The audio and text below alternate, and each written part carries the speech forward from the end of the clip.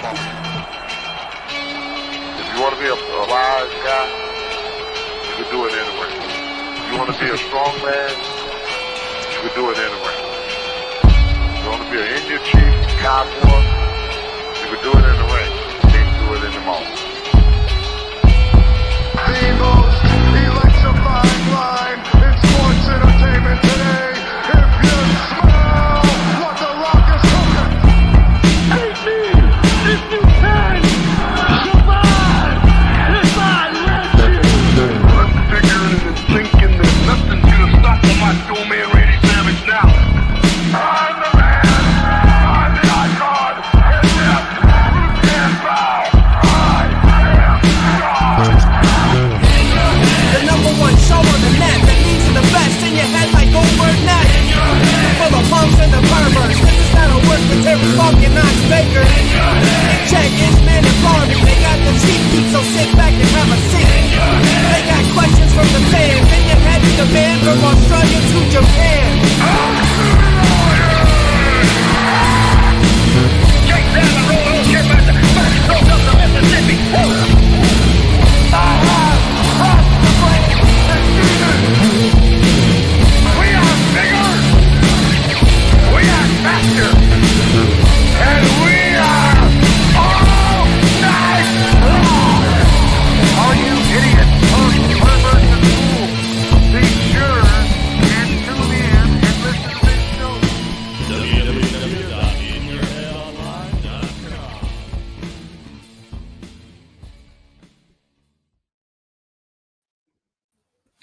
Hey, look at that.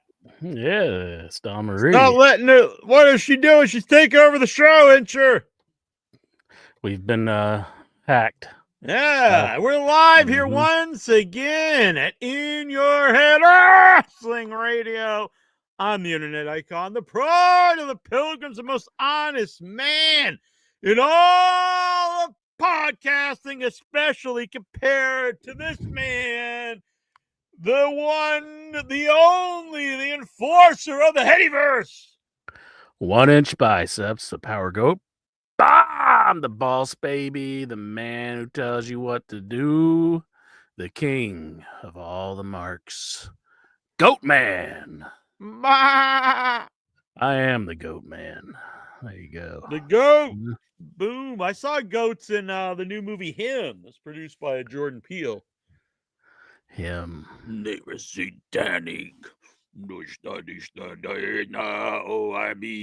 yeah, aren't we supposed to be doing a show with him? What? Aren't we supposed to be doing a show with him? Jordan Peele? No. Oh, with Tazo? Yeah, where is he? Tazo! You paid up. You paid the piper. Come on aboard. Choo-choo! It doesn't offend me if he doesn't show up, but he did pay up. You did pay up. If you paid up, you get the link. Come on over. Or what? Send me a message somewhere. I think you have me blocked everywhere, but do it up. Did you manage to make him mad within like a week's time? I've never made anyone mad in my life. Well, I don't know about that, but what? Who? No, nobody. So in the future now, if any of you fine folks out there, if you want to pay $60, you can co-host the following week of In Your Head. You sure you want to throw that out there? What should we do? Make it 100? A hundo? A hundo!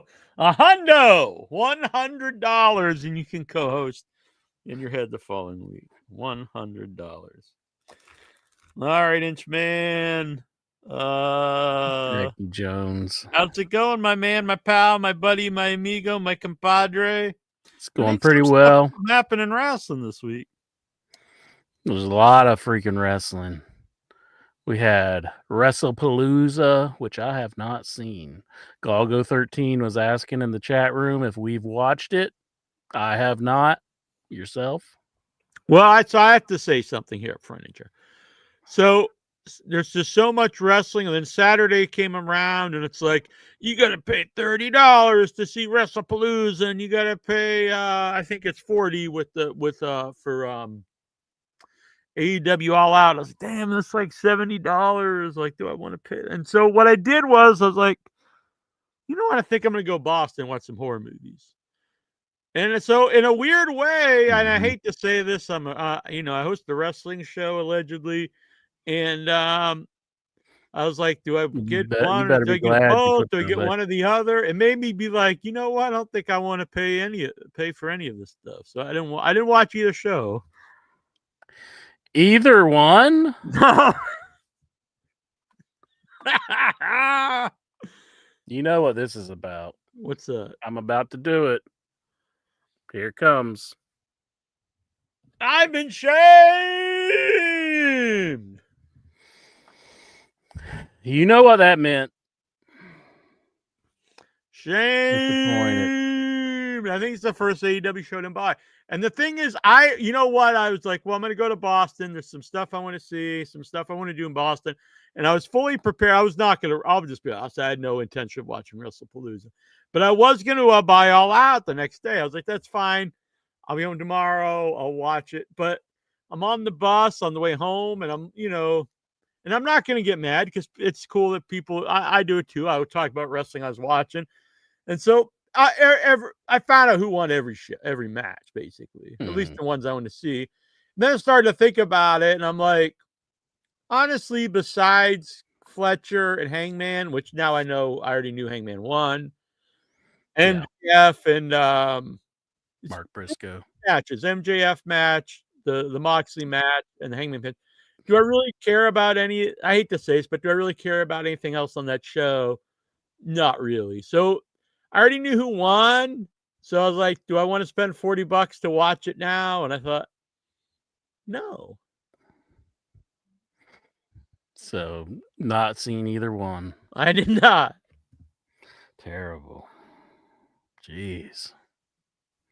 I apologize to the Headyverse out there. Yeah.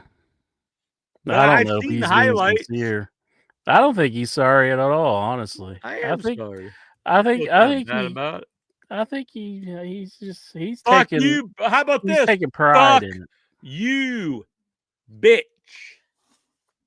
See how sorry What do he you is? think about that? I'm sorry that to the Headyverse that I didn't watch the show, but I think you're a sorry sack of shit. What do you think about that? No, there's no need for all that. I was just merely calling out the fact that you're I'm not calling sorry. you out, bitch. Well, my feelings have been hurt. I can't believe this. But Jackie But you Jones. know what? At the end of the day, Inchman, Yeah. you're a good guy. Well, that makes it all right. Exactly. I know how to work things out. So I watched All In or All Out, Wow. which whenever it was All this Out. time. It was All Out. The chips are all out, Jackie Jones. It was All a out. 6-hour It's gonna pay-per-view. 6 hours of professional wrestling. I kind of feel like I gotta tell everybody who knows me, I'm watching wrestling. So it was And nice they think, knowing you okay, well, I'll for- see you in an hour. It's like, no, dude, I'm watching wrestling. I'll see you in 6 days. I'm gonna see. It's gonna take me some time on this journey that I'm gonna have to embark on. Really, I may possibly pass away during my viewing of wrestling. So it's kind of like climbing Mount Everest, you know? It's like you start with the first show and you're like, I got SmackDown. I gotta watch Collision. I gotta watch the pay-per-view. And then it's just like, this is all I do is watch professional wrestling. That has the opposite effect on me when there's just so much of it. I'm just like, I'm not gonna watch any of it. I think it's a lot to keep up with. It really is. And it's like, if I just cut out WWE, I would still have a lot of wrestling. Oh yeah, it's still a lot for me AEW. to watch. Even when I haven't watched WWE television, I don't. I've seen a couple. I'd watch like a show when they were on Netflix, and I was going to keep up with that, but I watched one whole show, and it was honestly a chore to get through. And then I tried to watch another one. It's just so many like nonstop ads, and I was like, I just don't really like it. And that's no offense to people who do. It's just not for me. And I do enjoy AEW, but there's so much of it, even just weekly. It's hard to keep up with. Yeah. We got some chatter here in the chat room. Glowgo13 says ESPN gave WrestlePalooza a C. The WWE ESPN relationship off to a great start. Yeah, now I have a bone to pick with that because I've seen people bitching. Look, just because they're on ESPN, what are you asking for? Are you saying that they should lie and someone who's reviewing the show just say it's fucking great? That's a disgusting thing to want. That is not what you want. You want the review to be honest. So like, you're saying ESPN should be commended for of course, Like absolutely. Yeah, and not just do they say every football game's great? Do they say every basketball game's great? Do they say every hockey game, every base? No, of course not. Yeah, and C's just average. It's in the middle. You know? I would have no respect for them if they just lied and just say every. And if somebody says every single thing is great, what does their word mean? What does their review mean? Nothing. What can you gain from that? What can you get from that? Nothing. So, I haven't seen WrestlePalooza. I don't know how the show went. So, yeah. I'll go get the results. Well, I will do all out first since I've seen highlights and you've watched the whole show. So I did not see any highlights of the pre-show, but we had the Ops, which was Samoa Joe and Powerhouse Hobbs defeated the Workhorsemen. That was a fun match. I like seeing JD Drake out there with I know Anthony Henry. I like those two together. It was nice to see them, and I love the Ops. They worked well with the Ops. Like I thought JD Drake had a good like face off with Samoa Joe, and Samoa Joe got the better of him, and I was like, I enjoy this JD Drake guy. Us JD guys. I've always said there's something to JD Drake. I think the Workhorseman's a god awful nickname because all it does is bring attention to the Horsemen, and then it's like, well, these guys are clearly not the Horsemen. So it's just a bad. I think it's not only a bad name, but I think it limits them from ever being anything at all. But there is something to JD Drake, and I think you have to push him as, kind of your modern day Dusty Rhodes type. I'm not saying he's got the charisma to him, but I mean like this, the everyman guy, like a Jim Duggan or the Sandman kind of guy. Like this is just this everyday working dude who happens to be a wrestler. I think there's something there. And I like that they put over he's a professional bowler as well, which I never would have known unless they put it over. Who's something Mac? Willie Mack. Well, I honestly think him and Willie Mack would make a good team as like these two everyday guys. Yeah, they both have charisma. You have to push them away though. Daniel Garcia. Now, I actually just have a bone to pick with this because they try to make a big deal about Daniel Garcia turning and joining the Moxley's group. And then the follow-up is he's in a pre-show match. Like, if that's a big deal, he should be on the actual card. I can see your point. Yeah. But they AEW does treat their pre-shows like you can see. Oh, they are. I actually do like that. Although this one does have like more pre-show matches than usual, but I like that. People bitch about it, but it's really, to me, it's just like instead of the pre-show, it's just the extended show. It's the whole show. Yeah. And you do want to put some good stuff out there to get people to want if it's because the pre-show in AEW is like they used to be, where they're on free television to entice you to watch a show. And it is strange that people would complain like, I can't believe that they're giving me something good on the free show. I want total shit. Yeah. But I see what you mean. If it's supposed to be a big thing that he's left, he probably should be in a match with like John Moxley on the actual pay-per-view. Right, yeah. Kind of building I think it into would it. even been better if he wasn't in a match and just he was in Moxie's corner, even though I know they weren't supposed to have anybody in the corner. Who was he facing? Refresh my memory. Shibata. Shibata. Okay. Yeah, because I remember the Ops they gave each other a fist bump when Shibata was coming out. I enjoyed their match. Poor Shibata, he's always he lost this one, right? Yeah, he's always I losing. can't say that match thrills me, like the idea of watching, but it's a pre-show thing. This one, I like Shibata, but and I thought they had a pretty good match for what I've seen. Hologram and Paragon. Kyle, I can never like someday I don't know. Seems like they have like 3 or 4 different names for that team. Hologram and Paragon, Kyle O'Reilly and Roderick Strong. Gives a fuck about those fuckers. Defeated the Frat House. Good Lord. Cole Carter, Griff Garrison, and Preston Vance. Oh my God. Good Frat House, Jack. Right. You want to join the Frat House? I don't want to join either of those groups. Man, that's cold.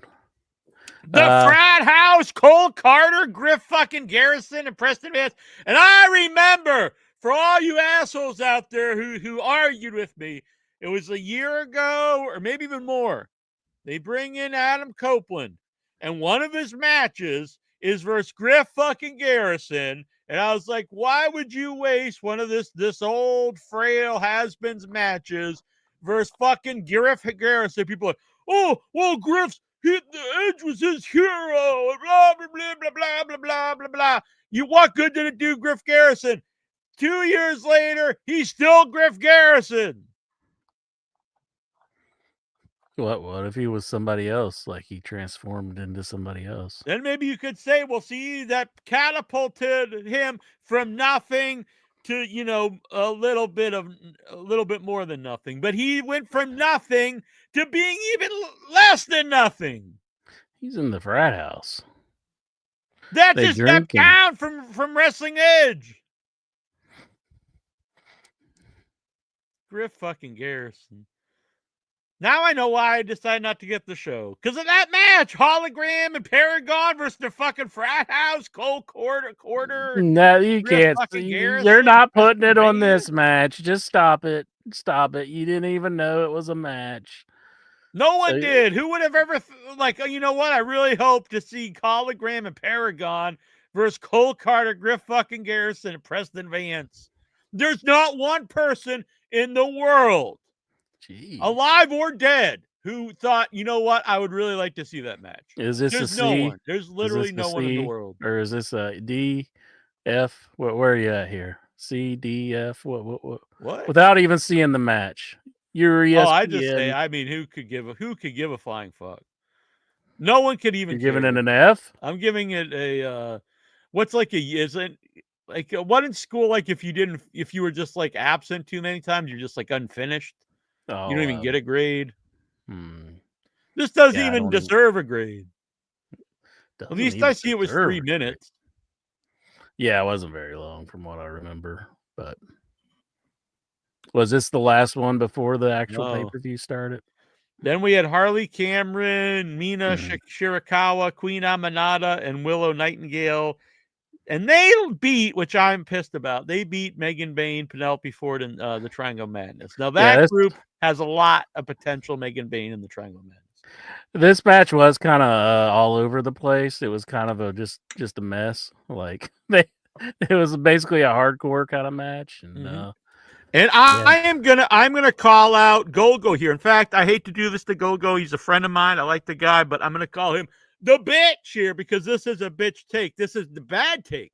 AEW does pointless matches like Edge versus Griff from time to time, and Jericho versus Andretti, Punk versus Lee Moriarty. Now, I agree with Punk and Lee and Edge and Griff, but Jericho and Andretti was not a pointless match, but they did not follow up on it. It actually had a point. The point was they were trying to make a star on one night by having Andretti beat Jericho out of the 1-2-3 Kid with the big upset on Razor Ramon. I'm fine with that. That's a good idea. You could potentially make someone out of that. But they followed up with absolute shit, and now the guy is nobody. So I'm gonna say that was not a pointless match. I will say bitch is a little too hard on interest part. He shouldn't have called you a bitch, Golgo 13. But the other two, yeah, pointless. Well, there's no use splitting hairs here. Well, Gargo says he likes the 8 women tag match. That one sounds good. I just it was all over though, Gargo. You gotta admit that. Like some of the spots were pretty funky. But yeah, but the wrong team won. Megan Bain, they got to get behind. This is a giant star in the making, but they're really dropping the ball. And I would also say the thing with Triangle Menace. So the pay-per-view then began, and I did see highlights of this one, and that was Adam Copeland and Christian Cage defeating FTR. And one of Interest Heroes made the scene. Oh, who was that? The wife. Oh, Beth Phoenix. Yeah. Oh, I was so elated to see Beth Phoenix. Beth Copeland now to make her AEW debut. I was like, oh boy, Mrs. Cope. I was like, if you want to like ruin a team, just do that. You did. You successfully killed all your momentum, I imagine. So I'm hoping they can make it work better, but I think this was death. $5 super chat. I'll call anyone you want a bitch. I like seeing Edge and Christian face off with FTR, but you kind of saw like FTR they're very short compared to Edge and Christian. But I've been telling you, I told you this is a thing. You got this guy Jimmy Cornette out there, and he's like, "You're a real man. Why the hell did they should have even sailed to the Young Bucks?" And then you see him next to them. The Young Bucks are actually like a little bit taller, not quite as like chubby, and so that's actually a good matchup, to be honest, because it's like they're basically the same size. One group's just slightly bigger, like a little heavier.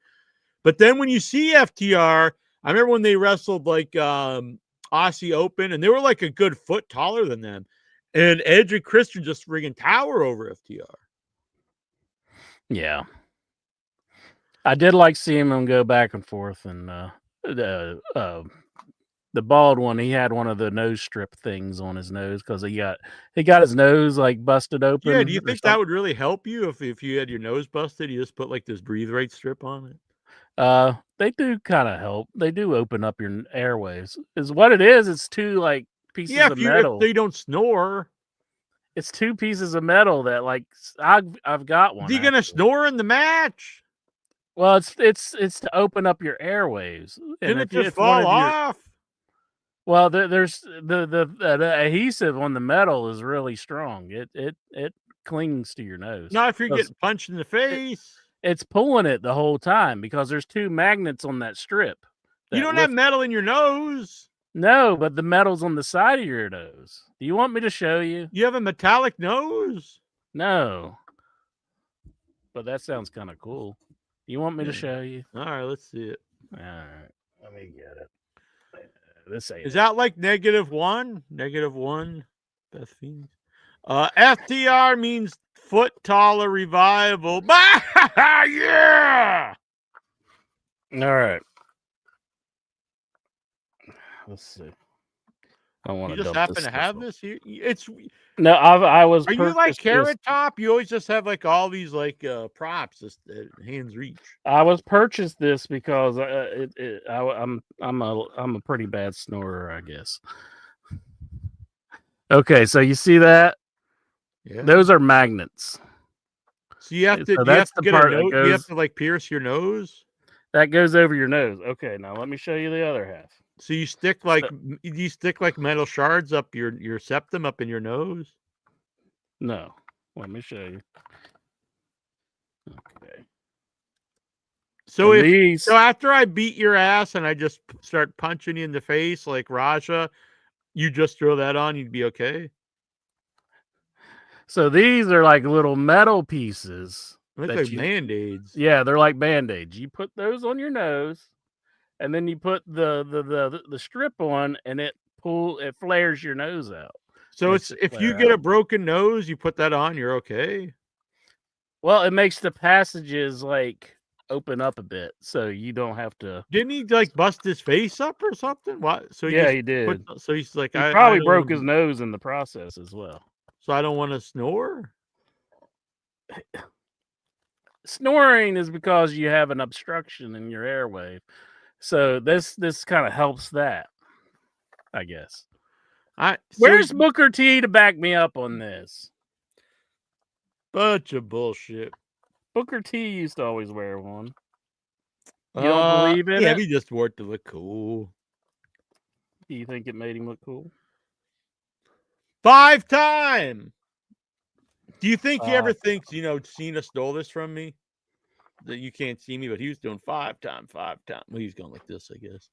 He He invented If he thought it, he would never say it. He does not want to disappoint that's the true, that's WWE. He would never say it. So they did the spike pile driver, which they didn't. They kick out of the spike pile driver, but then they used the spike pile driver afterwards as like the move that would kill anybody, and it's just like, if it's this killer move, then shouldn't they won the match when they used it? Probably. So FTR did this? Yeah, they used it in the match, and I don't know if it was Copeland or Cage kicked out, but then after the match they used it. I think what they did on Edge and kicked out. Then they used it on Cage, after, when they're making Adam Copeland watch the beatdown, and they spike pile driver's friend, and then they spike pile driver's wife. Like, that was after the match, wasn't it? I know, that's what I said. I'm just saying, if this is the most devastating move that will kill somebody, take them out of action. Not necessarily kill them, we'll take them out of action. But it's not even a finisher. Like, a guy kicks out of the move.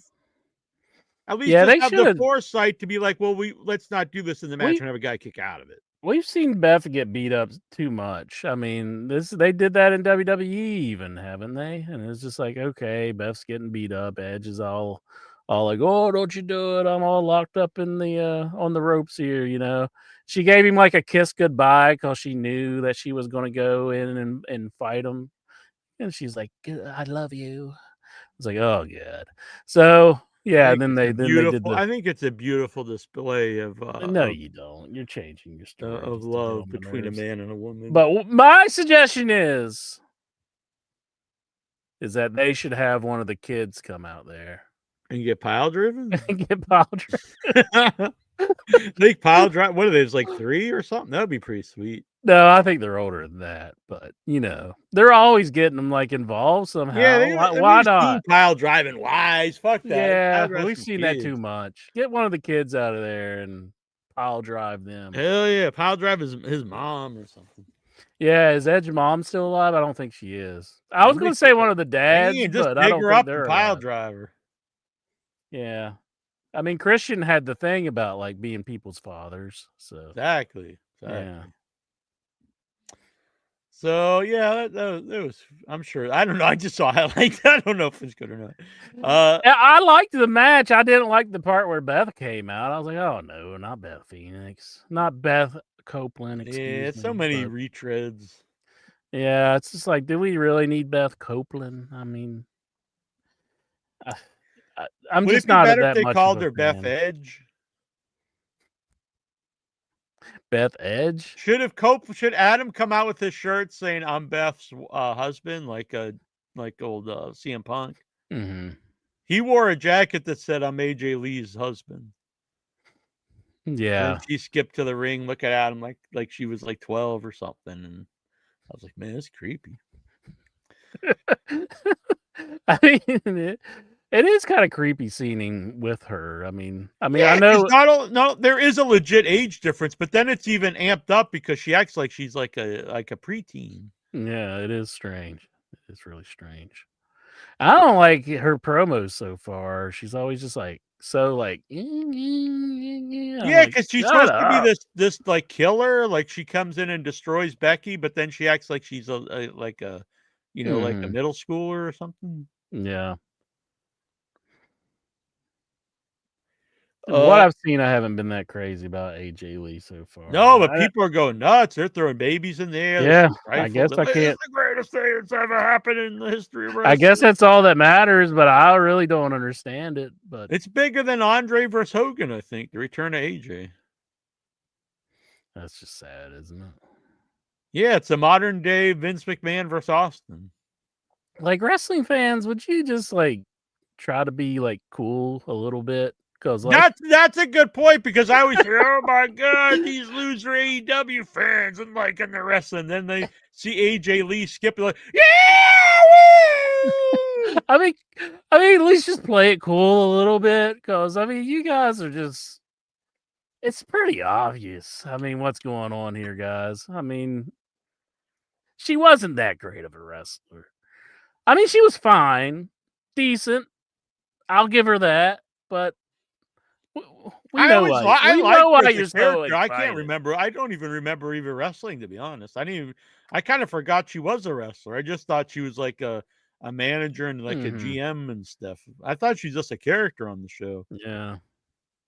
Boy, she's got them eating out of the palm of her hand, though. But it's just yeah. Yeah, I mean, there's lots of just like characters I've enjoyed, but I wouldn't just like, just lose my mind if they suddenly came back and were wrestling. And it's not like I hate her. It's just like I don't understand why the people are so excited. Other than she's CM Punk's. No, and I hate to poop on someone's parade if they're that excited. It's very confusing. I almost think like, do you think WWE's like brainwashing the audience? That's why they're paying like $8,000 for seats and stuff. I think it's going to start backfiring on them. I think it already has a little bit. Are we wearing like the glasses and they live and we just see through it or something? Could be the case. Or we're drinking Tony Khan Kool-Aid. He's just feeding. I didn't even buy this show. We're just drinking it down. We're like, I didn't support any wrestling. Eddie Kingston. Well, you have though. I know. You have. Eddie Kingston defeated... the Saudi Arabia stuff really kind of takes some wind out of my sails. It's like you're going to take the biggest wrestling show that you guys have, and you're taking it to Saudi Arabia, where no fan is going to. I'm not watching that shit. It'll be the first WrestleMania I don't even watch. I'm not watching that. And I mean, it's kind of. It's like I just don't care that much about WWE anymore. Yeah, I don't care about it really to begin with, but then like I actively don't want to support it when they're it doesn't help. Is like, we're going to, and then he's out there at the Prince, and like this guy's like had people had people ripped apart and murdered. Yeah, and it's like it's just kind of insulting to a fan. Like, we're taking the biggest show to a place that you'll probably never go, And we know that too. Really horrible take on it. He's like, he was saying they just boo the Prince because of the wardrobe he wears. Who said this? Disco Inferno.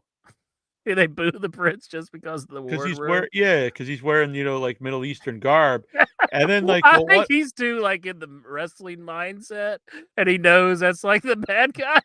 The bad guy's garb, yeah. But I was like, the more I thought about it, it's like he's basically saying like they boo him out of like just complete racism, because if you just booed a guy because he was dressed like a Middle Eastern guy, you'd just be completely racist. But he saw nothing when they started talking about how he murdered the reporter and stuff. He's just like, who cares about that? And I'm just like, but you're like, you can't just get that, Yeah, and he's like, that how long ago was that? I'm thinking like, what, 3 years ago? It was when WWE was actively working with him. So just like he understands us straight up. And why would you be racist to begin with? You would think, well, we don't like this guy because we think someone from this part of the country is doing something bad. But he doesn't even care about the bad acts. He's just worried about the way he dressed. It's very hard to wrap my mind around. But yeah, you're right. He's like, he's old school wrestling. It's like he's wearing like, if he came out with like pointy like shoes on, like Iron Sheik. He thinks that's the only reason, and it's like they're not even considering like what has happened in the real world, Yeah, it's like that. Then he even said like, oh, but they're putting money into the WWE, and I'm like, Well, what good does that do me? Yeah, I mean, they're doing that with a lot of things that Americans love. Like Algo 13 brought up another. That they own Neo Geo right now, and he's saying the Prince would show me the Neo Geo collection that he has. I don't want to see the Prince's Neo Geo collection. That's fine with me. I kind of don't want to buy like new Neo Geo things in a way. Like it does stop me, and it's like, damn, do I even want to buy this? Because it's kind of like showing like support for him. So it does like make me think before I actually spend my money on it. I'm giving out the first ever total bitch of the week award, and that's going. And I hate to say it pains me to say it, but it's going to Jonathan Jackson, total bitch of the week. I see him in here, and he keeps saying, "Oh, what was nasty? Neil Jackson Jones too busy doing Dabbleverse shows." Well, let me tell you something, bitch. Stuttering John, he's actually mad at me, Intra, because he sent me the link like 4 or 5 days in a row, and I haven't been on because I do have a life outside of podcasting, so I wasn't free. So don't give me this shit that I was too busy with the Dabbleverse over the Headyverse that me and Intra built with our bare hands, with our blood, sweat, and tears. These two hands right here. Exactly. And this one down here, which I'm playing with my Ric Flair figure. With these hands. I bet that's what you're playing with. Woo! So don't give me that shit, Jonathan Jackson.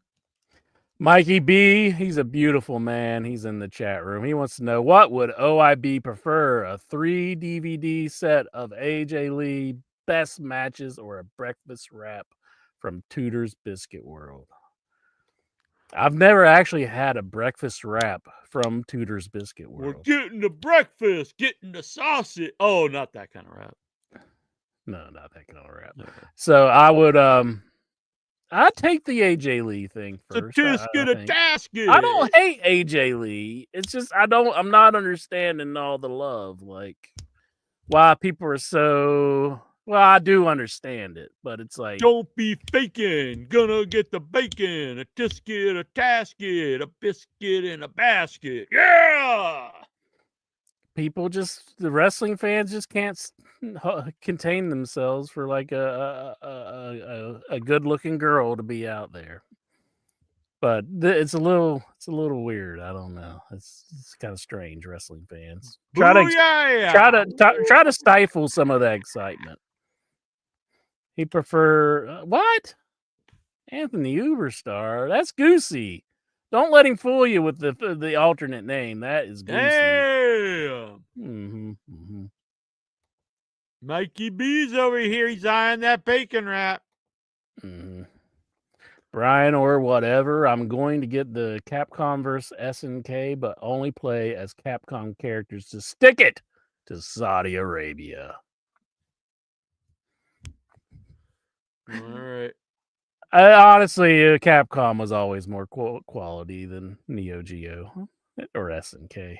SNK, where they really shine, is the Metal Slug series. But their fighting games are all right. I like some of them, but if you're talking fighting games, Capcom is better, hands down. They kind of just copied a lot of Capcom stuff. They just copied it. Who made Contra? That's Konami. I'm saying Konami made the best. Konami is my favorite company, but a lot of video game fans out there are upset at Konami. They're like, "Oh, they just ruining their franchises." It's like, just get over it. They're coming back. What did they do? They started making slot machines. Oh yeah, I see the Konami logo when I go to the casino. Yeah, and they were making more money on that, and I mean, it is disappointing, but it's they also act like they can't make a good game without Hideo Kojima. And it's like is that one of the guys that wrestles in AEW? No, not no. But They've had plenty of creators who's made good games before, not just Hideo Kojima. He's not the only creator that's ever made anything good The for Konami. Rainmaker? No, he might know him though, but Lexar got suspended again from Twitter, probably being a racist prick. I see you on Twitter dropping the hard N words and stuff. shouldn't be doing that, Lexar. That's bad. Inter Just loves Al ask your Pacino? canvas. Oh, Pachinko. Pachinko. I just hate everybody like lambasting Konami. I mean, I think the management at the time. Konami. I think the management at the time didn't. They did kind of look down on the video game people, but I think they've recently changed over to a new CEO, and I think they're trying to make things right. So people give them some slack here. And Hideo Kojima, he's spent a lot of their freaking money to get Kiefer Sutherland to voice a character, to get all of the music in Metal Gear 5, and he made a new engine, the Fox engine, which it wasn't cheap to do, and he spent all of this money, so maybe that might have led into them saying, hey, we need to get rid of this guy. He's spending too much of our money, and he's not producing on his game, Give him the spike pile driver. I say, by the way, Lexar, no. I see how you're dropping the N bombs. You ain't saying yo my N word. You're saying you're a dumb, dirty N word. This is the kind of stuff you say. I see it with my own eyes, and that's not a bit. That is how he talks on X. Didn't Konami just release a Silent Hill? Yeah, Silent Hill R. I haven't played it, but I hear it's getting good reviews. So, yeah, they're trying to make things right with the video game community, and they probably already are working on a Castlevania. Just please, God, don't let it be the Netflix series. I don't want it to be after the Netflix series. I hate that series. It's just not good. I thought The kids love it nowadays. Didn't you review it and love it? I thought you were loving it. No, even my reviews, I didn't like it very much. I have the figures. I only bought them because they're Castlevania, but I'm not that big on the Netflix series. I thought it was awesome.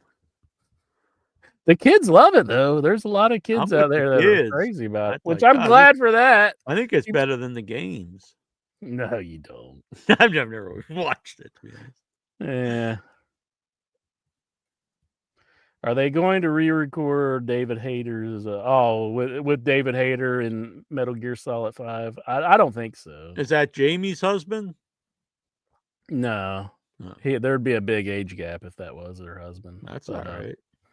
I don't think they're going to like take Kiefer Sutherland out of it, but and I like Kiefer Sutherland. I mean, he did great for the Reeds, but I mean, it's just that's money they didn't need to spend. That's the money next match was Eddie Kingston versus Big Bill. Fuck Konami, fuck Castlevania, fuck Dig Dug, fuck Tecmo Bowl, fuck the Neo Geo, fuck the Nintendo Wii, fuck the Sony Monogama, and fuck what was his name? Okada Bin Laden or whatever you're talking about. This is next match. We've got Eddie Kingston versus Big Bill.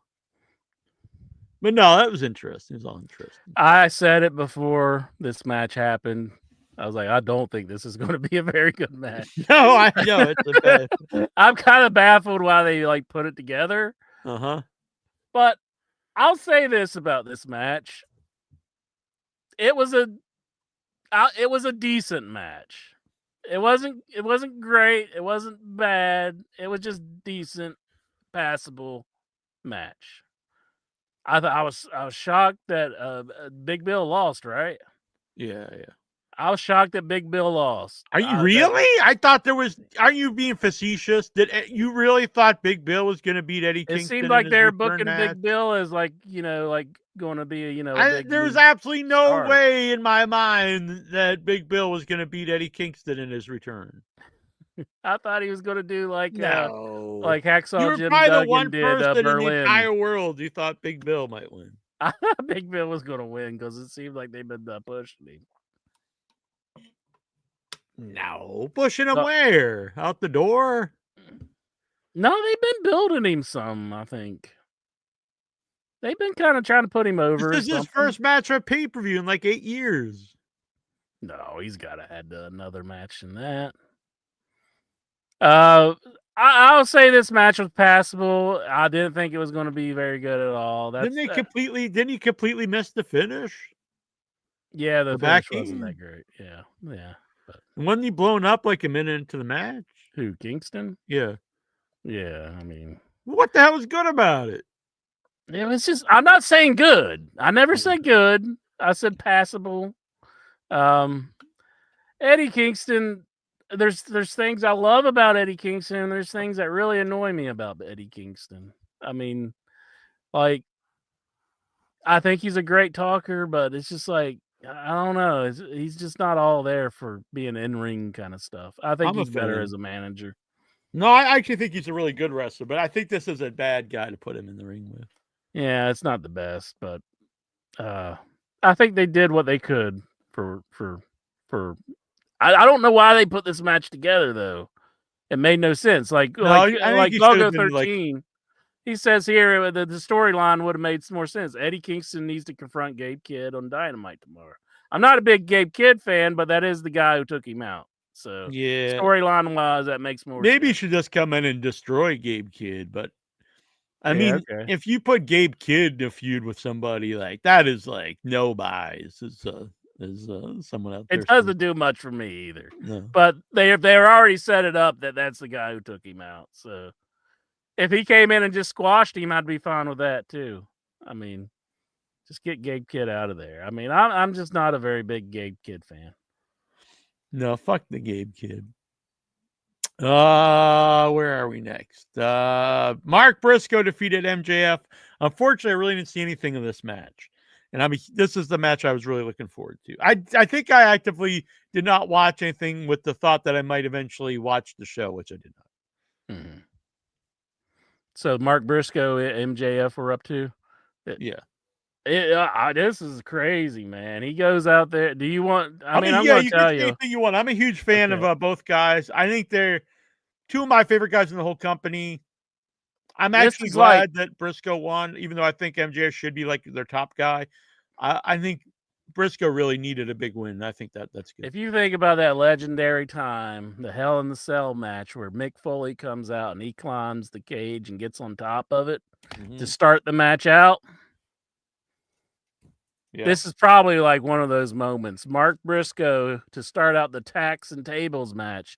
He just gets out, a bunch of bags of tacks and he just sprinkles it all over the ring.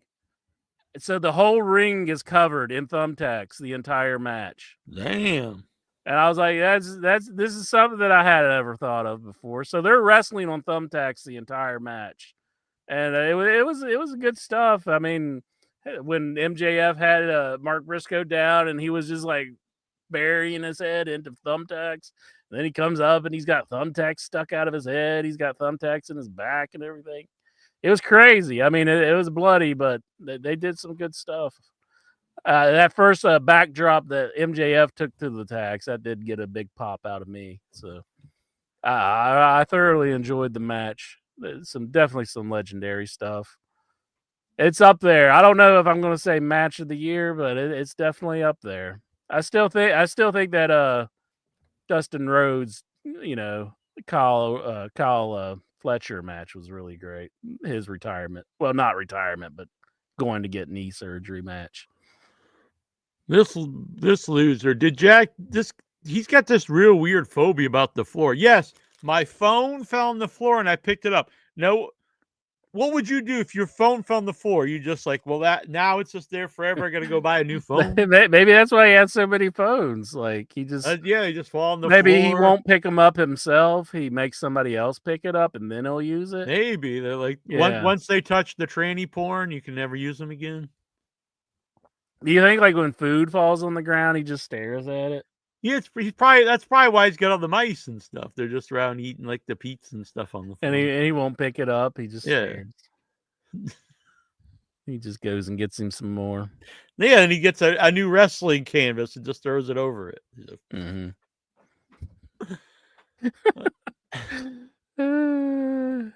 The next match was Nate G says getting knee surgery match. Loser gets these knees operated on. Dang. No, that was the behind the scenes stuff. Maybe I should keep it, kayfabe.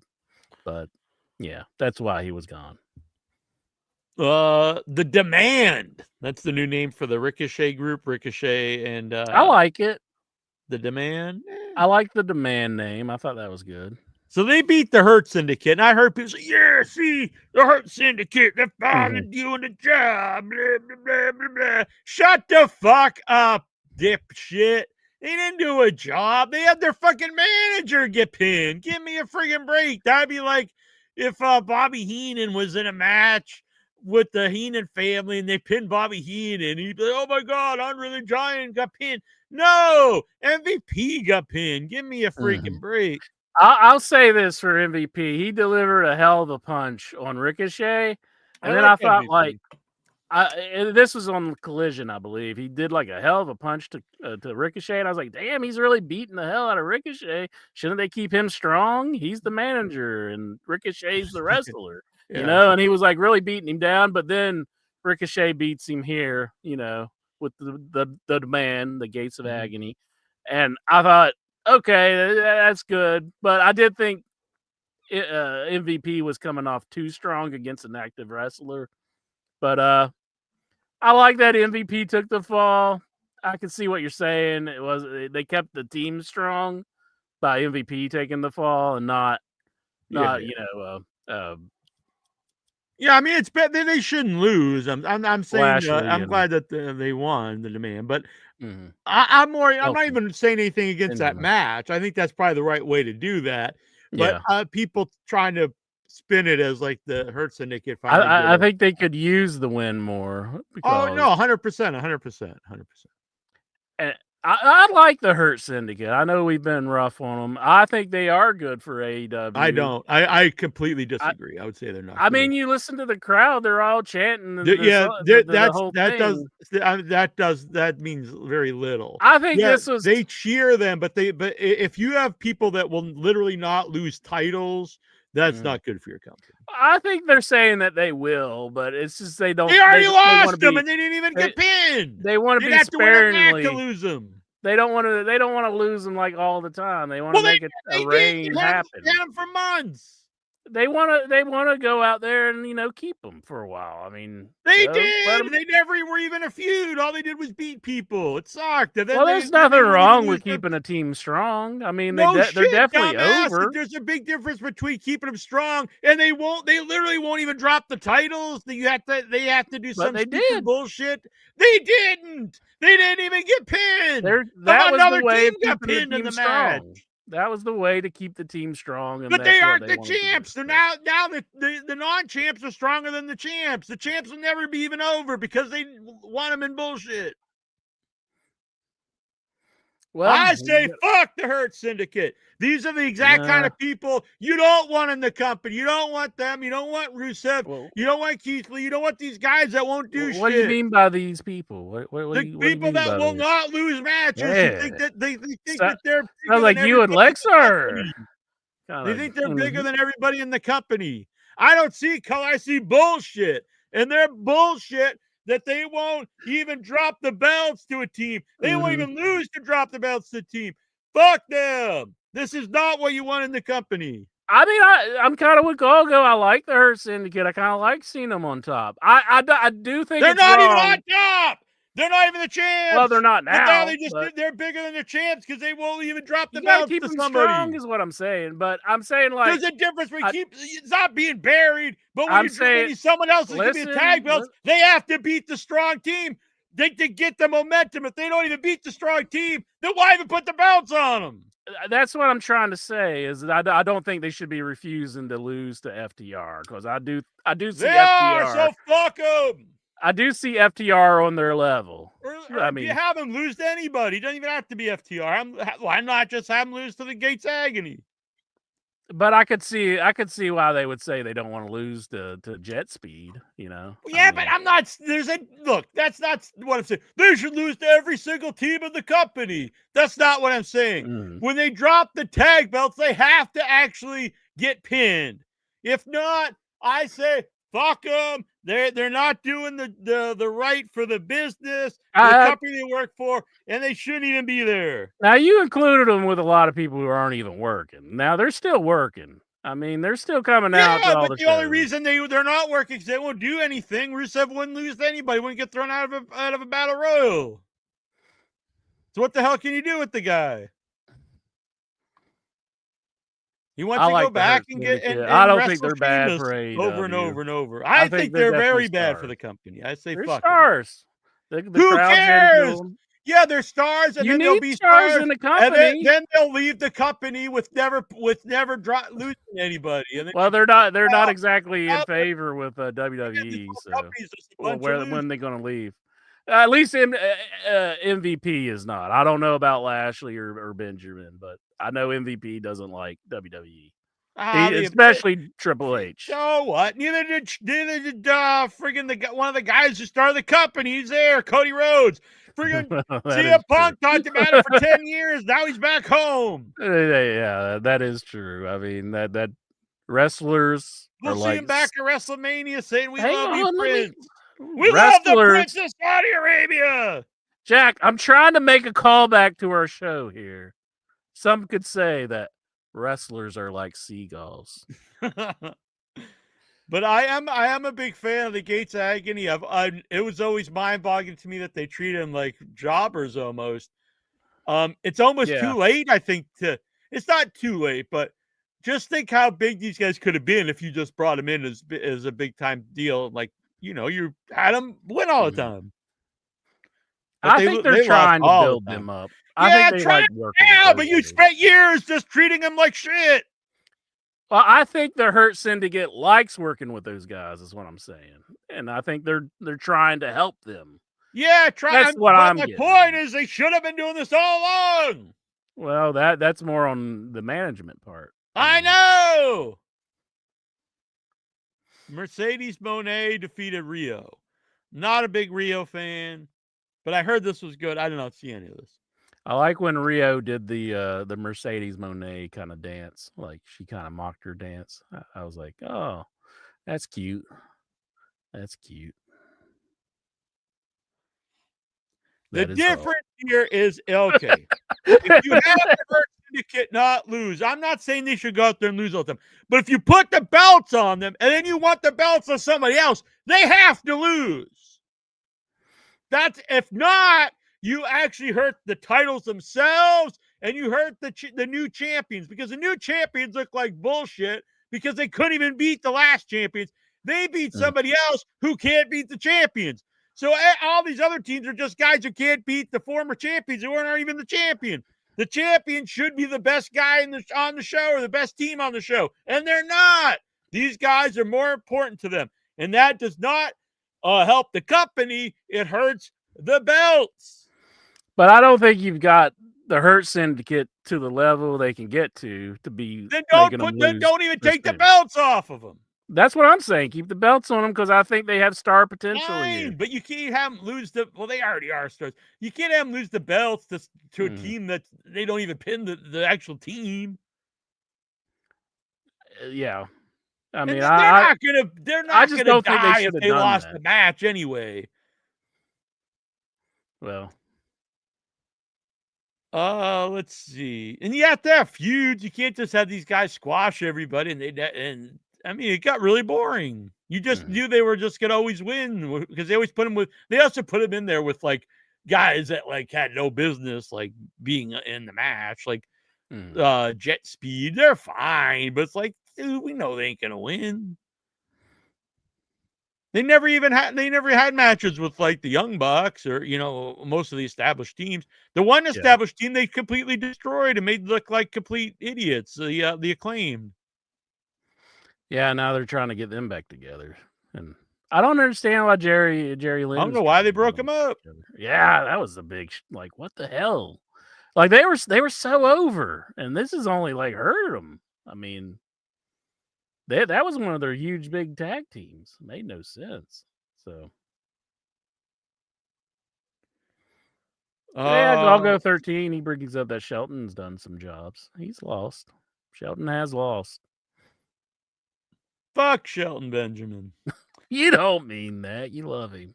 Okada. Now this guy I do mean. Fuck Okada. Fuck Okada to the end of time. This guy's fucking worthless. He's more worthless than the Hurt Syndicate. This guy blows on every level you could think of. He's old. He looks like shit. He doesn't try. He can't do promos. There's no benefit to this guy. He's getting paid an obscene amount of money. He stinks. Mm-hmm. Is this how you when you go out with the Flea, and if he brings up Okada, do you give him the business like Yeah, this? yeah, he does. He knows not to bring up Okada. He's one of the biggest Okada fans of the This Eddieverse. guy stinks. Man, your own brother. Is it because your brother's such a fan? Okada's not my brother. But is it because your brother's such a fan? No, it's because it's regardless of what my brother thinks. It's regardless of what you think. It's with my own eyes. It's like the ESPN reporter. The ESPN reporter should say whatever they thought of that show. They shouldn't be, I work for ESPN. I should say this is great, even though I think it sucks. No! You say if it's good, it's bad, it's okay, whatever. You say whatever you think. And I watch Okada, and the guy sucks on every level. He looks like shit.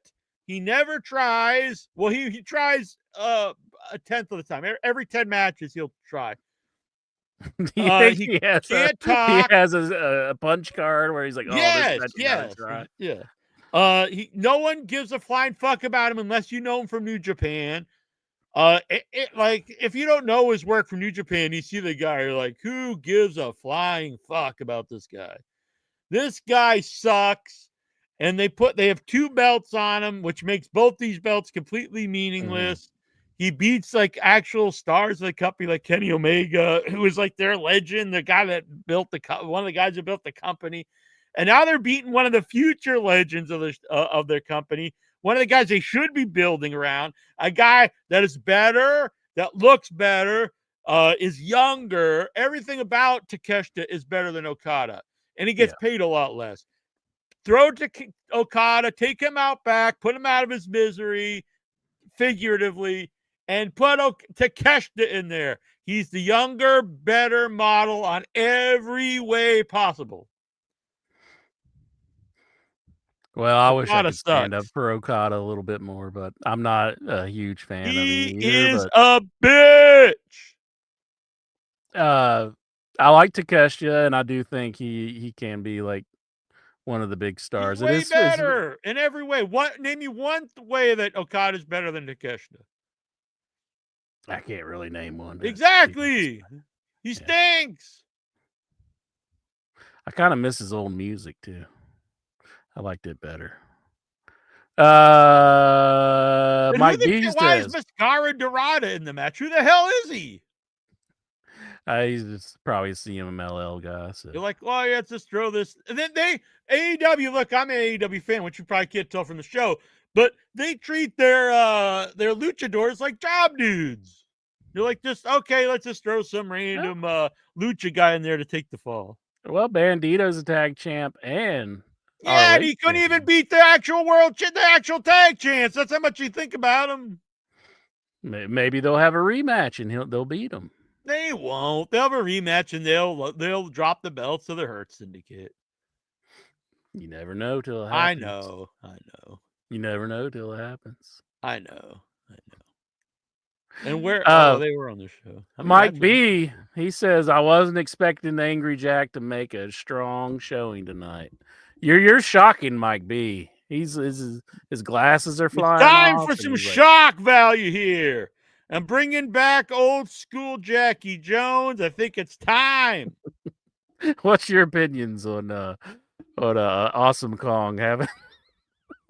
No. I'm a fan of Awesome Kong. Now that's somebody that's too bad. Wasn't in their prime now. She would be able to to soar on either company. Yeah. Because she'd have all these people she could work with instead of like 2. She's good in my book. She beat up Bubba the Love Sponge. I and he thought Bubba deserved was it. one of your heroes. I hate Bubba the Love Sponge.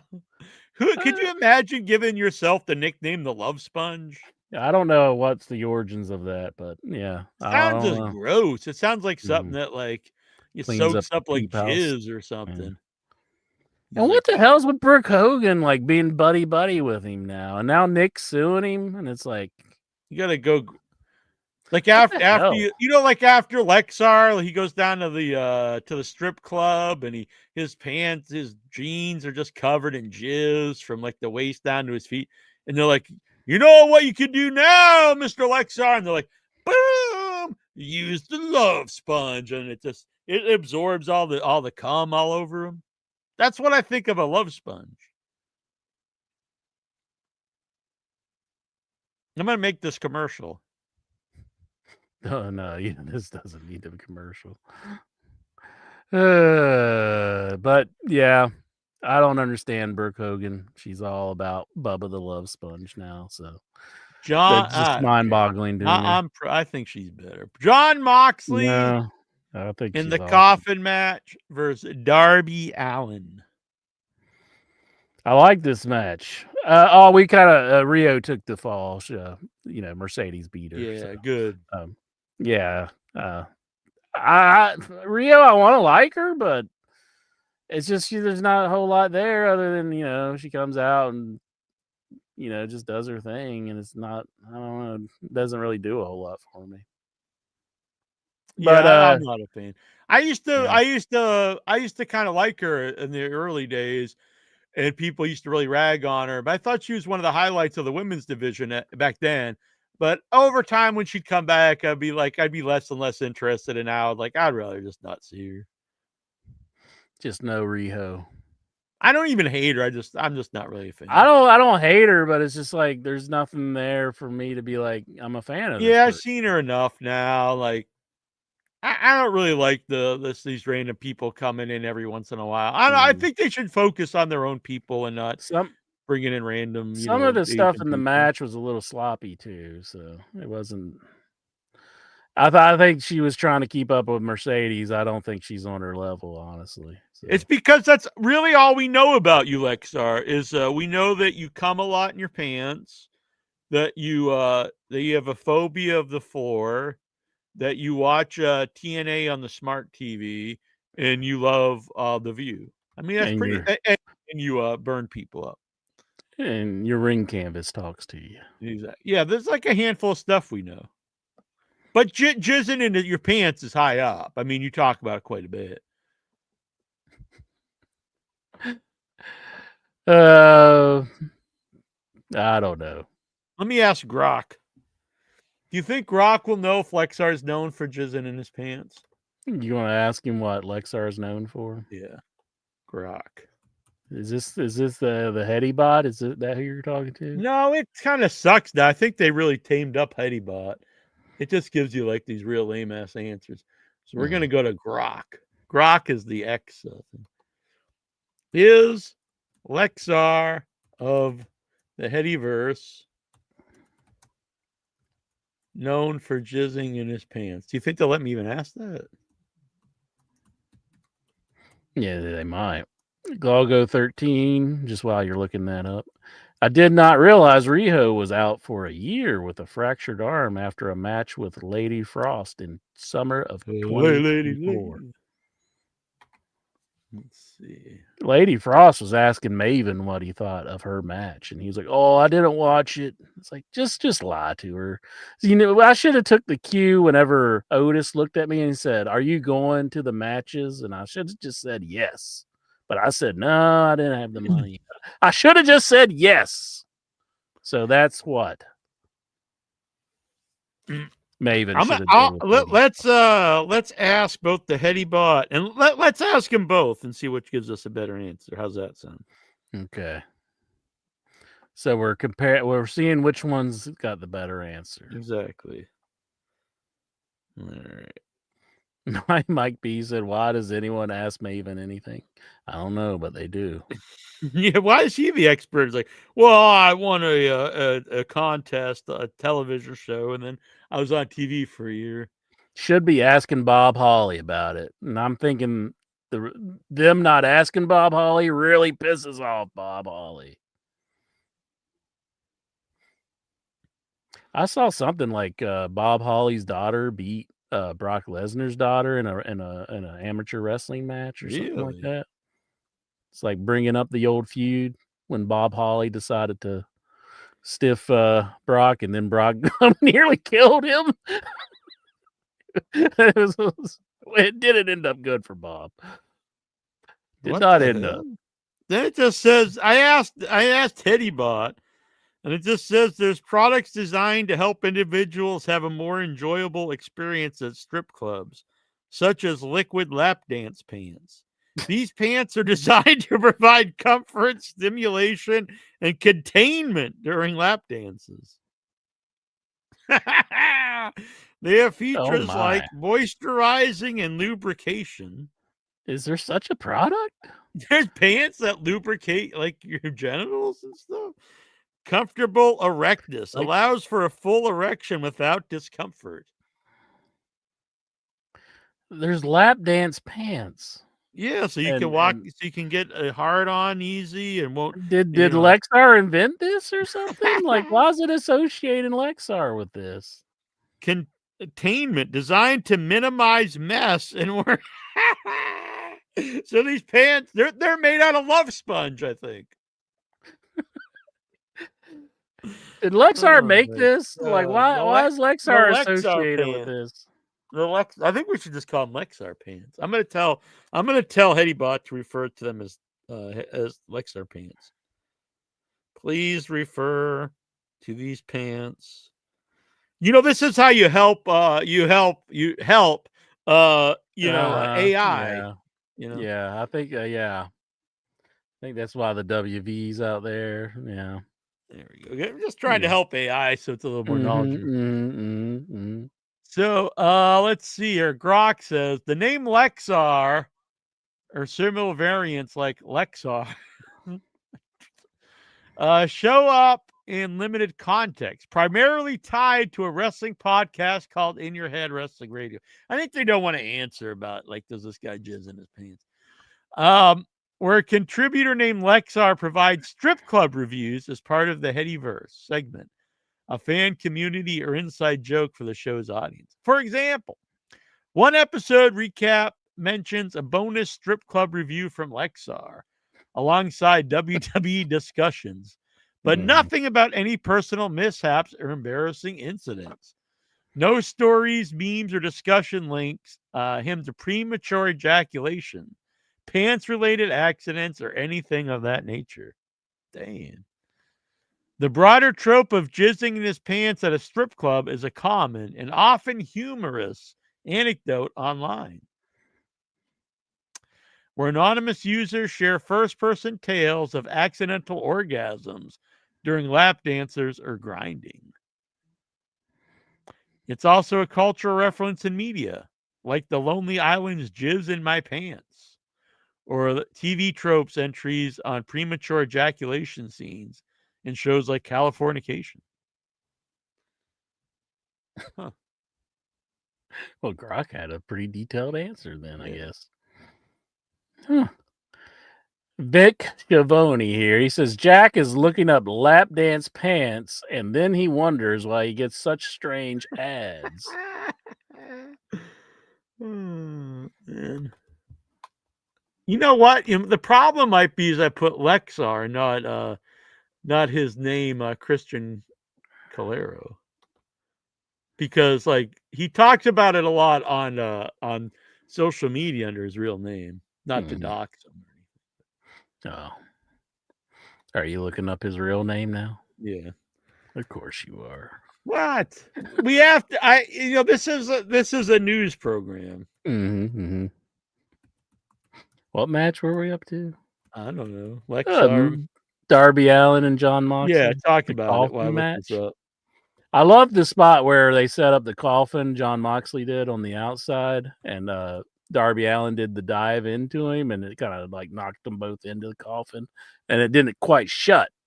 Like if it would have shut, the match would have been over, but that their legs were sticking out the end. So that I thought that was really well done. The match, Pac, he came back during this match, and that was a big shocker. I like that he has a haircut. I think it's nice that he cut off all his long locks. And then they did they threw Darby into the other coffin, and that looked like it hurt really bad. Damn.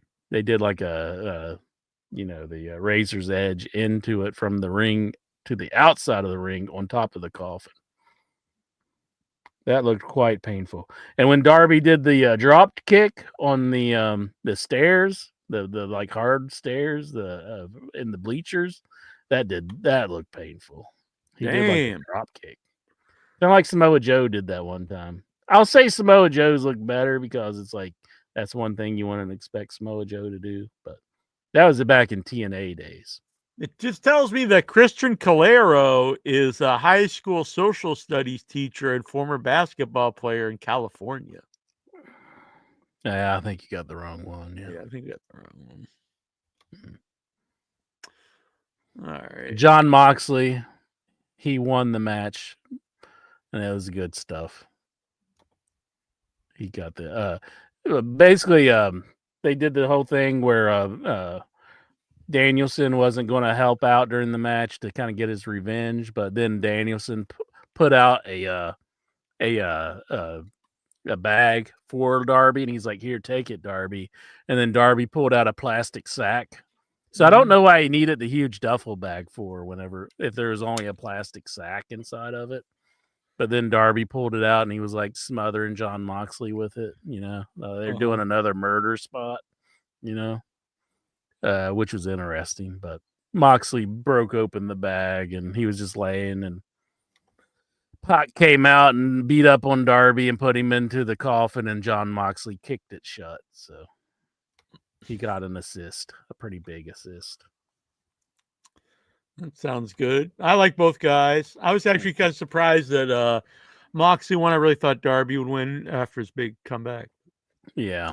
But I also realize you can't. I don't think Darby's a guy that really gets hurt by losses, and Moxley, you want to keep strong because he is one of the maybe the most well-known guy in the company at the moment. Yeah. With Jericho. If Jericho is in fact gone, yeah, he would be one of the most well-known guys. Maybe the top.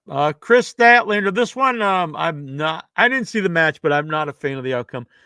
Chris Statlander defeated Timeless Tony Storm and Jamie Hayter and Thekla to become the new AEW Women's Champion. Yeah, as hot as Jamie Hayter, not Jamie Hayter, but Tony Storm is right now, and you're going to take the belt off of her, why would you pick Chris Statlander of all people?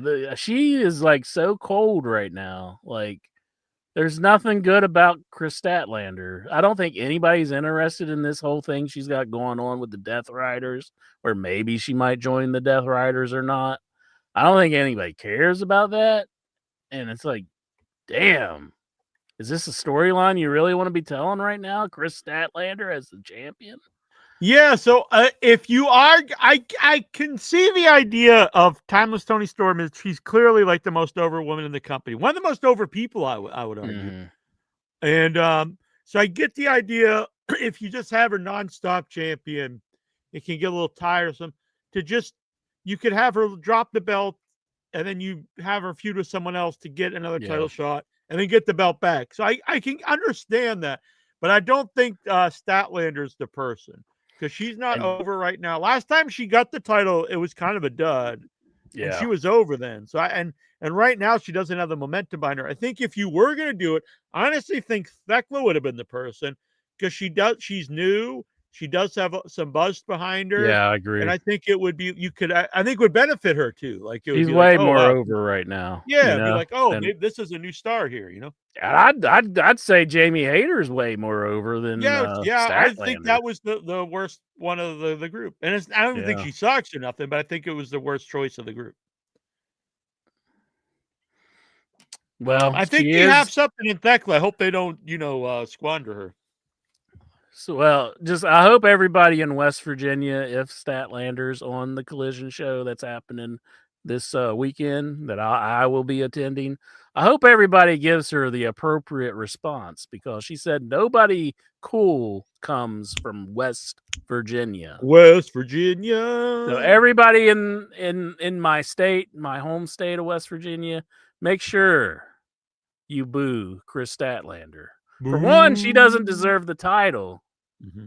And two, she hates everybody from West Virginia. Damn. You know what to say to There you that? go. Hit the like button, subscribe, and if you would like to help support Hit the the channel, like become a member. It button. starts only $3 a month. You can become a producer for only $10 a month, like our friends here on Santos World, Brian Matthew Clotar, also known as Intra's Best Young Boy, and the Lurker. Worst. That was the wrong word. You said best. You should have said worse. I think he's the greatest. He might be the greatest Brian I know. You might go back to number one. Can I have a young boy that's not a mole for Jack? I mean, What? can I? Is that too much to ask? Bob's just trying to become your young boy. See, that's another one. He's just a mole for Jack. He's trying to be the mole for Jack. I know what's going on here. Maybe Tazo can the redemption I don't think I arc can for have a young Tazo. boy that's not a mole for Jack. They all gotta be secretly on Jack's payroll. If you want to be my young boy, number one, do not be a mole for Jack. How about Golgo? Golgo, he sucks up to you a lot anyway, so he'd probably be a good young boy. The suck up Golgo 13. If anybody, he might there might be a little bit of a mole-ish for Jack, but he's kind of won me over in ways, so he could quite potentially be the one that gets on the inside. And I gave Jackson the bitch of the week, so you could pick Jonathan Jackson maybe. That's true. Although then you also have a weird thing if you start calling him boys. It's just yeah. But it's you always have to say the young before the right, exactly. Because it's young boy's fine. Just right, yeah, that's totally cool. Yeah. It's very normal. Mm-hmm. And wherever you're watching this, we got a lot of viewers right now on X and some on Twitch, and some on Facebook. That I appreciate wherever you watch. Intra and I love that. But come over to the YouTube page because it's the easiest way to interact with the rest of the Headyverse, and it's also, I think it's the only way I could see the messages and pop them up on the screen. Mm-hmm. All right, Inchman. Brodito defeated the Young Bucks, Jet Speed, and the Don Callis family of Hechicero and Josh Alexander in a 4-way ladder match to keep the titles. Man, there were some crazy spots in this match, and the one that stands out was Mike Bailey doing the flip. They had like a okay, there's one ladder, when they take the other ladder like this, they kind of like have them together like this. Mm-hmm. So say like Hechicero's laying right here, right, and Mike Bailey's like right here. Yeah. He did like a flip, and it went woo, and he landed on the ladder. Yeah. Oh, that looked painful, and it looked like Damn. people might have got hurt on that one. But I need to get another action figure so I can reenact moves with Ric Flair and someone. That would be good. But I just like doing it with my fingers. People like seeing my fingers, and then nobody can copyright my fingers. No. And then I can kind of be like Hechicero. Hechicero. That means sorcerer in Spanish, Jack. I didn't know what it meant, actually. Well, they say it on the show every now and then, but I'll just act like I knew. Yeah, but did you know this, Incher? Did you know that Relic was killer spelled backwards?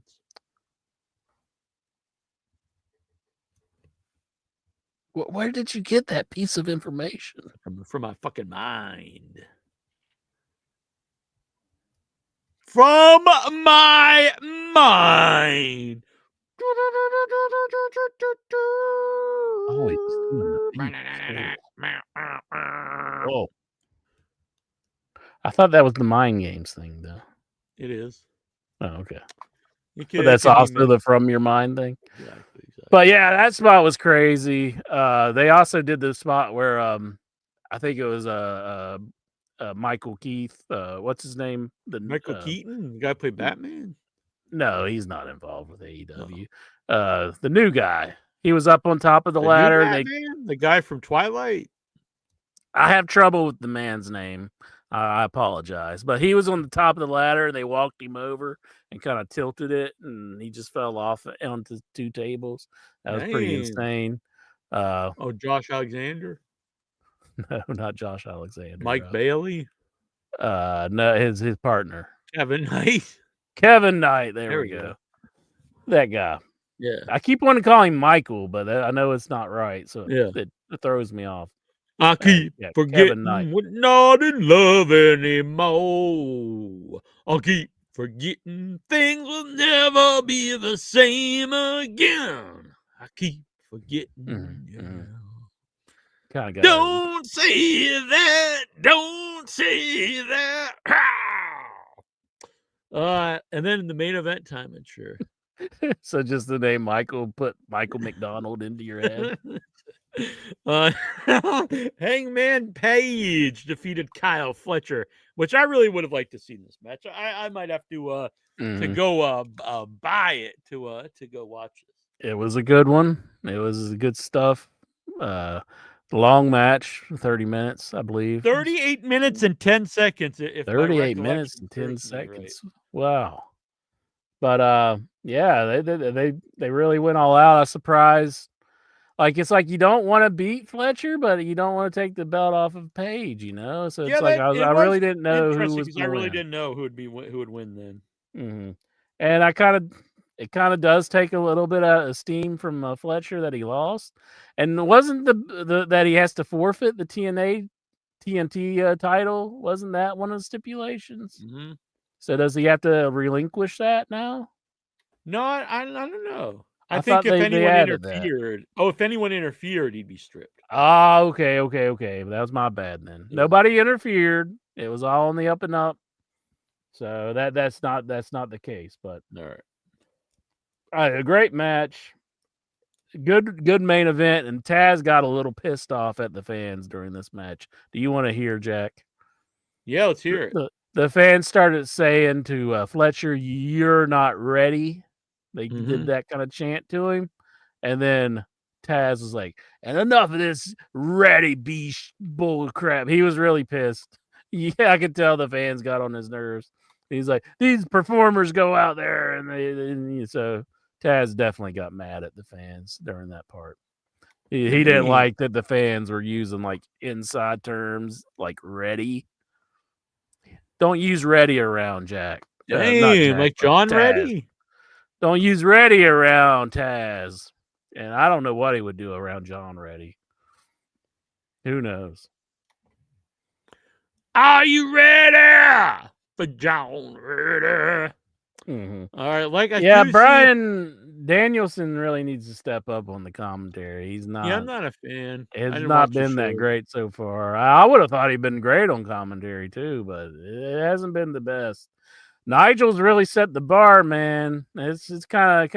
I agree. It's kind of hard to beat Nigel. I was kind of wishing Nigel was doing the commentary on this. So, love you, Brian, but man, love you, bitch. Need some work. I don't want to like dog the guy though, because I know it's like he can't really get in the ring and wrestle, so I don't want to just totally dog him. And there was this really annoying fan behind him the whole time. Every time they showed like a crowd, showed the announcers, and the guy was going like this. I was like, what the fuck, man? Stop doing this. Is there something wrong with you? And then like there's a pretty girl beside him, and I was like, is she with him? Because like he kept like gesturing to her. And then I thought, like, maybe it's a thing where she's like, his staff or something. Mm-hmm. But I was like, this guy really annoyed me. And he was right over Brian Danielson's head the entire show. And it was just like, and every time he didn't miss it, he started making faces. So maybe there's something wrong with this man. I don't know. So, But that was really annoying, dude. If you're of sound mind, don't do that. I'm very sound mind. Kind of like the fans about AJ Lee. It's like, what's up with you? You know who else is of sound mind? Hey, Jack, my Boom! boy. Yeah! What's up, Chobo? I'm doing good. Hell yeah, you're growing the beard out. You're looking all rough and manly. Yeah, I You'll be know. beating I'm Incher's doing. ass with that beard, won't you? I know, but I won't be keeping it that long. I'm doing good and everything. I just saw a long walk on my app. Oh, nice. It was I was a big good. fan. Yeah, I really liked it. Really liked it. It was sad at the end. So I'm doing good. I'm Yeah, seeing very him depressing movie next towards week. the book. I See, like Jack, him I with scared that beard right off of his face. Damn. You're trying to put him up against the inch. How tall Said, is I'm it? shaving Aren't it. you like 6'4", Chobo? I'm 6'4". Yeah. Damn, you'd be pounding Incher's ass. Always So I'm good. good. at that. I'm good. I watched. Always good at Hey, that. John Reddy, how you Hi. doing? John, What's up, are Reddy? you ready for Are you John ready? Reddy? So what's going on, my buddy, my pal, amigo, Chobo? I'm doing good. I'm doing good. Michael Padelli, the tribal chief. Hey, I'm the family. Yeah, never cross the family, Michael. I'm good. I'm doing good and everything. I watched Wrestlepalooza. I thought it was good. Yeah, I did not see Wrestlepalooza, but I know Michael Petrelli. He was loving it. I enjoyed it. I did a review. I'm coming up on my Daily Motion. I'm going to do a review, It off, actually. So I'm good. I'm good. Yeah, do it up. Boom. You ever think about joining the Baldies, the old ECW group? You and Incher? Yes, I'm thinking about joining the Baldies. I lost my head almost 20 years ago. Damn, you lost your head. Yeah, I have. Wow. Michael, Anthony Chobo, he dressed as a clown last week on the Clown Show, Incher. Heck yeah. I haven't posted a video of that yet, and I had the Stranger Things 1980 Chips Ahoy cookies. Hell yeah! What did they? It was good. Like? Were they and from Friday is Wendy's Friday. Dang. Oh yeah, Wendy's Friday, Incher. Yeah. Some people think this is a gaming sign, but I say it's the Wendy's sign. I'm going to get it. What are you going to get? A Baconator? Baconator, the JBL Classic, JBC Classic. Like 6 slices of bacon on there, Incher. Yep. You get a triple. It's like this big, bigger than your head. One of my friends asked me recently, like, out of all the fast food joints, which one would you say is the best? Wendy's. Wendy's is the best. I agree. I thought I had to say Wendy's just because of the sheer volume of food they'll get. Like, if you want a baked and potato, if you get like all of them, it varies like depending which one you go to. But if you go to the best Wendy's and stuff, it has the best food. And if you want chili, you can get chili. There's something for just about everybody at Wendy's. Yeah, Wendy's is the best. Wendy's is the best. I went to my job cup this past Friday, and I enjoyed Wendy's. But I even their drink salad like the Coca-Cola, and it made me baked potato. You can't get a baked potato at McDonald's. Nope. Wendy's is the best. Like, get out of here with this baked potato stuff. But he is we only deep fry those taters here, bitch, and then they slap you. Yeah. So how's everybody's week going? Pretty good, man. Very good. I enjoyed Wrestlepalooza. I did a watch along. New York Comic-Con in a couple weeks, Incher. I wish I can come to Comic-Con, but I'm busy. Maybe they'll book me next year when the book is done. Oh yeah. I talked to the thing at my bookstore. They're gonna do a book signing. Hell yeah, sweet. Yeah, thank you. Thank you. Buddy. Thank you, Lexar. Oh, you called him Lexar, Michael? You called him No, he said No, he said in the chat room, "Happy birthday." Lexar told me. Happy birthday! Not Anthony. Yeah. Oh, thank you, John. Happy birthday to you. We sang happy birthday. Thank you. Happy birthday. You're a good man. I saw some birthday pictures. Yeah. And I really hate that they have his these birthday intro, not birthday suit pictures. You pervert over there. You didn't want those, Jack? You don't want to blow with the candle? if I sent you nude pictures of myself, Fincher, and you got like a raging hard on, would you tell anybody? Why don't you send them and we'll find out. Check your inbox, bitch. We'll see. We'll see what happens. He's already checking his inbox. You got an angle here. You got the ring light. Get a good shot of that.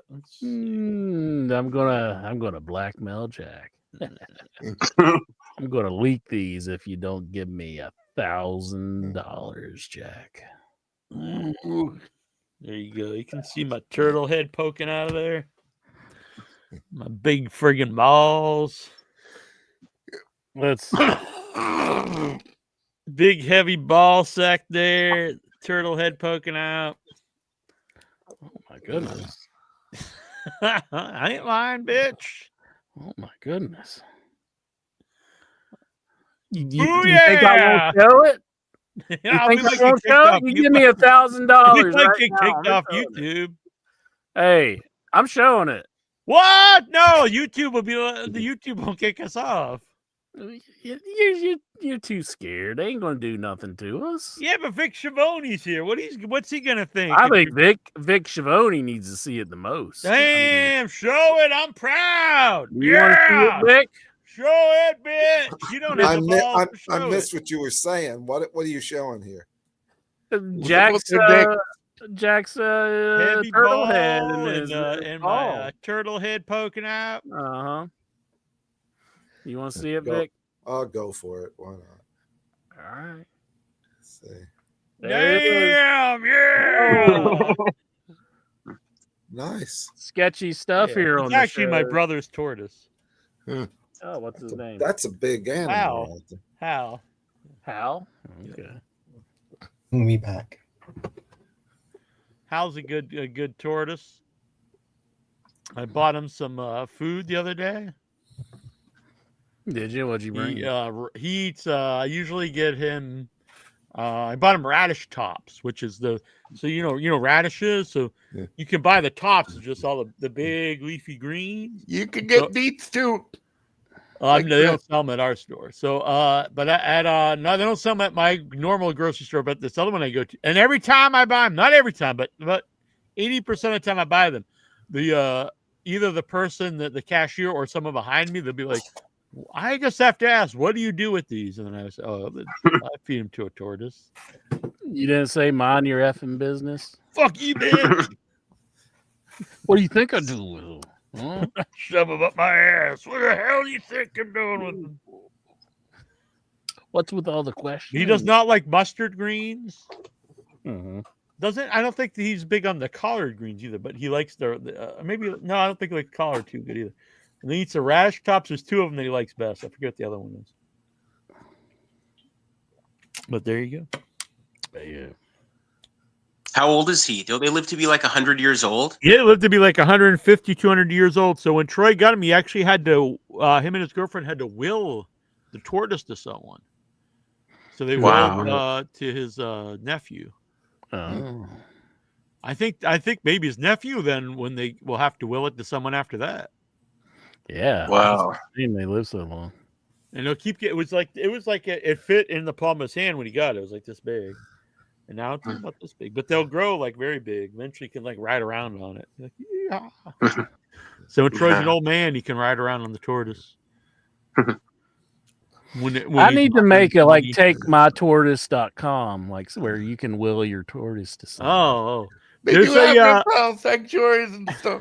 Oh, okay. I thought it was like a sexual thing. I'm always coming up with ideas that exist already. It's just like, damn. I think they should have an original. I think they should call a place because they can make the best burgers. Like they're the king of burgers, and they can have crowns. I'm like, yeah, it's Burger King.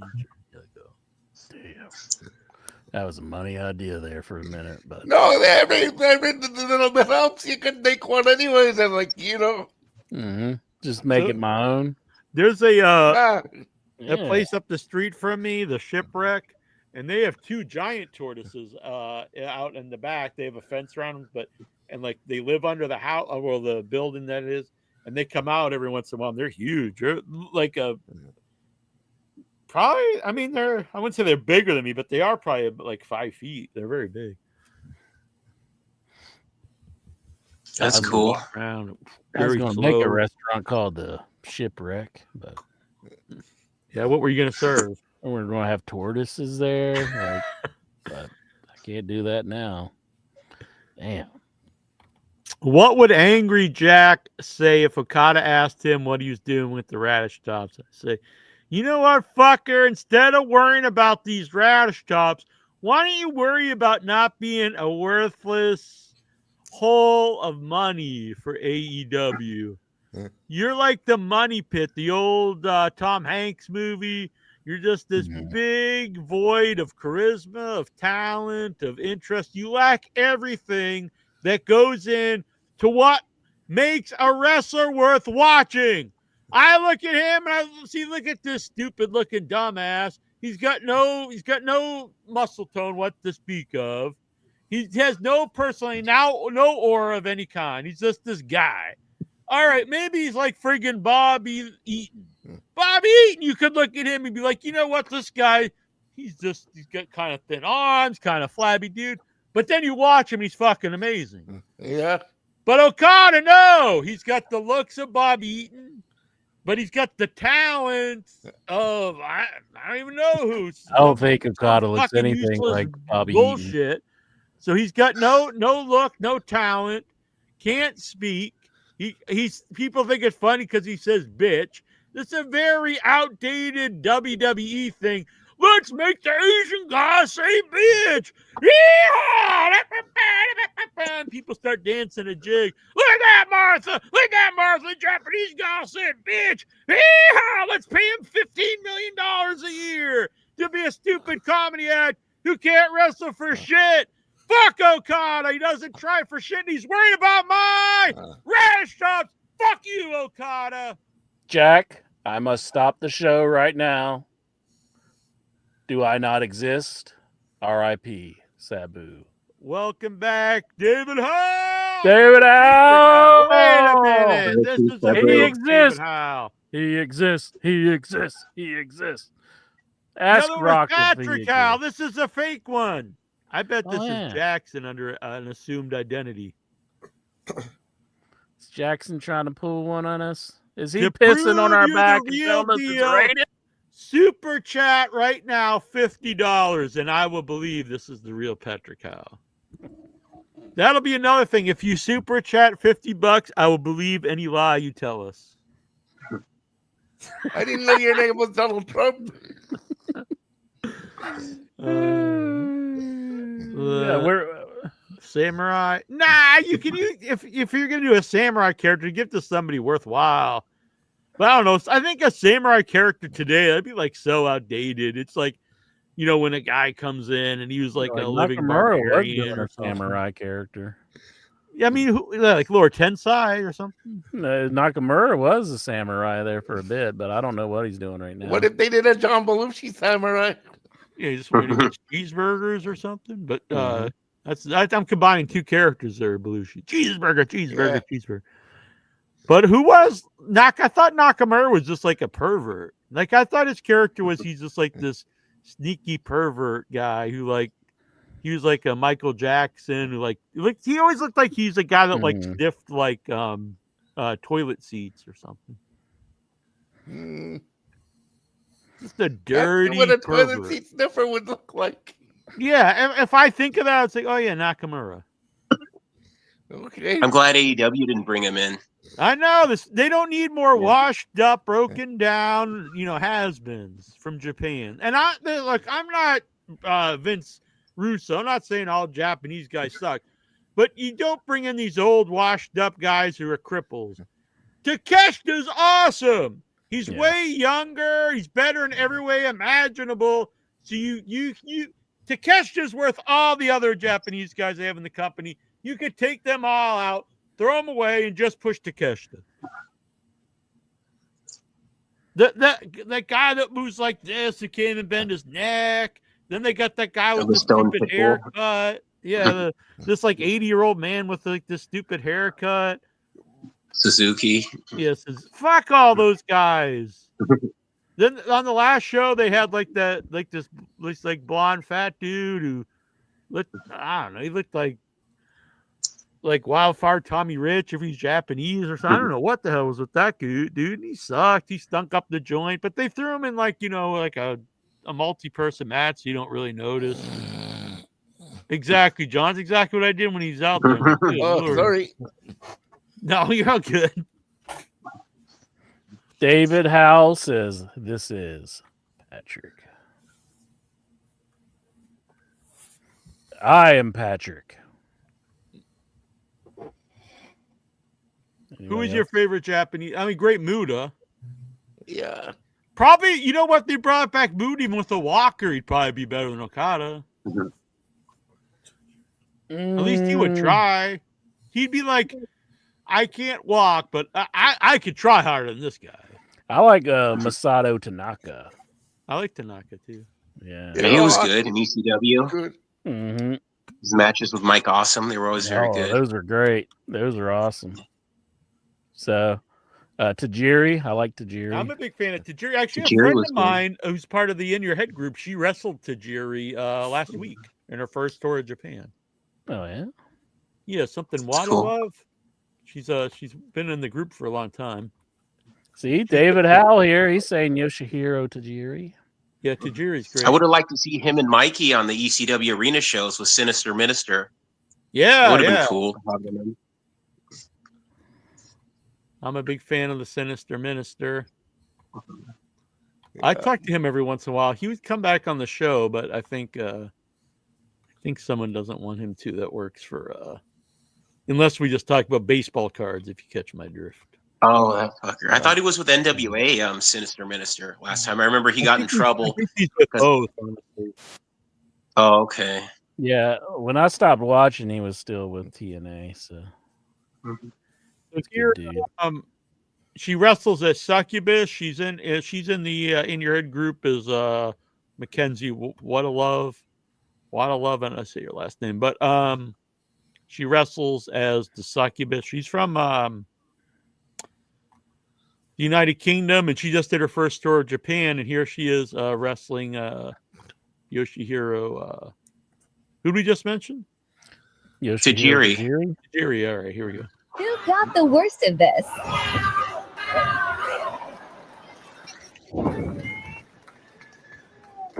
That's her. And then here comes Tajiri. Who got the worst of this? So that was a big moment for her wrestling in Japan for the first time. So congratulations. That's cool. awesome. Congratulations. Yeah. Mm-hmm. Yeah. Eddie versus member incher. That's big thumbs up. There we go. Oh, was I getting another bubble? I didn't even do nothing that time. You're fucking bubbleless, bitch.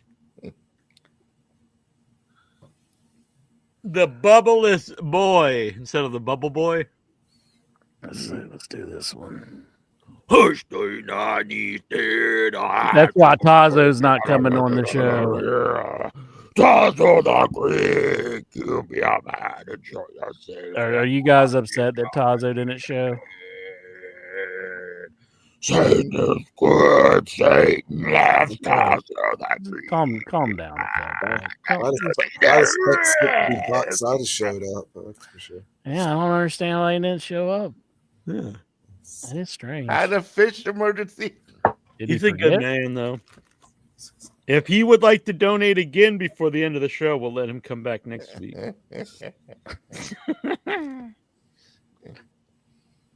Is he going to expect a refund? I mean, like, Don't be a fucking asshole, you cock bitch. Fat. Out of here. Don't say those kind of words. Jackie Jones. Don't be a funaki. Is what I was about to say. Oh, is that what you're going to say? Yeah.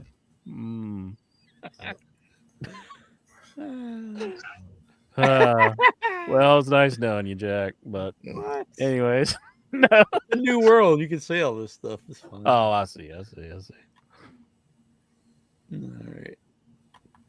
Is anybody here like regretting that or missing that Tazo didn't show? I'm just gonna say I'm not. My feelings aren't very hurt. I'll cry myself to sleep. Tazo's a good man. I'm kind of disappointed myself. Yeah, I wanted to, even though I'd like to Intra see if hates he Tazo showed with up a taking it. passion. If he showed up taking a shower this week or something. Exactly. All right. So if you missed Intra, if you missed the clown party, here's some highlights. There'll be some more highlights I push. But last week we did a clown party on Without Your Head. It was a fun show. We were all dressed as clowns. This was some highlights here. Oh, wow. Here we go. Hit through the roof. Oh, that's pretty hard. Okay. There's return of the prize wheel there too. Oh my god. We're done. We're done. And then here's another one that's actually kind of wrestling related here, Inter. One sec. One second. Uno momento, por favor. Or Uno momento, por favor. Here we go, Inter. At least expect a 20 on that. Come on. Yeah. I do 5 usually, 5 and above. All right. Yeah. Can you see? Yeah. I'll go 20 on that. Should we do a countdown? Oh, No. 2, 1, Don't do it. No. 3. No, don't do it. Let's go. Why? Did you do that, Inter? Damn. All right, that'd have to be a big super chat for me to do that. It doesn't hurt. Cool. Does that hurt? I mean, it's a staple. For those that was asking the staple length, I mean, it's about an inch. Yeah. Yes, it's like 3 inches. That's a big ass staple. And yes, it's real. For those of you that don't think it's real, I it's don't real. know if we should. Try this at home. Don't try this at home. Ouch. Why'd you have that young lady do that? Are you sadistic? I mean, Yeah, I was like, if you want to be on the show, it's what you're gonna do. Man. So get out the stapler, Goosey. Gee, look at the time. I've got to go. No, we need Vic. We'll give him a pass on the staple. I'm saying everybody's immune to the staple that's on here right now. None of these people have to do it. Cause I don't think we should give out immunity. I'm giving out immunity. I can do this. I'm one of the creators here on the show, and I can do it, Jack. Why we got to put it to I vote? have that power. Nope. And my vote counts as 2. You never vote anything for me, and I'm giving out immunity. And you never vote anything for me is what you should have said. Reddy was us. Reddy made the scene. John Reddy came on as a clown. It was a good time. He was a clown. Mm-hmm. Excuse me. All right. Let's what go was around your clown name, Reddy? I didn't give a name. What would the name been? Bono. Bono, yeah. Bono. What would your clown name intro been if you were man enough to clown up? Let's see. What would my clown name be? Stanley. Goat the Clown. All right. You know what? I can't find my blow up goat. I don't know what happened to it. Did you steal it? Such a pity. Such a pity. Did you see that? Though I brought back the prize wheel when I first started using it, wouldn't spin. So I took it apart and I cleaned up. So I got the prize wheel spinning again. So maybe it'll make a return here on In Your Head at some point. Excellent. For the live show, we used to be a pre-recorded segment, but now it's like more exciting that you can do it live. Exactly. Yeah. The only thing is I lost the bolt on the back, so It was kind of dangerous because any time I could just flew off, and that was probably not good. I need to get a new bolt for the back so it doesn't, come out. A nut. Nut. Mm-hmm. You If you want to you don't want see to the bust a clown, nut. it's my Facebook picture right now. Oh, sweet. We will grab that. All right. What's on your mind, Mr. Petrelli? I really don't like how the AEW and WWE pay-per-views are on at the same time. It's awful. Because they moved like them earlier. When I got home, the MJF versus Briscoe match was on, so I missed the first 2 matches of the AEW pay-per-view. It's a double negative because I don't like them being on Saturday because I work Saturday, and then I don't like them being on the same freaking day. And AEW is 6 hours, and then you got WWE, which range around 3 hours normally, and it's just too much. Quit this. And I didn't see Cena versus Brock too because the main event was at the same time as that. I don't know anything that happened. Oh, look at Reddy. He's an evil clown. Oh, sweet. Look at Did you steal that shirt from Incher? No, he wishes. That's Bono. You did the paint on that mask. I can tell. Yeah. That's pretty great. Good job, man. That's awesome. I like it. That is sweet. Kind of sweet tooth vibe. Yeah. Cool. Like Samoa Joe. Yeah, his sweet tooth character. I've not seen that show, Twisted Metal. Me neither. I haven't either. Yeah. And maybe that's the problem. Nobody's watching. What show is this? Sweet Tooth. He's on the Twisted Metal show. Yeah, Sweet Tooth on Peacock. It's on Peacock. That was a Batman villain when I was a kid on the cartoon, like Mm-hmm. the 1970s cartoon. Oh, was it? Yeah. No, Jack's just projecting here. He's That's what Incher's nickname for me was. Like, man, Jack sure has a sweet truck. If anybody would like to buy a mask, you can hit me up and let me know, and I'll try to. All right. Heck yeah. Very nice. Yeah. So, and then WWE, they try to make it be like, oh, it's ESPN's like, I mean, come on, we're not stupid. Like, they've done this stuff forever since the beginning of time, and they've done it the whole time AEW's been around. I mean, they put NXT on, like they rushed it on TV to be on the same night and stuff. Yeah, there's no making excuses here, WWE. We know you're being an asshole. Yeah, and anyone out there buys that stuff, you can't be that dumb. I mean, maybe you are, I guess. It's just too much for wrestling fans, though. I mean, yeah, I think it hurt. I don't think it helps anybody. It's like, yeah. I mean, they're starting out their ESPN deal. It doesn't help that they're like putting it up against another promotion. I mean, at least get established first. Like where I like how they got a negative review from ESPN. Yeah, and then some of the fans are pissed. Out there, they should fire him.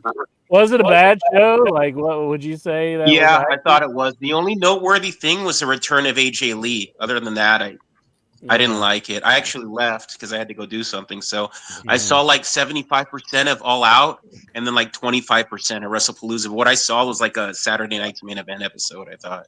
Mm-hmm. Steven, Stevie loved it. He told me it was the show of the year, maybe the show of the century. Do you agree with the C rating? Yeah, I mean, like, and that doesn't mean it sucks. The C is like pretty average. Yeah, I mean, I enjoyed watching Brock beat up Cena. Another squash, another Brock Lesnar. Doesn't that just seem like what is really the point of that though? Like Cena's got 2 matches left and he just gets squashed by Brock, and Brock's like as established as anyone ever could be. So like what was the point? Yeah. And then Cena's another match after this for somebody else. Like, how can you get AJ excited about that? Who is you think they'll put AJ that? over? Maybe, but why would you even care about the match? Like we just saw him get destroyed by Brock. Now it's like, well, now he's gonna wrestle AJ Styles. Like, okay. And let's be real here. Let's just be real. Just cut out all this Cena retirement crap. because he's not going to be retired. Next, when WrestleMania comes to Saudi Arabia, they're going to shell out that money to get Cena back, and he'll be the youngest guy on the card. Probably. Austin's like will be in his 60s. They're going to be digging up Yokozuna and carting him in. Do you think the Prince was an AWA fan? Like maybe they could bring in like or something. Mm-hmm. That'd be cool. He might try to get rock and roll out of back together. Yeah. I meant Buck Zumhofe. He might try to like bail him out of jail. He could probably bust him out. Yeah. It's probably legal in Saudi. I don't know. I'm not getting into that conversation. All right. I have no clue about that, but what other old fucks can they bring? Kane, maybe Mark Henry. Here's an old fuck, Mark Henry. Booker T. Do you think Booker T gets mad though? Because like it's always these talks, all these guys from his era, but they never mention him. They're like, yeah. Like, what about Booker? I don't blame him. He probably could go better than a lot of the guys that are going to come out of retirement. I'd say, yeah. Kevin Nash tried and wrestle a little bit. Oh, Kevin Nash. Nash said he'll never come back to the ring. But I don't know if they offer you like $5 million, you'd be like, I think he's just saying that. I think Nash big offer. He's Kurt Angle. Nash probably wouldn't actually because he's like pretty left wing. So. Maybe Kurt Angle. Yeah, I could honestly see that. Does Nash really care about his in-ring work? He always makes fun of how he doesn't have. No, I don't think it's really in-ring work. I don't think he's a very left-wing guy. I don't think he would go wrestle for Saudi. Yeah, and he's got some I mean, a lot of these guys have legit. I mean, Triple H has a heart issue too. So it doesn't bother them to make him die in the ring. They're like, yes, get out there. Do you think like if you're already they're like the living embodiment of Blood Feast? They're just like, yes, get out there. If you're like just okay, I understand if you're hurting for money, okay. And you got to do. I totally get that. If WWE was hurting or whatever, but Triple H is like set for life, like multiple lives, I would say. So, and you've got these heart issues. Like, how much more money would what does even matter to him at this point? Yeah, but I think I'd rather not just die, or at least have the rest of my life like more enjoyable. I think it's more than just financial though that has him. Like they kind of got him because he's like trying to be the CEO and all that, and he's trying to run the company, so he doesn't want to piss off the people who are paying him like all this money. Yeah, that's what I'm saying. Like he wants to keep them happy, so it's like they kind of got him another way. Yeah, like he's trying to keep them. Well, that's true because I even heard they said that. The amount of money they pay him also depends on if The Rock does the show. Like it's substantially more money from Saudi Arabia if Rock's on the show. And it's do they want Triple H versus The Rock? What do they want? Like I think they just want all the old dudes there that he grew up watching in the 90s.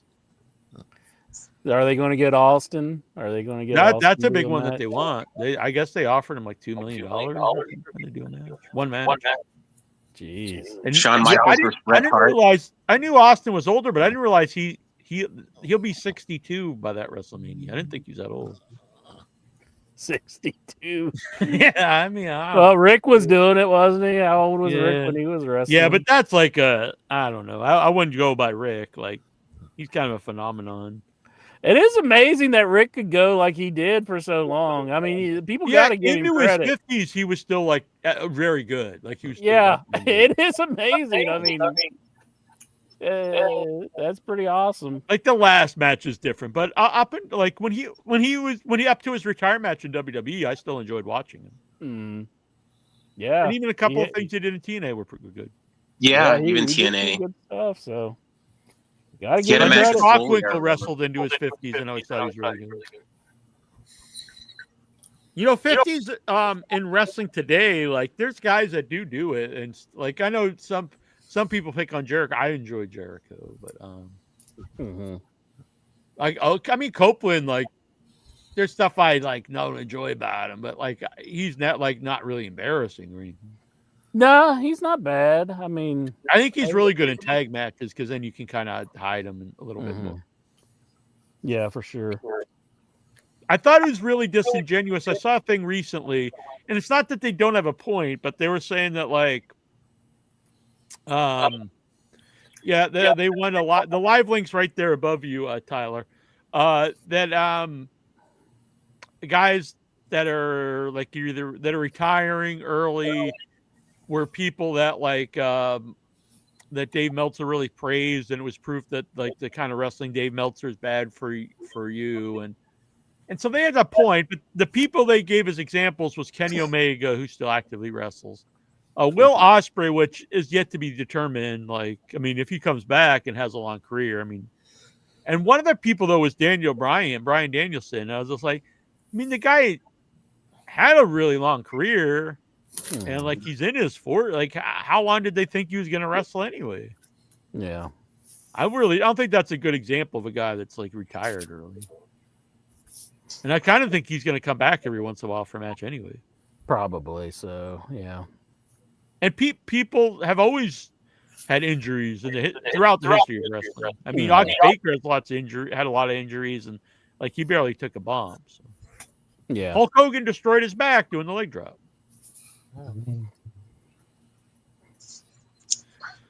They say like Hogan in Japan was like a totally different Hogan. Like he like did a lot more stuff than what he did. And I've seen his matches. He did. And then you can make the argument like, you have to do more there to get over. And if you can be in front of the audience and do this and do the Hulk up and like your few things, and the crowd goes nuts, why not?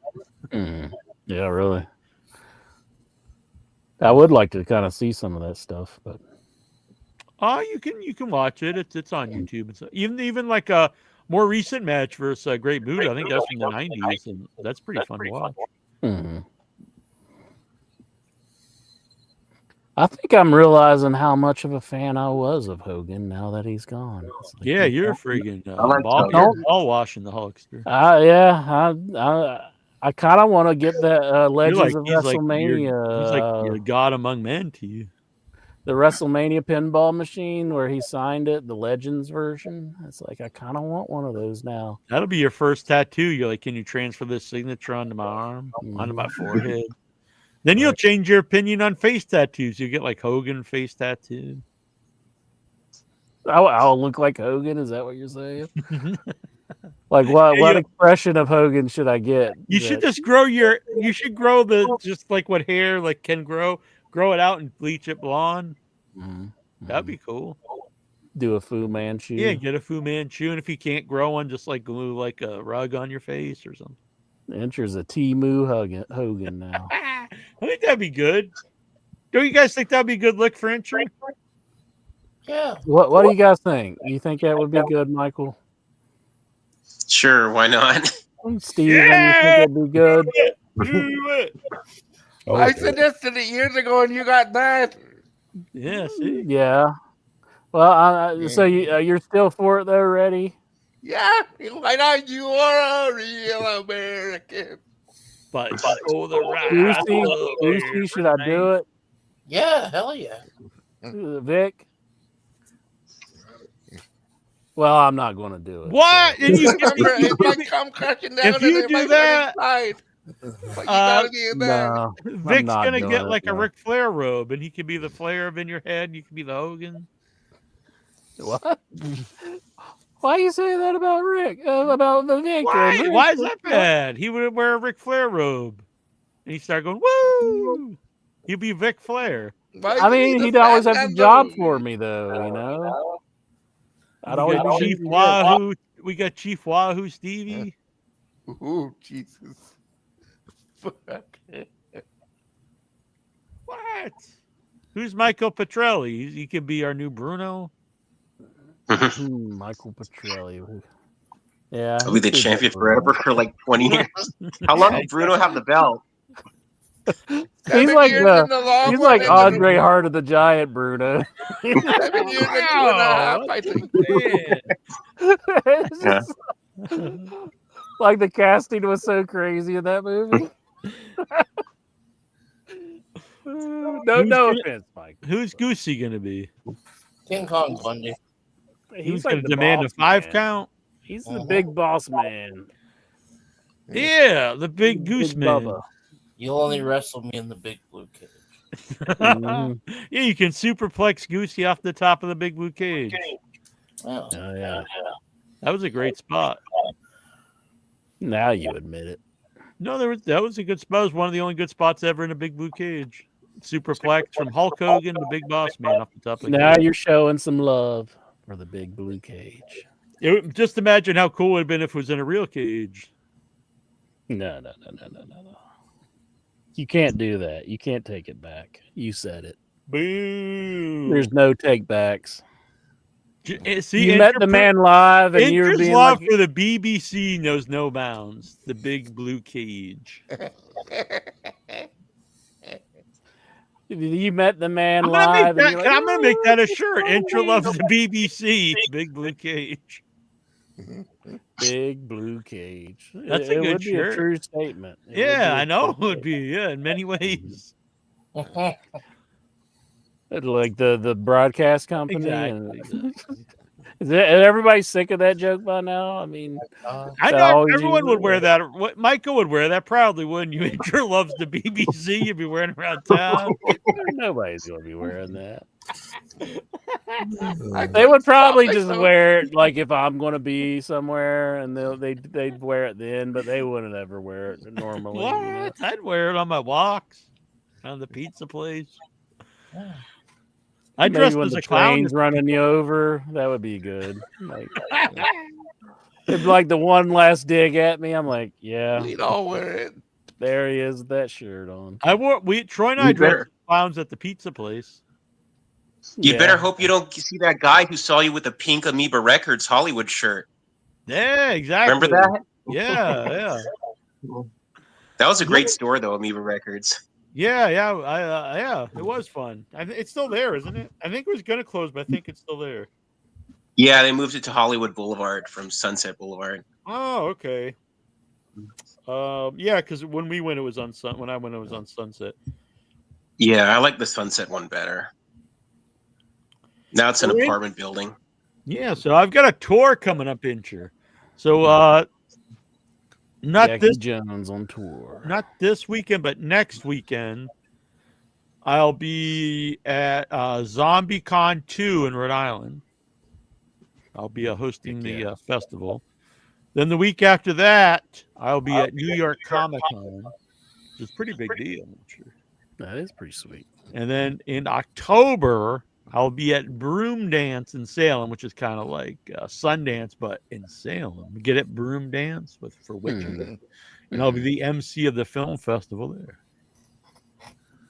Heck yeah. And I may be in Atlanta for Buried Alive Film Festival, but we'll have to wait and see.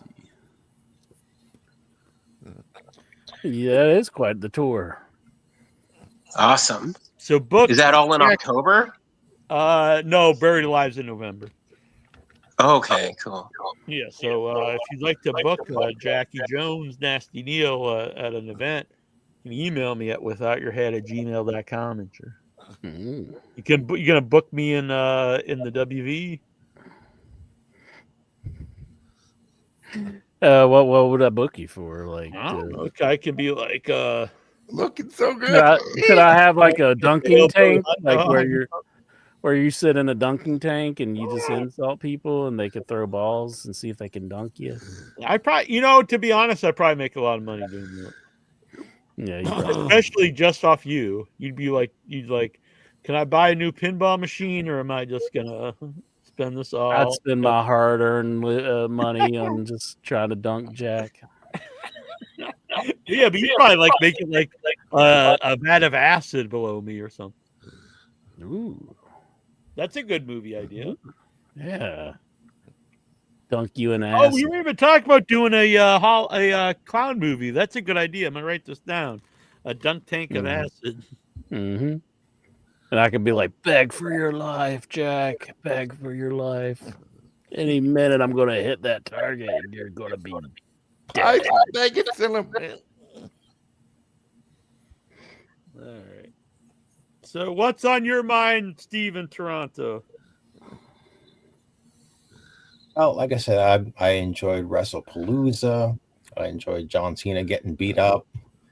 I enjoyed watching the return of AJ Lee, but I suspect she should quit while she's ahead.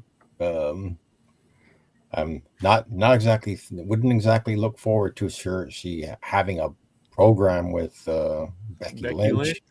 She got the submission hold on Becky to win the mixed tag. I'm thinking we're looking at the new Steve Austin, the WWE, AJ Lee. We are now entered the AJ Lee era. Ooh. New boom period. Bam. Just like that. The young, tight era. Remember when Bruno used to skip to the ring? Yeah, Bruno. Yeah, Michael Petrelli. You got to learn how to skip.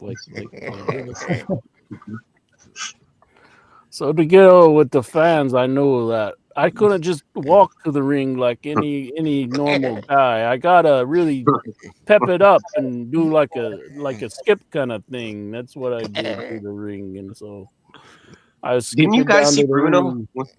when he was like 90 years old at 8 o'clock in the morning, jogging around your hotel? Yeah, it was amazing. Like during one of the conventions. We were up and barely awake, and he's up just jogging around there was like a boardwalk there, and I just felt like a loser.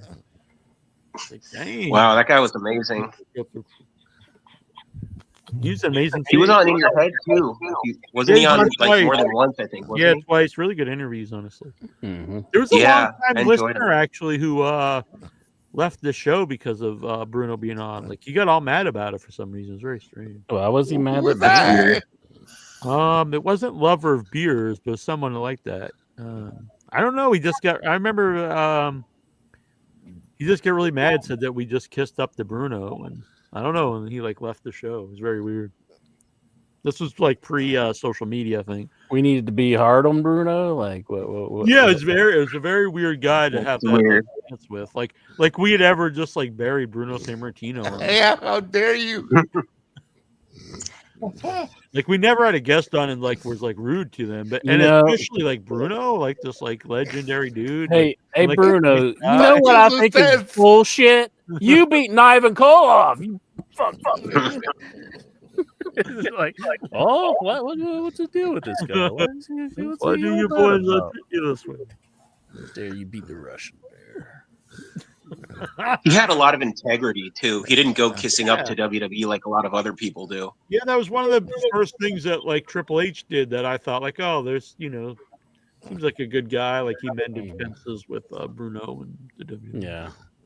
Yeah. Oh yeah, he's one of the few guys that's just, his word. He took the liberty of bullshitting him, Probably. Like, oh, we're good company here now, bro. Probably. We really love you. To be honest, yeah, probably. He's like, shut up, Vince. Get back there and shit on somebody or something. I'm talking to Bruno. San Martino concern, exactly, Nate. Vic, what's on your mind before we get to the Raw report? We get a couple more, folks. Yeah, I watched WrestlePalooza. I thought ESPN was being very generous with their rating. So you would have went lower, like an F. D. Because of the women's championship match. Neo Sky. I would have I think I said I'd give it a C. Without it, I'd give it a D minus. The women's match was really good, but it seemed like nobody was into it. The crowd was dead for that. And it just, like I said, the first match with Brock, I thought that was booked really well. That's the way it should have ended. Yeah. The second match, because of the injury that Jay Uso got, they rushed to the finish, and that kind of. So I seen something with Stevie. He was saying like Stevie Richards saying that Jay hurt himself or something. Like, well, I don't know what happened there. A chair bounced off of Braun Breaker and hit him in the head. Oh. And busted him open pretty good. Jeez. So, did Braun Breaker, was he like, I like breaking Jay's head? Braun Breaker. No, he got in his own trouble in the post match. I'm surprised nobody's talking about that. He insulted a fan. Oh. That it turned out to be a woman, and Uh-oh.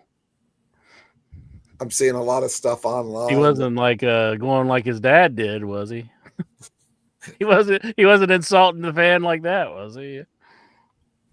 I'm trying to remember exactly what he said, but it was Paul Heyman had a really good line during it, but it's like I said, that match it was okay.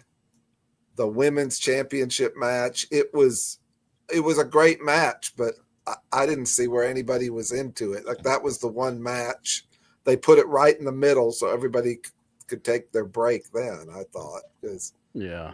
Also, I was watching it off of Netflix in Canada, and you took Stephanie's advice. He took Stephanie's advice.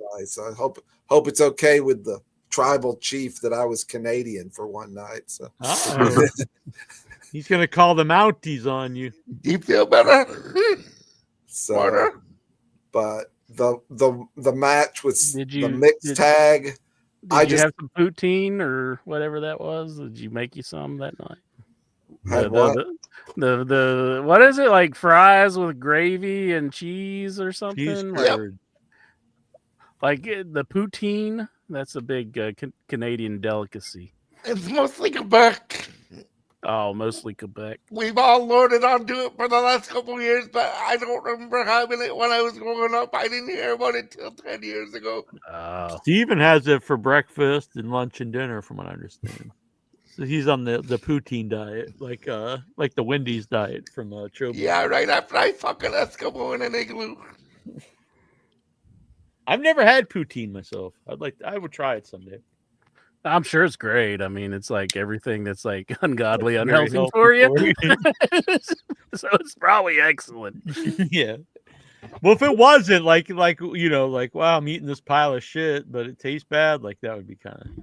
But I'm Canadian, so I like it. If that was the case, I'd rename it Okada. You'd be surprised how often we it's do just that. Bad all around. Got no redeeming quality. The Okada. But I'm sorry, Vic. Go ahead. I thought the mixed tag was okay. I thought it overstayed its welcome a little bit because it went nearly 30 minutes. 30 minutes. Yeah. Damn. 30 minutes. And the main event, it was just, I hope that they're building an angle because there was a time during the match where the referee twice stopped Drew from winning the match, essentially. So I don't know if I just didn't like that one because Cody won it, but yeah, in the end, it was okay. I didn't see anything special about it, which their very first show, I would have thought they'd have really gone all out. It seemed really not like no better than Raw, a regular Raw. So would the Saudi Prince be like a good dude if he just beheaded Cody? Can we like him if he does that? Is that wrong to say? Yeah. Hey, they took away WrestleMania from Nash. That is wrong to say. There's nothing that he could do that would make me like him.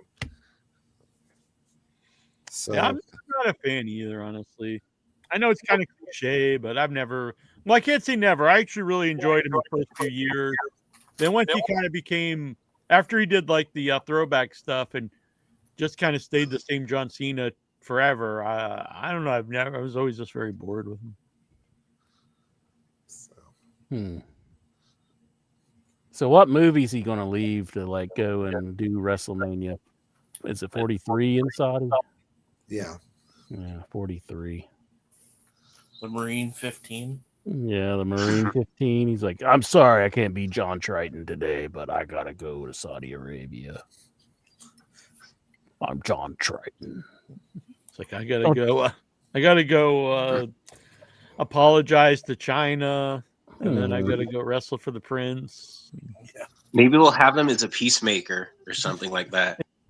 And then he'll go wrestle in like North Korea or something. Yeah. All right. The goose is on the loose. What's on your mind, Gooser? Yeah, Gooser! And my brand new old Jack and Oh, Troy. sweet. I'm a big fan. Celtics. Doesn't your brother hate him? Or Troy I know he loves the Celtics. Oh, he loves the Celtics, Yeah, but he hates the Patriots, right? Yeah, he's never liked the Patriots, but he always loved the Celtics. Yeah. I didn't get to watch much wrestling this weekend. I was a little busy. Yeah, I didn't see it either. It's very overwhelming. I did see some highlights from AEW.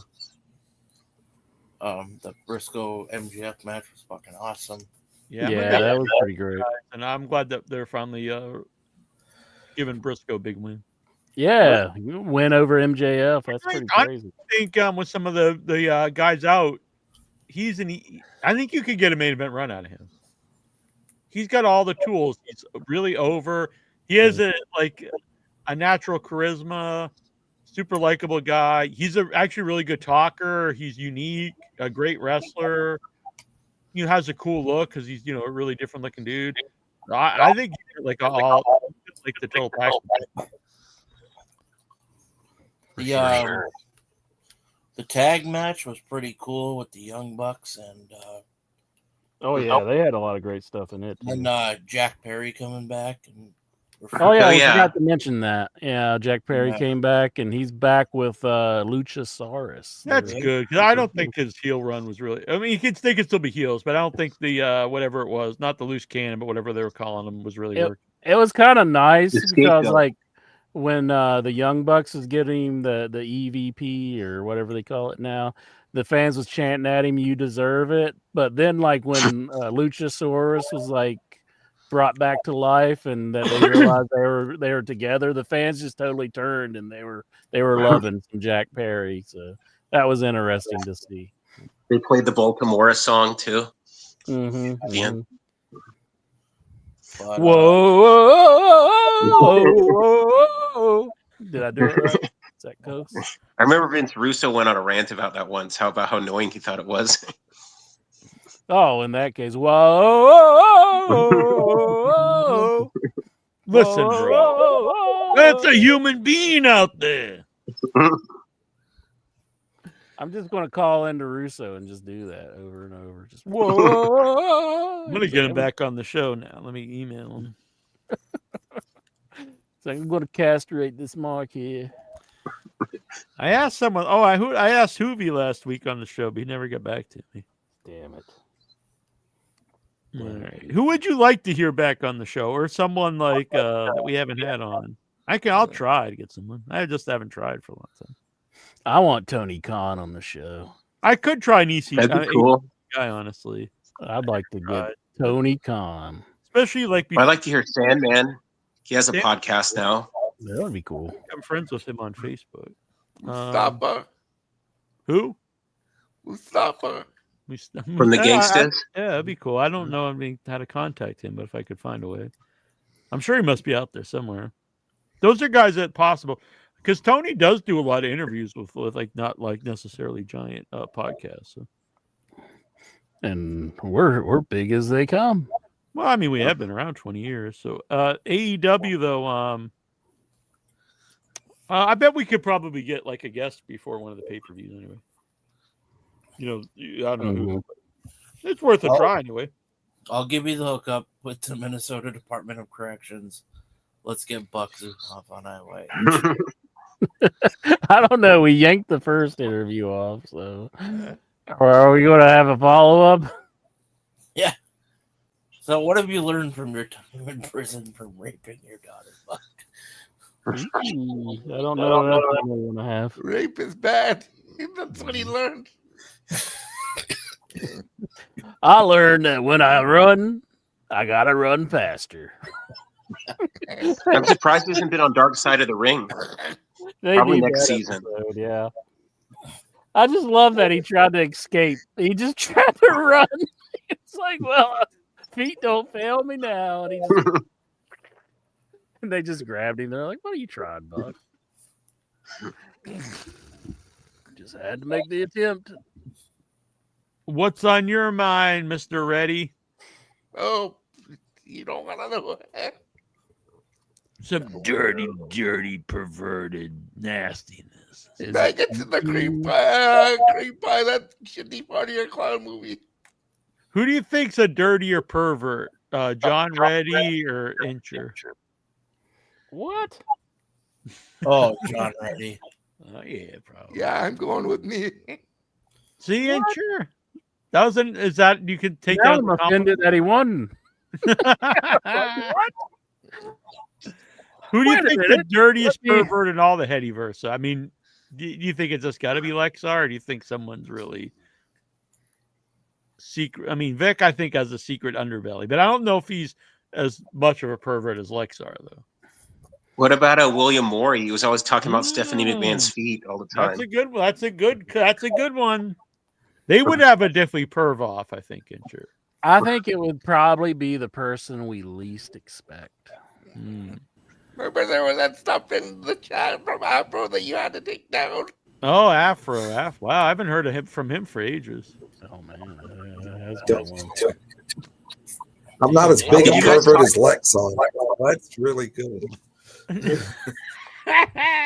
You know, Petrelli, he's always smiling like he's a nice young man, but he could be like a really, really dirty dude. But Jack, why are you alienating everybody? What? I'm trying to include everybody. I'm a very inclusive man. I don't know. You about saying everybody's a pervert? That's that's not bad. There's worse things you could be. I didn't say he's a killer or something. Speaking of perverts, did you guys talk about Stephanie McMahon headlining the Hall of Fame? Hell yeah, interesting. Yeah. What? She's going in the Hall of Fame? Yeah. Yeah, she's headlining it. She's the headliner for the Hall of Fame? Yeah.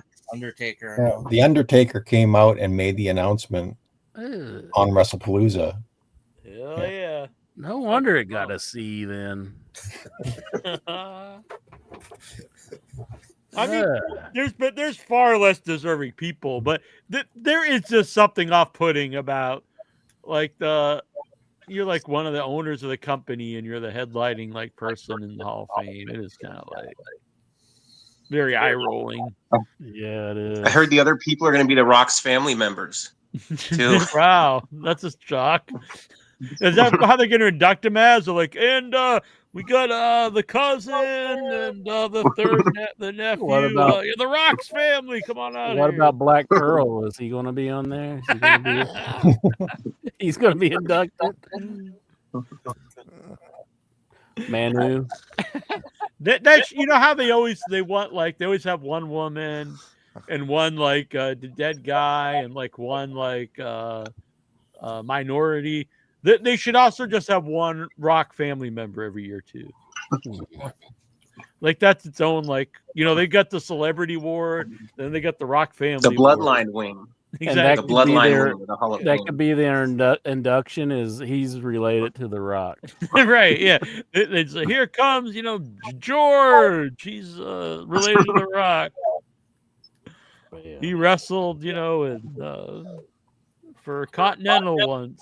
Here he is. Then the Rock just gives a speech about George. Why don't they have like a retro like reinduction, like because we never saw Andre the Giant go in, but he did go in. Yeah, well, maybe they will if they put like a match in, like him and versus Hogan. Yeah, that would be cool. Like like kind of do like a nice. Since they started doing the matches now, what should be the next match? Honestly, Hogan Andre should be a match aimed up. Yeah. And just because of Do kicking off do WrestleMania, they should have the Hogan, Mr. T, Piper, Orndorff match. Mm-hmm. They're Do you gonna think wait. they want like just ones where people are alive that they can get, people to come in and? Because I imagine that was Brett and Austin. Yeah. Like, They're why gonna would wait. that be Probably, but I do think like you're saying with Andre Hogan, I think it would be nice because then you could have people. I know right now, eventually, I think if you do something with Hogan, people are just gonna be nice, but maybe they wouldn't right now. I think they're gonna wait for Saudi Arabia to do the Hogan. They could maybe they'll just induct Saudi Arabia. They'll just have the Prince come out and step. Yeah, they'll induct the Prince will go in at some point. Like maybe when he beheads somebody, the crowd will just start chanting, "You still got it."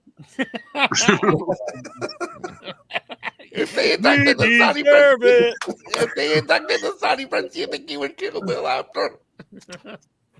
Maybe. I think it'll be Meltzer. Yeah.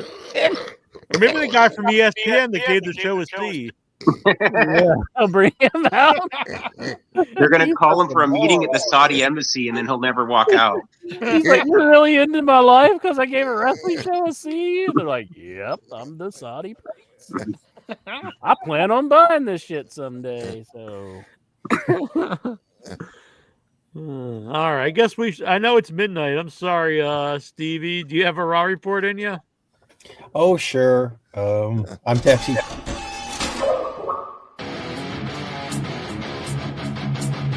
Go ahead, man. Can we, after our 2 hours, a 2-hour wait, let's get to the Raw report. No, fucking Inter. Raw report. Oh, fucking Incher. That's what Jack wants.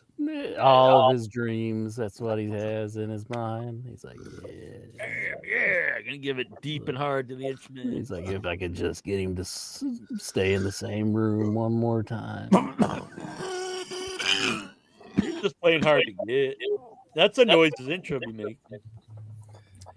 All right. Raw report, Stevie. Oh, no. So, Raw report, yes. Yeah. Staying in room with Jack, no. The banging intro report. That's the report Jack really wants to have. They better not give it a C like the fucking ESPN report. I'll be pissed. I'm like, what? A C? How dare you? Sorry, Steven. I'm sorry. So, Evansville, Indiana, Monday Night Raw. Kokomo? I'll be right back. Just Indiana. And OP. So we begin Monday Night Raw with SmackDown's champion, undisputed champion Cody Rhodes comes to the ring, and I guess it's Crown Jewel time for champion versus champion at Crown Jewel in Saudi Arabia. So he gets a baby, Cody Rhodes. Who cares? Australia. So Cody gets a few words out before Burn It Down starts, and this terrible, the Vision, the Seth Riders. Sorry, they're the Seth Riders to me. The Seth Riders come out, and Seth and Paul Heyman and the Braun Brawns, and so the fans are going crazy for Cody as. Thumbs down to Cody. Uh-oh. We lost Steven. I don't know what happened on the Raw report. Well, they were going crazy for Cody. They deserved it. They deserve the big cutout. That's right. When's the last time Raw opened with a wrestling match? Yeah, that's a good question. 15 years ago. Well, it's a formula. Like it's been and probably has been going on since '93, I guess, when it debuted. It's like they don't start wrestling till like 30 minutes into the show. Seems like they got to do the opening segment, and then they might have some more BS about saying where they're going to be. Then they start a match. They also got to have that walk-in segment every time now. Like every time they got to have somebody walk into the ring, and they got the song playing. They show the city. Yeah. So Cody is cut off by Seth Rollins. Seth Rollins starts to talk, and as he's talking, the crowd erupts into a CM Punk chant, and Rollins comes back and says, "Fortunately, it's not about Punk. He doesn't have a championship." But Cody and Seth go back. So it looks like, it's Cody reminds Seth, "Oh, Seth, what's your record against me?" Which I believe is 3-0. I believe every single match that Cody Rhodes and Seth Rollins have had so far, Cody's beaten them. I don't like that. So I wouldn't be surprised if at Saudi Arabia Seth finally gets a win. Maybe I'll call it now. Seth Rollins will beat Cody Rhodes for that. Basically, it's for a ring. Hell yeah, that's a bold prediction. The crown jewel. The crown jewel ring. Yeah, Cody showed off his crown jewel ring. So basically, what they're fighting for is a ring. So give it to Seth Rollins. So Braun Breaker wants to charge the ring on Cody, but Paul Heyman holds him back. Basically, when the whole thing was over, they just let Cody walk out. They didn't attack him. Intra's boy, Cody Rhodes. Yeah. So he just walks away. And then we go to the back. The Usos are in the back. And Jimmy wants to know what was going on with Jay. He complained about losing to the Brawns at WrestlePalooza. And I think Jay was blaming LA Knight. It's his fault. So Jay wants a match with LA Knight. LA Knight. Eventually, they made the match. Let me talk to you. So after the commercial break, we get our opening match of the night. It's a no disqualification 6-man tag team match. Penta and the War Raiders taking on the New Day and Grayson Waller. This was a good no disqualification match. I kind of like the ending because Penta added a new little wrinkle to his Mexican Destroyer. It was almost like a super Mexican Destroyer, and he destroyed was it Grayson Waller? Yeah, I think it was Grayson Waller. It went up to the second rope, and Penta managed to get that Mexican Destroyer from the second rope, which looked kind of cool, and destroyed Grayson Waller. He pinned him 1, 2, 3. Backstage segment with the Judgment Day. Dom's got his belts. Finn is complaining about El Grande Americano, but the Americanos didn't show up on the show. And then there's yet another backstage segment with Lyra Valkyria and Bailey coming back from the commercial break. It's Adam Pearce, and Adam Pearce is in the ring, and he introduces the brand new Women's World Champion, who Stephanie Vaquer won the belt at WrestlePalooza. So she comes out to give sort of like a victory speech. Her English, I'm assuming her English isn't very good. She was allegedly understand. You can understand what she was saying. So she was give this heartfelt speech, winning the belt, and then Adam basically tells her that at SmackDown there's going to be a triple threat match. Tiffany Stratton will defend her belt against Nia Jax and Jade Cargill, and the winner of that match will take on Stephanie at Crown Jewel. So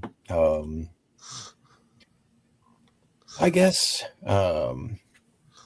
Stephanie versus I'll say Tiffany will keep the belt.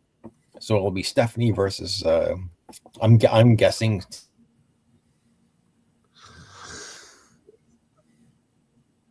What? Who? What's going on? I think did he freeze up? What is happening? Save us, Michael Petrelli. So I guess it might be champion versus champion of Steve, because I think Stephanie Valkyrie won the belt at the pay-per-view this past weekend. But I fast-forwarded through World Ball, so I think you're back. I didn't see it. Oh, did I freeze up at that point? Yeah. Oh, yeah. So So Adam Pearce came out and he basically talked about the SmackDown triple threat match, and the winner of the SmackDown triple threat match will take on Stephanie for the women's ring. So I'm predicting that Tiffany is going to retain the belt, and that crown jewel is going to be Tiffany versus Stephanie for the ring. So they did. They showed Brock destroying John Cena, and then a backstage segment. Rhea Ripley and Nikki Bella congratulating Stephanie.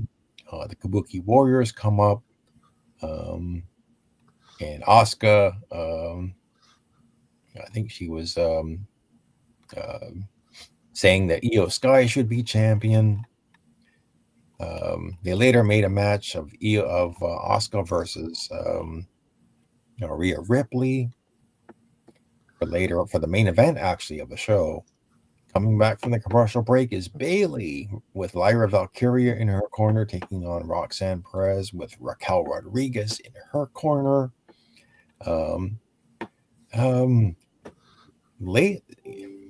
Except for the tag team matches, Roxanne is kind of like a jobber. Like, she's losing a lot of singles matches, and this was no exception. Bayley got the Bayley to belly, and the Rose plant. Well, she did get the Bayley to belly, but didn't get the pin. And then she got the Rose plant and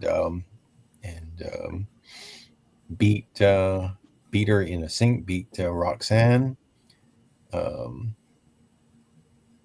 So Roxanne's not having any good success as a singles competitor.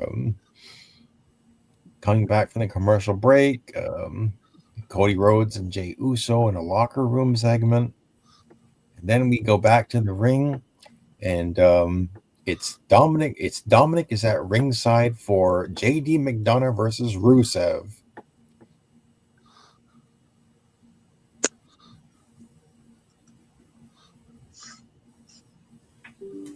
Oh, did we lose him?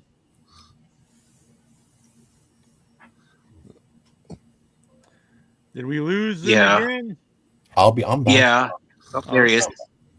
So we're building towards Rusev versus Dominic for the Intercontinental title.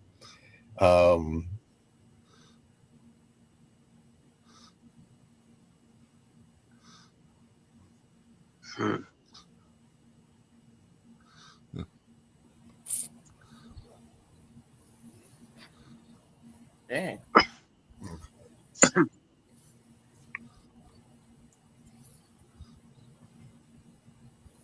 Stevie's internet's gonna go. Sorry about this, but I don't know what's going on. But I just get the feeling that Rusev isn't going to get this belt, that Dirty Dom's going to probably keep the belt when they do face each other. But Rusev easily handled JD McDonough.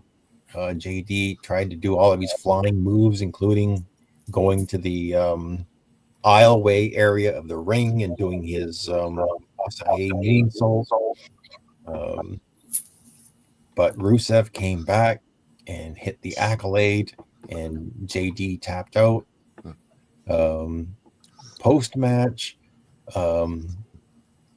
Finn Balor ran down to the ring and started beating up on Rusev, and he got a good shot in on Rusev. And then he was mad at Dirty Dom for not helping JD.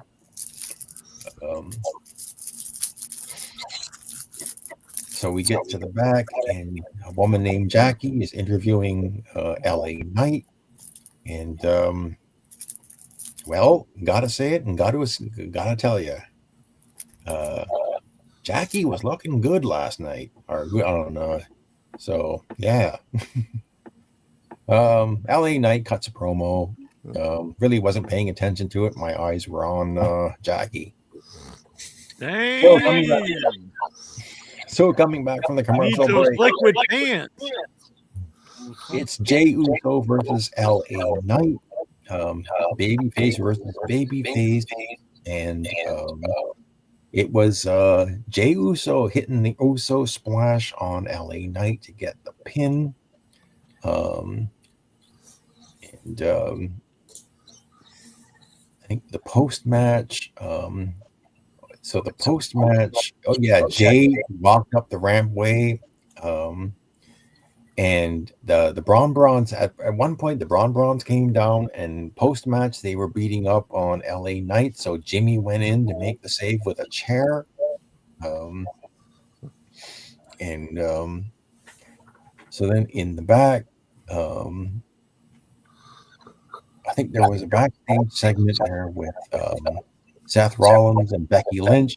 Oh yeah, so Seth Rollins, he's just sitting there on a couch, and Becky Lynch is behind him. She just keeps talking on and rambling on and on. Like I was just kind of laughing at her as she just kept going on and on and on. And Rollins never said anything. We get there's Rhea Ripley backstage, another backstage segment with her. And then for some reason after the commercial break, I guess to kind of cool the crowd down, they put Maxine Dupree on television.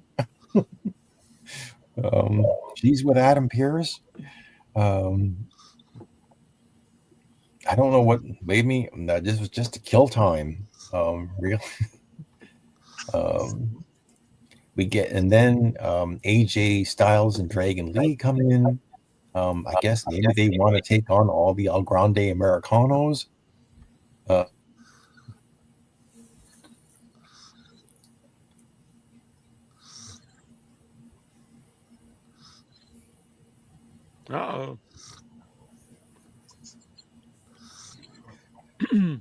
I reached out to the weekday. Here's a little something I made during the Raw report.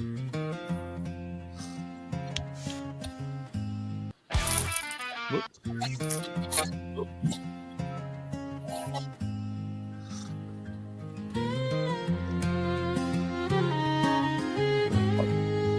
Oh, I'm back. Under the lights, in the roaring crowd. All right, we'll get back to that. It's a song. Sorry about that. Right. So Asuka gets the Rhea Ripley gets the win, but right away, as soon as she gets the win, Asuka spits the mist in her face, and basically for the rest of the show, Rhea Ripley is crawling all over the ring with this mist in her face. She can't see. She's helpless, and so basically Asuka orders Kairi Sane to beat up Rhea Ripley, and Kairi Sane reluctantly does so. And that's when Io Sky comes down to the ring to kind of break this up. And she gets in between Rhea Ripley and Asuka, and she has, and basically it's these two girls talking in Japanese, and they don't understand what they were saying. They go for a hug, and then basically Asuka turns on Io Sky and basically orders she orders Kairi Sane to hit the insane elbow on Io Sky, and so Asuka does the heel turn, and I guess Kairi Sane does a reluctant heel turn, and they leave the baby faces laying in the ring. Oh, and David Howe saw Rhea Ripley in Peoria, Illinois, back in 2022. So, oh man! Oh man! Reddy told me he thought it was show of the year. Man, I did. Yeah, John Reddy was in my DMs. He's like, "Oh damn, Jack, this Raw was off the charts." Yeah. He's like, "It was fire. It was some real bangers on the show." That's exactly how Reddy talks. Exactly. Like when I wear my pom poms and my mini skirt there. He was skipping to the ring. Yeah. One final note. I kind of like the John Cena, Adam Copeland homages that they did on their shows. Mm-hmm. Ever did see Edge or Adam Copeland do the 5-knuckle shuffle or the FU before? But that was pretty good. He did a little homage to John Cena. I broke out both in some street fights back in the day. Did they do each other's moves in that? That was my favorite Cena feud. Okay. Cena versus Edge. Yeah, I saw them in the TLC match, Unforgiven 2006 live. Yeah. Oh, that's cool. Yeah. I love when he showed up at One Night Stand and speared Cena. He cost him the title RVD when he was dressed in the motorcycle helmet. All right. Well, thank you for the Raw report, Steven Boutros. Thank you. Tyler with some words of war. He's saying John Reddy Spaghetti.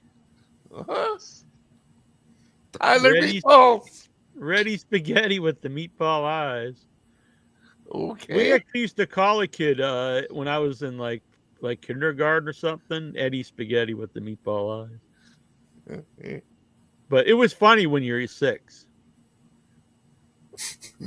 Thank you. Yeah. Although now I think about it, he was a time. Maybe it was racist, but we didn't think of it at that. It just rhymed with spaghetti. Did he have you whacked? He did. I was sleeping with the fishes. All right, so here's a song that we made here. I'll play it again when intro comes back. He wears his father's name so proud. Dusty son with a fire in his stride. A dream to chase, a road so wide. Take me home to the square circles glow, to the ropes and the cheers, where the dreamers go. Oh, I be in West Virginia knows he loves Cody, the man who rose from the. There you go. Oh man, it only saved like a minute of it. Damn, it's like a 3-minute song. That's some good stuff. Yeah, see that one's actually good. That would be like an actual theme song. Good job, Weekday, the In Your Head artist. He pumps those out. I sent him the lyrics, and boom, he gets in his recording studio, and bam, makes that song in 38 seconds. I know somebody that does better lyrics. Yeah, but can you record it all? No. All right. Hot damn, Tyler says. Hot damn indeed. All right, let's get to these questions over on In Your Head. Become a member of the group. Facebook group is free. Facebook.com/group/IY Wrestling. All right, Incher, you're back. I got something to play for you. Yeah. I also have the full version, but I didn't like the voice. So here's the short version.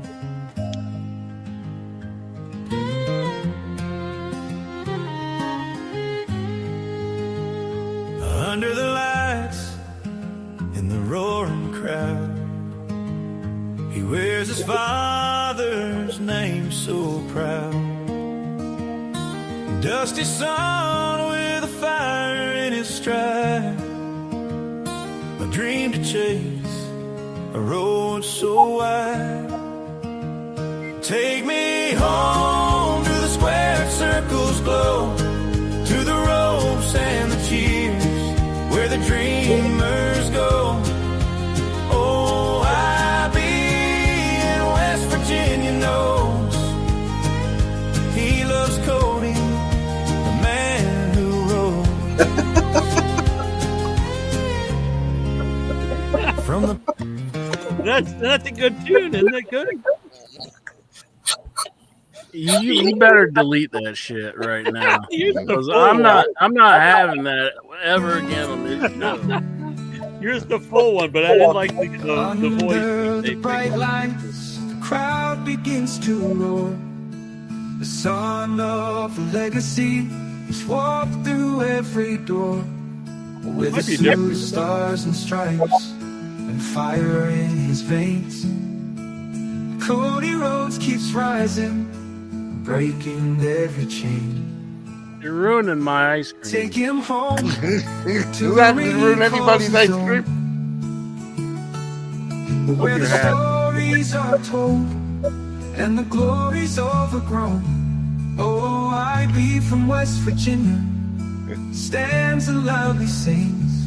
Cody Rhodes, the American dream lives in your wings.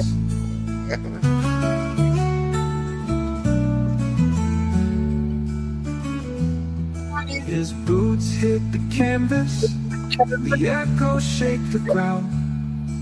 A legacy of heartbeats in every cheering sound.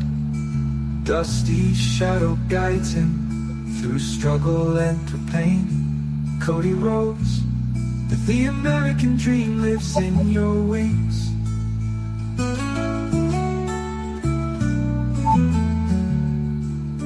This is beautiful. His boots hit the canvas, the echoes shake the ground. A legacy of heartbeats in every cheering sound. Dusty shadow guides him through struggle and through pain. Cody Rhodes, the American dream lives in your wings. His boots hit the canvas, the echoes shake the ground. Very emotional. A legacy of heartbeats in every cheering sound. Dusty shadow guides him through struggle and through pain. Cody Rhodes, the American dream lives in your wings. From the hills of Appalachia to the desert's dry embrace, the cheer for the fighter, for the dream he won't erase. Through broken roads and glory, his path is never clear, but he carries on the spirit of those he holds near. Damn, this is an epic tune here. Great. From the hills of Appalachia to the desert's dry embrace, they cheer for the fighter, for the dream he won't erase. Through broken roads and glory, his path is never clear, but he carries on the spirit of those he holds near.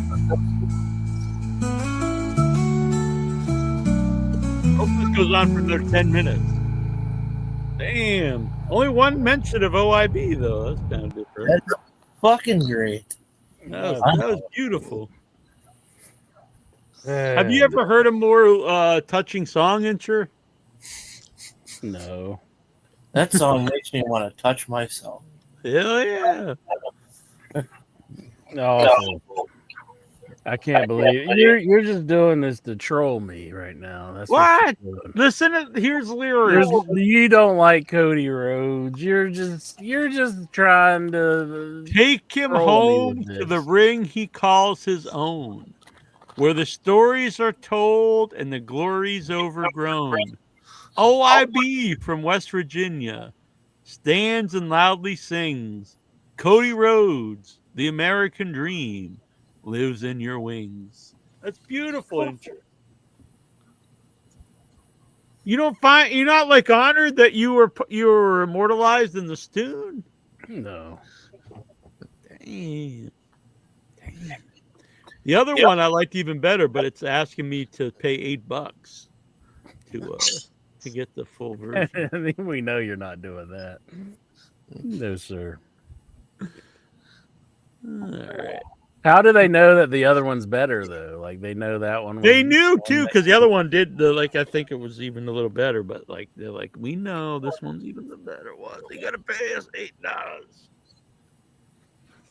All right. See, Incher. What happened to Masha Slamovich? TNA opens investigation into Masha Slamovich following abuse allegations. Oh. Former TNA knockout champion Masha Slamovich is under hot water after her ex-boyfriend Akira accused her of abusing him during their relationship.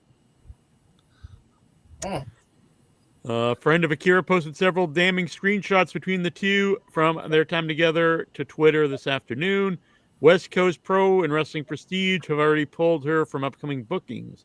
A spokesperson for TNA gave the following statement to Sports Illustrated regarding allegations against Masha Slamovich. We take any allegations like this very seriously and have begun an internal investigation. Well, that's people might laugh, oh, it's a guy getting it. But, if a male is abused by the woman, there's not really much you could do because you fight back, you're probably going to go to jail. When I was at the TNA tapings in May, they had an autograph signing with her, and nobody showed up. And after Indy Hartwell put a message on Instagram with her next to Virgil, like the side-by-side, that old picture with Virgil where nobody shows up. Yeah, the Lonely Virgil. Yeah, I saw this clip. It was Virgil wrestling in some like indie show in 1995, and he wrestles like the Clan. Wow. One of them that for Smoky Mountain? No, I don't think it was even Smoky Mountain. Let me show it here. Just dudes dressed up in the Ku Klux Klan? You find out actually, it was actually a pretty well-known guy.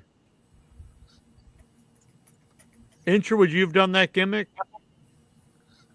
I think I would have to say no to that one. Yeah. As we get ready today on NWC Slamming. Fans, the big fan favorite here, Virgil. He's stepping into the crowd there, Doc. It wasn't Here we in go, West ready Virginia. to rock and roll on NWC Pennsylvania. Slamming once again. Here he comes. See, that backs me up what I said. And it looks like A lot of the hillbillies in company West name Virginia. out. What is that? Is that a bodyguard? Looks like he's got a henchman or something. What is this anyway? I can't believe it. We're about ready to go as the Thug makes his way towards the ring area. He has an escort. I don't like the looks of that at all. Right here on NWC Slammer, these two don't like each other. Oh my God, you don't know what to expect when the Thug steps into the ring and he is stepping in there slowly. Oh my God, Big Al, what is that? Is bedtime sheets? Bedtime for Bonzo? They act like they don't even know why he's got Bonzo, Doc. If this guy's got out of bed, when he gets out of bed in the morning, Doc, he spits in the mirror at himself. Now he's in with the crowd favorite. Virgil's going away, the bell sounds, and right now it is Virgil and the Thug, and here comes the henchman. No, it's not the Thug. It's Jim the Anvil Neidhart. I can't believe what I just seen. It's Jim the Anvil Neidhart. That isn't even a Thug underneath that sheet. What's going on here? They're taking over on Virgil. They're beating up to a pulp. That Bret Hart, the other guy? I don't know. Jim the Anvil Neidhart. Should we get Thug on the show? That'd be a hell of a banner. I saw you guys talk about my banners earlier. We had a banner just I like when fit on the show. I like when Bret Hart was on the show and he was talking about Anvil and TNA and talking about how he was out of shape and not any good anymore.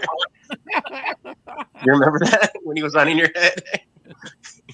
When we saw both of them together at I hate to say this because Anvil was nice to us and he's passed away, but we were at Fan Fest and they did a Q&A with Anvil and Hitman, and someone in the crowd asked Anvil about Natty, and he just went, "Who?" And they're like, "Your daughter?" And he went, "Oh yeah, she's doing good." Oh my God! This is before she was in WWE, but like he didn't have any clue who they were asking about. Wow. He was good. He was nice when we had Anvil on the show, but he was one of the few guys at the Fan Fest that was not. Remember standoffish. Well, he was like cool to us when he's on the show. I can forgive him just not knowing who his daughter was. No, that's fine. You don't have to know who your kids are. He had dementia. Did he have dementia? Yeah. No. Yes, when he died, he had dementia. Maybe when he died, but this was like years before he died, and we had him on the shows before that. Yeah, but it built slow. Here's this was gorgeous Teddy, I think it's Teddy Williams. Now, do you know who this wrestler went on to become? That is, let's see. Is it I'm gonna guess what's Skandar Akbar? No, but I could see the resemblance here. That was my guess. Anybody else got a guess? No idea.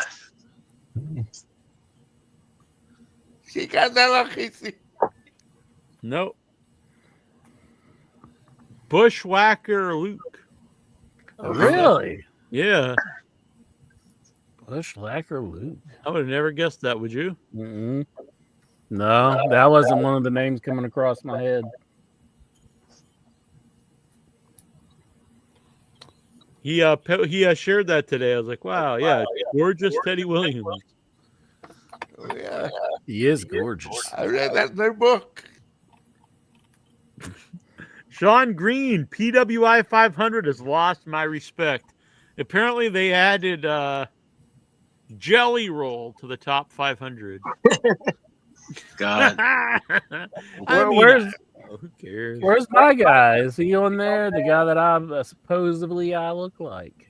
Paul Walter Hauser? I mean, you're like identical twins. Not even just like twins. But... I look as much like him as I look like Vic Schiavone. So. No. Now, why do you gotta lie? You're just like, you both got glasses. No, look.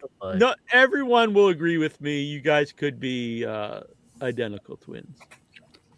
No, impossible. I saw the picture and I was confused. Yeah, exactly. Interest seen it before, thought he was literally looking in a mirror.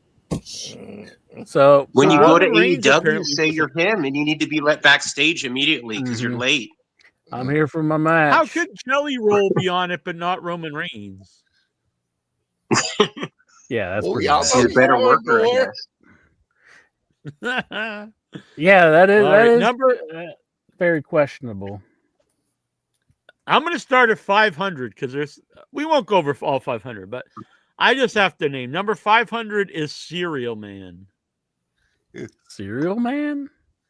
Yeah, Cereal Man. I don't know who that is. I got to look up. Did he come out in the cereal box? I don't know. 499 is Jeffrey John. I don't know. When you got Jeffrey John and Cereal Man, is it really that bad? This guy is pretty fucking awesome. Look at him. Hell yeah! That's awesome. How could Jelly Roll be better than Cereal Man? There's no way he's better than Cereal Man. I love him already. Get him on in your head. Yeah. Look at him. Check him out. Neil. This guy fucking rocks. I'm saying top one. The top number one next year. How about this guy enter? Find him, Eel O'Neill. Eel O'Neill? Yeah, he's number 498. Eel. Let's see, like Eel, like ILL, or it's ONEAL, like my name, but with an O at the beginning. Eel O'Neill. Eel O'Neill. Eel wrestler.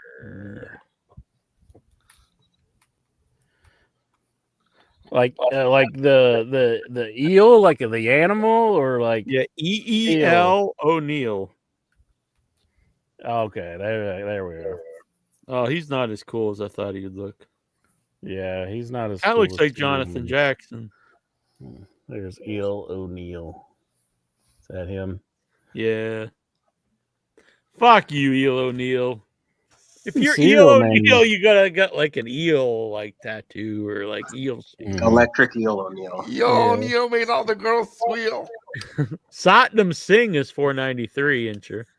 Cereal Man. Yeah, Cereal Man rules. Tommy Dreamer's 487. Did Tom even wrestle? No. He might have. Can't Solomon say he did or Tupu was 481. Ooh. Ooh, don't know him. Well, he's better than Tommy Dreamer and Satnam Singapore. Scorpio Sky 479. Cheeseburger, he's still wrestling, huh? He's 475. Cheeseburger. Mars the Specialist is 469. Mars the Specialist. Mars the Specialist. It's Mars with a Z. M-A-R-Z. The Specialist. M-A-R. I wonder if where's Lulu Pencil? She was 501 that one year, remember? Damn, Xavier Woods is 461. He's like right behind Mars the Specialist.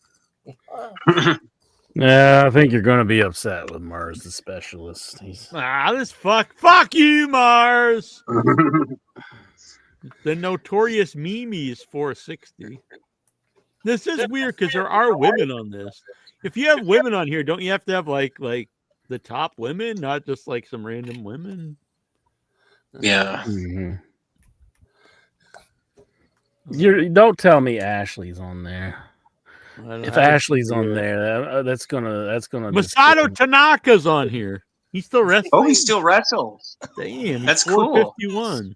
I thought he was dead. I wonder what he looks like now. I love this name, El Hijo del Villano 3, the son of the villain 3. That's an incredible name. Aaron Solo is 444 from the group there. Damn, he looks pretty badass. This is pretty Hell current. yeah. Masato Tanaka. Yeah. He'd whip your ass, Incher. He looks like he's in better shape. Pretty good.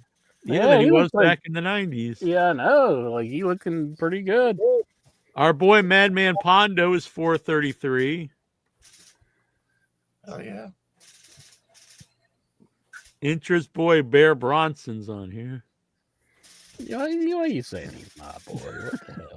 What the hell? I did like him back then. Here is your boy, actually, though. Gravity is 417. Hell yeah, Gravity!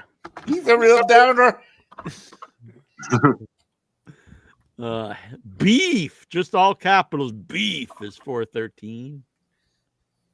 Yeah, he's still wrestling for AEW. So, who's Mentalo? 406. We get Mentalo. Now we're getting into the top 400. I haven't seen Jelly Roll here yet. 400 is Cappuccino Jones. Now that's a fucking great name, Cappuccino Jones. Doesn't it seem like I'm a giant or something? Like I'm like I'm Andre Giant. My name is Andre Ramusino. Is that a War Game shirt? War Games. Dr. Jones. Dr. the War Games. I want to get Cappuccino Jones. Oh, fucking Matt Taven's on here. But interest, man, Matt Taven is 395. That's probably right. He guy fucking sucks. Hey, he's on Lifetime movies. That's pretty sweet. He is? Wow. He's like a cop or something on a Lifetime He's probably movie. better at that than he is wrestling. What? Couldn't be any worse. He needs to be in Arbor Day, Jack. Get it done. No. You're filming it the same area he lives in. Get it done. He doesn't live right. QT Marshall's 374. Probably does. He probably does.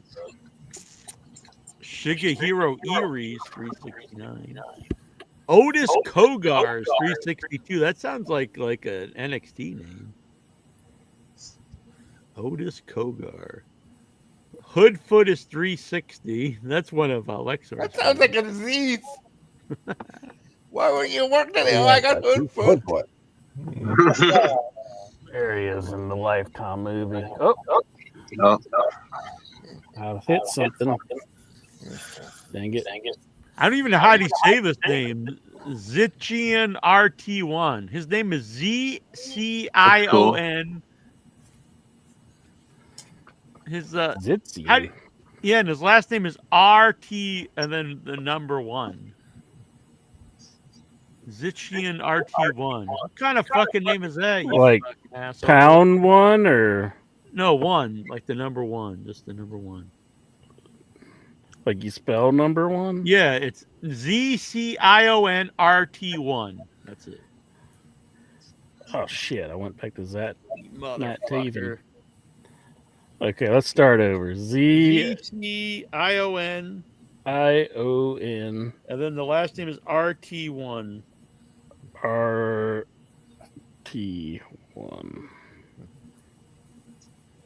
Yeah. Well, that okay. Is this him? I don't think that's him, is it?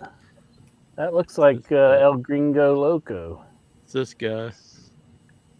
Oh, he looks like Wayne Static or something. Who? The guy from Static X. What the fuck you talking about? I know who you're talking about, Incher. Good night. I know who you're talking about, too. Thank you. Good night, Steven. Good night, everyone. Nighty, Steven. We love you. Thank you for the. Hey, I'm praising you. Don't just hang up when I'm praising I you. agree with Troy. Man Scout is better than Taven. Exactly. Well, I do like Man Scout. Taven fucking sucks. At the Charleston, when I was Man Scout was on the AEW show, and like I went to walk to go to the bathroom, and Man Scout was just You walking went to down the walk hall. together with him to the bathroom? No, he was just walking down the hall. He was just like walking. He was like right there in front of everybody. Nobody's saying anything to him. I felt like going, Man Scout. Michael Allen Richard Clark is 340. That's a name. A lot of names. What were you saying, Michael? Sorry. Oh, I met Thunder Rosa like that, just walking around the arena. Oh, you walked Before with her to the AEW. bathroom too? No. I saw her walking through the crowd. I mean, just walking around, He was looking for the bathroom. Man Scout gave me the PSA's treatment. He was like right behind me when. Hell yeah. It's like, Man Scout. Did he Lexar you after or during? Put it in your butt. That's between me and Man Scout. Cody Diener enters boy 329. Oh wow. There you go. I'm gonna be there. That's cool. Have fun. Yeah. Thank you. Bad Dude Tito is 322. Oh. Bad Dude Tito. I think I've heard that one before. Yeah, I've seen him actually live. Braun Strowman's 310. Oh wow. Got Dan fired Housen's this year. 312. Ah. DMT Azul. That's a good name. That's another guy AEW Jelly Rolls top 300. Evil Uno's 297. Damn. Interest boy Brian Myers 295. AR It's in Fox TNA. 291. I still haven't seen Jelly Roll. He can't be this high up. I can see him being 500 or something. He can't We be. probably like got him in the top 100. There's Top Evil 50, Uno, yeah. Mr. Jack. Jelly Roll number 3. I mean, look. I mean, Evil Uno should be higher than Jelly Roll. I mean, I don't even like the guy, but at least he's like an active wrestler. Mm-hmm, mm-hmm. Last year. EC3 261. He still wrestles? I guess. He controls his narrative. He does indeed. Drilla Maloney is 240. Jay Lethal 238. That's not too good. Bronson Reed 231. He should be higher than that. El Macias. Macias is around still. Isn't that Judas Macias? I think he's actually Mil Mascara. Mil Mascara. Oh, he's playing the character. He's the same dude, ain't he? Mil Mascaras is like 80. No. I mean Mil Mortez. Mil Mortez. I'm sorry. Yeah, from Lucha Underground. Yeah. Yeah, they're the same dude. Sorry, my bad. Caveman Ugg is 192. What? Caveman Ugg.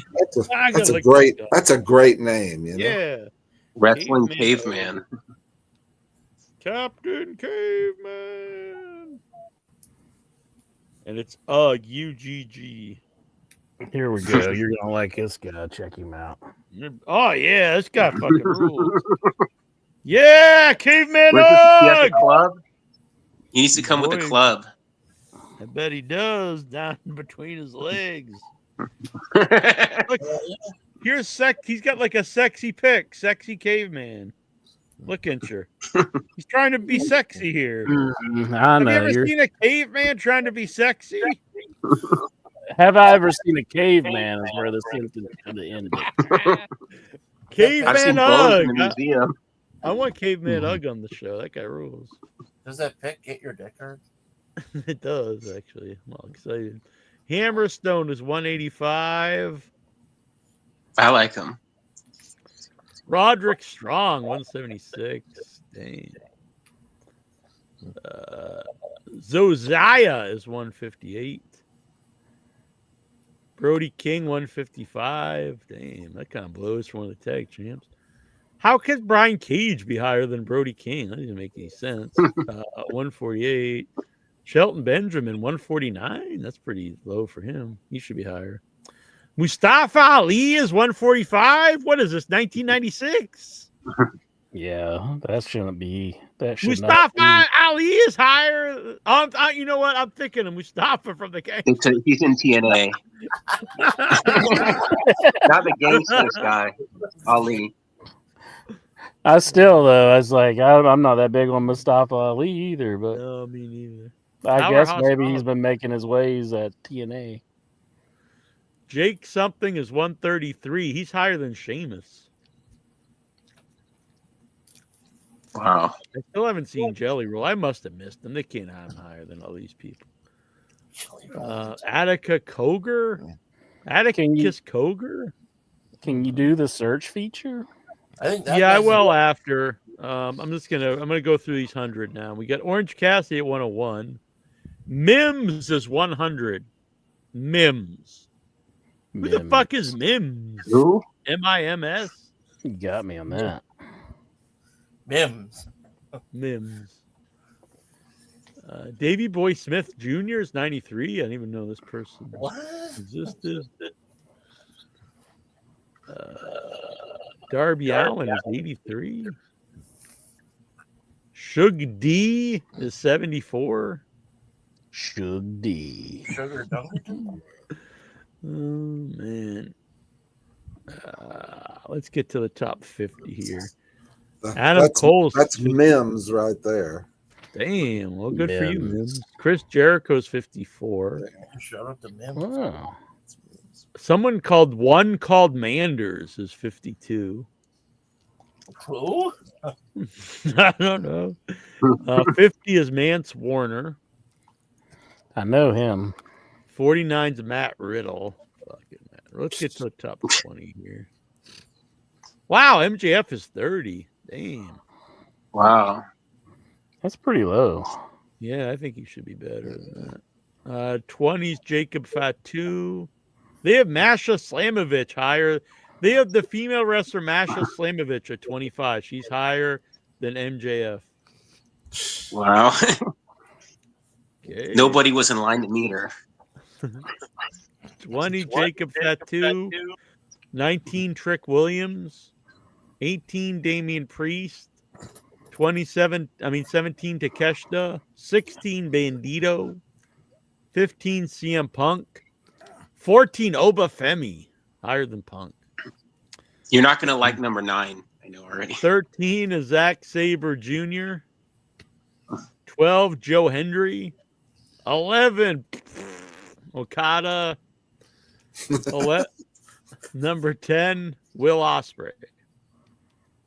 9 fucking number Mystico. 9. 8 Seth Rollins. 7 Swerve Strickland. 6 Jey Uso. 5 Goto. Who? I don't know who that is. I thought it was like a real old Japanese guy. 4 Hangman Page. 3 Gunther. 2 John Moxley. And number 1, Incher's boy. Oh, gosh. Cody Rhodes. That alone tells you how worthless these ratings are. Worthless. Cody Rhodes. Cody. What number was Jelly Roll? I didn't see him.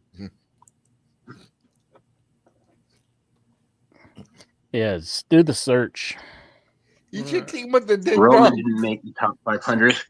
Just search Jelly. Yeah, I don't see it here.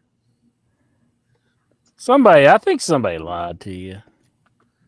You think Sean Green lied? Sean, why you lying? I want to take him for lying, but gotta go, guys. Vic, Busy good day. night. Good night. Nighty night, Vic. Jelly Roll. Yeah, I don't see Jelly Roll listed anywhere. I even did like just a whole Google search for PWA 500 Jelly Roll. Sean, where are you getting your information? Oh, it's fake. It's a fake screenshot. fake. It's fake news. Fake news. Fake news.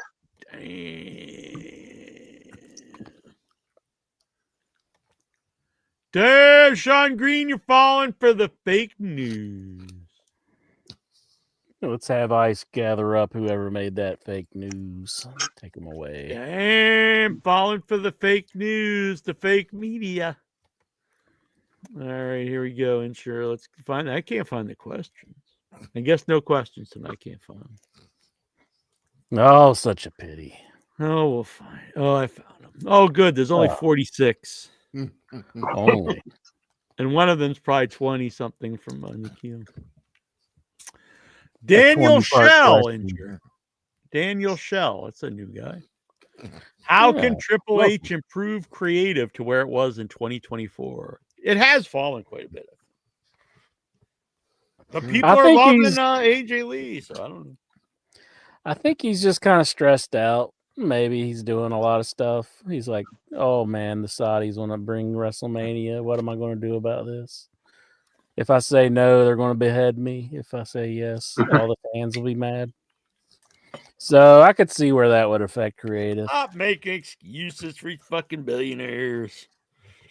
All right, then. Fuck him. Right, better shit. But I don't know. How can I say that when everyone's throwing babies in the air over it?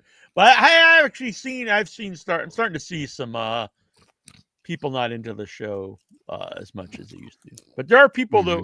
There's a couple people in the group, and it's nice that they're there. But I don't even know if they even watch wrestling. Like they never talk about any like of the show at all. They just talk about like WWE making money. I'm just like, okay.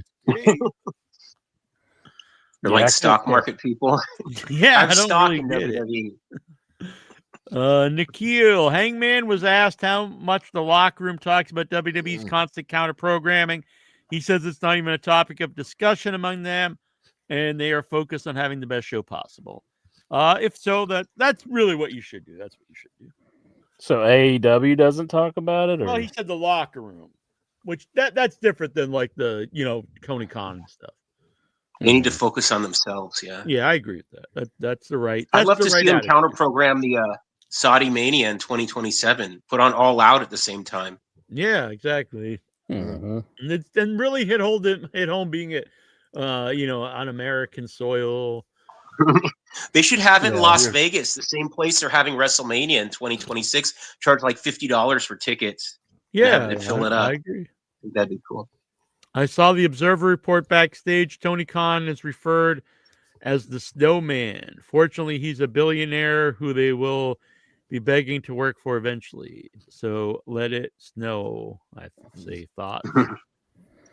So Snowman you can't attack them for being billionaires when the other company's multi-billionaires. It's kind of they're just a mom and pop company that's struggling to make it. The poor WWE.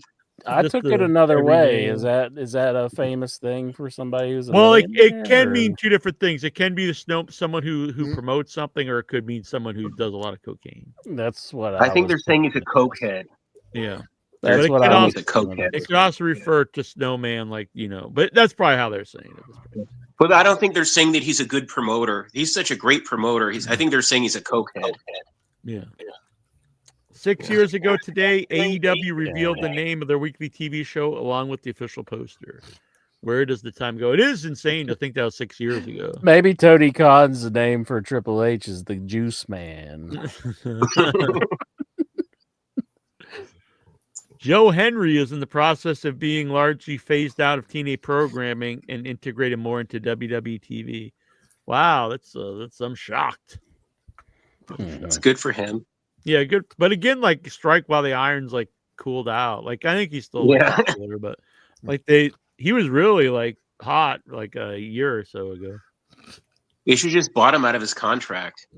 Yeah, I mean, what is TNA gonna do? Say no? And it's like, okay, well, say goodbye to all like everything all we're of us doing standing for behind you. you and stuff. Yeah.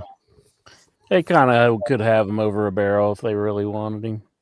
They just wanted to bring him in and have Randy Orton beat him. That's yeah. Then people acted like that was a great like honor or something. Yeah.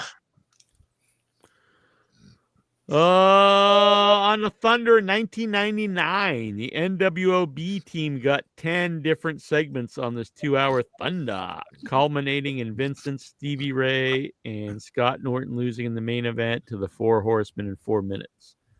WWE's show at Undertaker and Steve Austin ending the show. And these had the NWOB squad fucking about for 2 hours. Yeah, I mean, I was a big WCW fan, but when they started having like 80 guys in the NWO, it wasn't particularly good. Yeah. It jumped the shark. Yes. Nothing against like I liked Scott Norton like back in his day, but like that wasn't very exciting. Him in the end, like him and Vincent and Stevie Ray. It's not like some great stuff. Bret Hart says Triple H is a phony who never earned it, as he just married the boss, his daughter. Thoughts? Well, there's a little bit of merit to that, but at the same time, I think it's dishonest to say that Triple H had like no talent. Yeah. Bret Hart was the promoter's son. Yeah, he was the promoter's son in Stampede. Yeah, but so weren't all the other Hart brothers, and besides Owen, none of them amounted to anything. Well, I mean, everyone has certain advantages, and I would say both guys are very talented. I personally like Bret Hart better by quite a bit, but both of them are talented guys.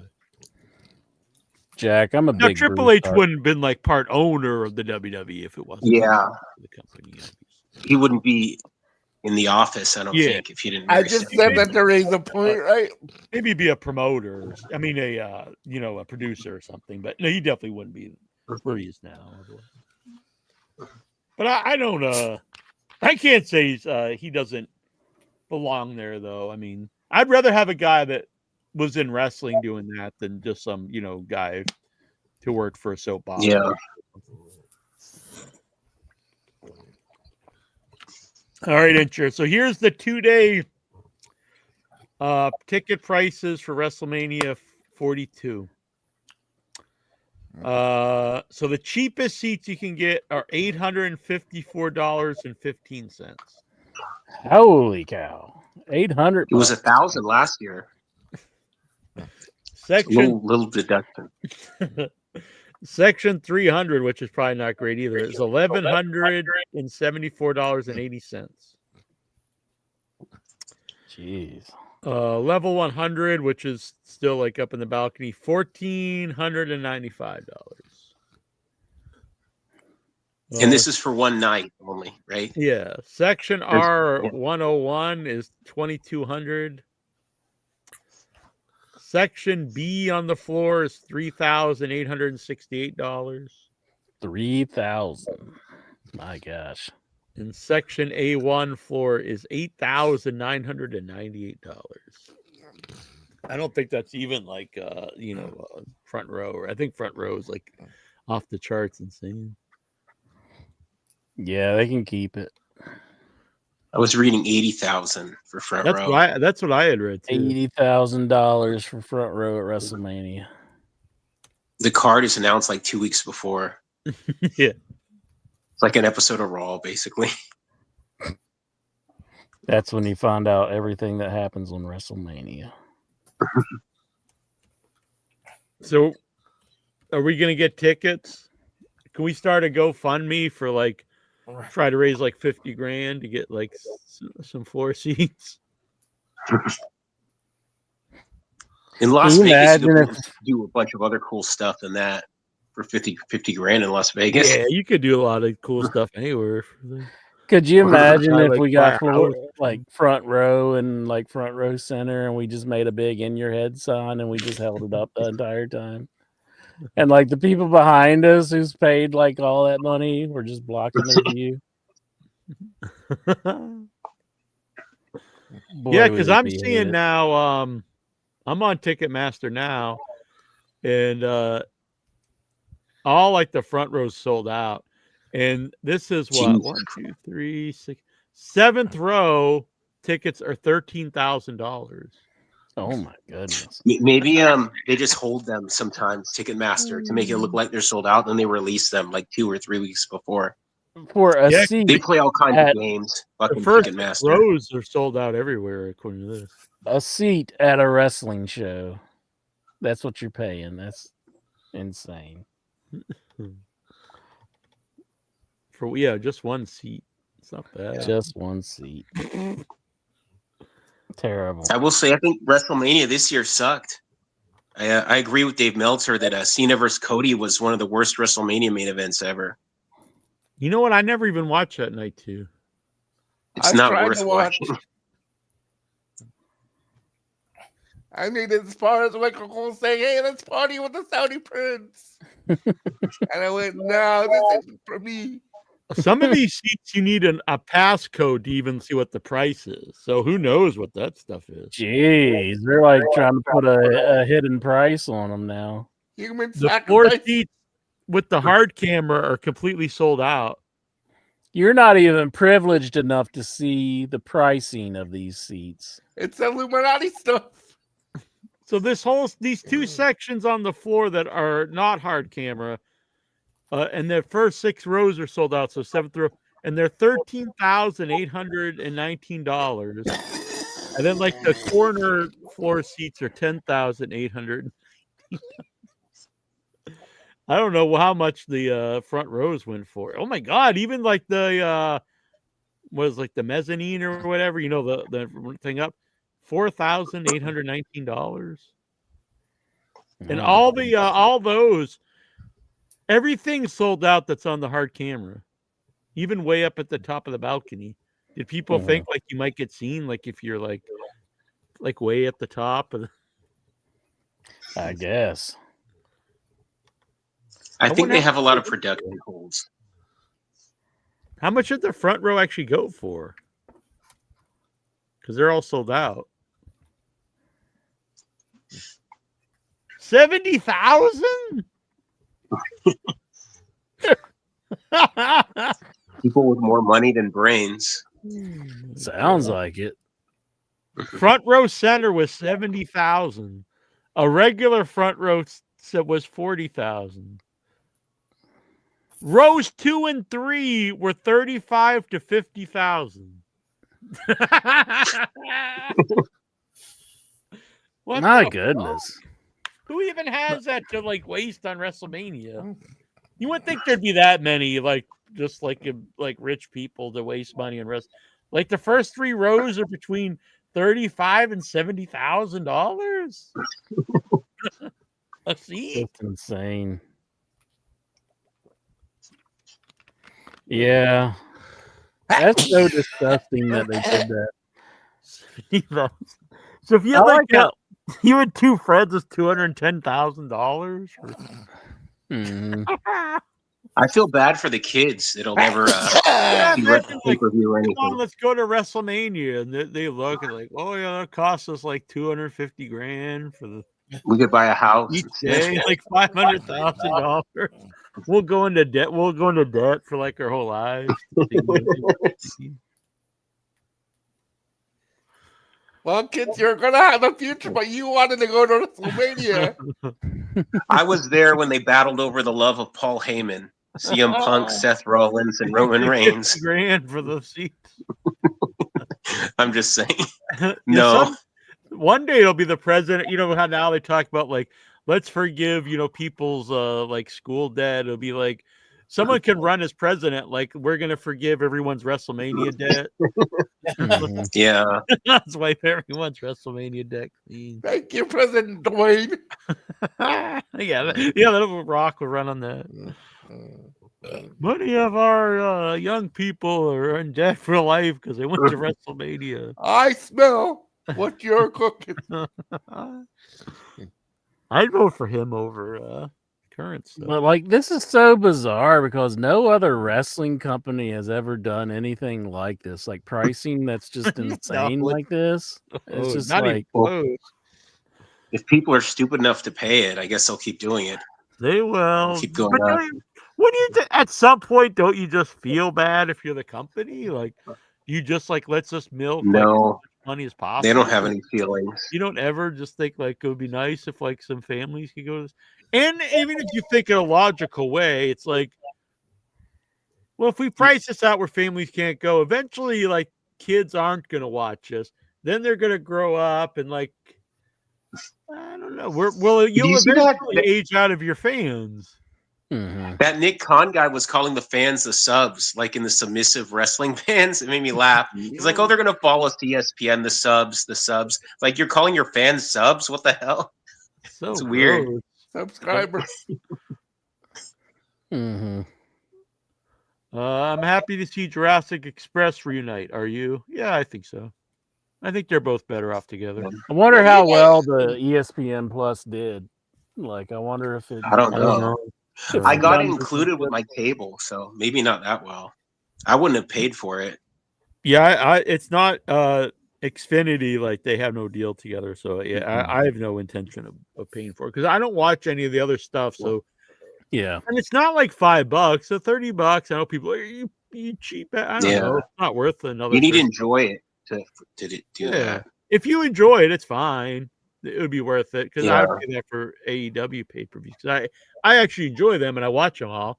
And honestly, I know some people say they're long, but I'm more likely to pay for something that is a long show than like a 2 hour. Because a lot of the WWE shows are only like 2 or 3 hours. And they're like TV show every week is 2 hours. I wonder if there's oh my god. Actually, I think I heard Meltzer say that during the breaks, like on the ESPN Plus, it's just black. There's just nothing because they don't have ads, but they don't. Mine was commercials. Okay, that would be for me. It was commercials. Yeah, that. Oh god, Well, so you pay $30 and you still have to watch commercials. Yeah, yeah. Goosey, you had commercials or not? I didn't really watch it live, so I didn't. Oh, I'm sorry. I thought you were. What I was saying is my only beef with AEW, and I will say this: I'm not for them going down to the WWE style, but maybe like 10 matches, 9 matches would be okay. They have quite a few matches on there that are like they do. I generally usually enjoy it all, but there are times where I think the show's a little too long. They had 14 matches. Yeah, there was at least 3 or 4 matches that would have been okay for Dynamite. Yeah, they wanted to overrun. That's why they wanted to overlap. This one I get. I mean, then just start the show a little later. You know what I mean? Yeah. Where am I? On this day in 2014, Abyss and James Storm defeated the American Wolves to become the new TNA World Tag Champions. Any memories? Nope. No, not really. I don't remember. I like that tag team, the American Wolves. But I did too. They're both. That was when they were on Destination America. Isn't that great with Dixie Carter? she got kicked off Destination America. She sent an email complaining about the network and accidentally sent it to everybody. You guys remember that story? Yeah, that's awesome. Well, I was part of an email early days of TNA. I've told the story. Was it Dixie Carter? Yeah. She was in the email, but it was I think it was. She might have been. I don't know if she was even in the company yet. It would have been 2006, 2005. It was 2005. I think it was her first year, and I don't know if she was in the. I don't know if she was there yet, but actually a lot of the top people were. It was like Jarrett was in the email, and it was a guest on our show had had emailed. It was about steroids. Had a place to buy steroids, and like he must have just sent it to everybody in his email list because I was in it. A lot of other wrestlers, and I can't remember if Dixie was around at that time or not. But if she was, she would have been in it. And then this guy who had a really seemed like a really promising career, and he's part of a big highlight that they used to show all the time. Suddenly, disappeared and really never did anything. He was with Simon Diamond, right? Yeah, and I think this is probably why. I don't know. Yeah, I know who you're talking about. He was talented. I liked him. Yeah. And just on a sidebar, I was always a big fan of Elix Skipper. Just throwing that out there. On this day in 2002, Kane and the Hurricane defeated the Un-Americans to become the new tag champs. I do remember that, honestly. I kind of like that team, to be honest. I think Hurricane, they could have actually made he was a big star, honestly, but I think he could have been I don't know if top guy, but he could have been bigger than he was. Intercontinental champion, I think, at least. A run, maybe. Yeah. I think you could have had main event run with him. I don't know if a run as world champ, but I think you could at least have. I think he could have been a guy that had a main event run. He was very over when he fought The Rock on Raw. Yeah, I think he could have been a guy who fought for the world title, honestly. On this day in 2000, yeah. And if he'd be around today, in his prime, he could probably still go, but if he was prime today, I think he could. And I remember when they tried to make him more serious, and people will argue that's better, but I don't think it was better because that run, no one really cares about. Gregory Helms when he wasn't a superhero anymore. I liked him in WCW. The Vertebraker was a great move. I did too, yeah. That was yeah. On this day in 2021, Kenny Omega and Bryan Danielson for the AEW World Championship ended in a time limit draw on Dynamite. Wow, that was 2021. Actually, it doesn't seem like Bryan was in the company even that long. But I was at All Out in the movie theater when Bryan came out at the end, and the place went crazy. Yeah. I remember Adam Cole came out, and then we thought Adam Cole was a big surprise, but then Bryan Danielson came out. That was a great pay-per-view. What's the big announcement you think this week? I know people are making fun. Look, I got to say this. I know some of the announcements have been not great in AEW, but after WWE's big announcement of moving WrestleMania to Saudi Arabia, you can no longer pick on Tony Khan's announcements because I assume no announcement he makes is going to be as bad as moving the biggest wrestling show to Saudi Arabia. We're killing everything. I would love it to be AEW Double or Nothing Las Vegas 2027 Allegiant Stadium the same time as Saudi Arabia WrestleMania. That'd be pretty cool.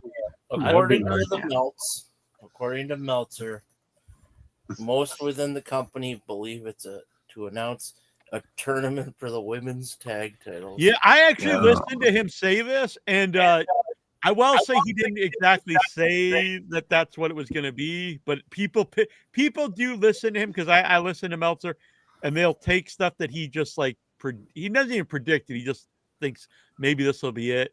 And then they report it as if he's saying this is it. And that's not exactly what he said, but he was saying it could be he didn't even say the tournament. I think it was actually Brian. It was Brian Alvarez who predicted the tournament. But Meltzer said that he could see them doing a new women's tag belts, which I think is not a good idea. Yeah. What do you guys think of that Deeper Buster guy being suspected of murdering his wife?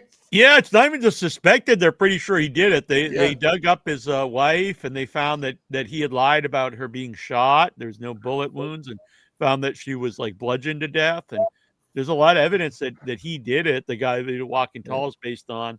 And not only that he would have framed someone who went to jail for it, which is really good. Dang.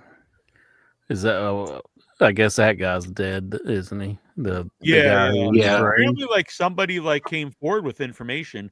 I assume they must be really old, and they were scared of him. Someone maybe they want to get off their chest before they passed away or something. Damn, that's nuts. And it was the information was they actually dug up the body they exhumed her because they found there was never an autopsy.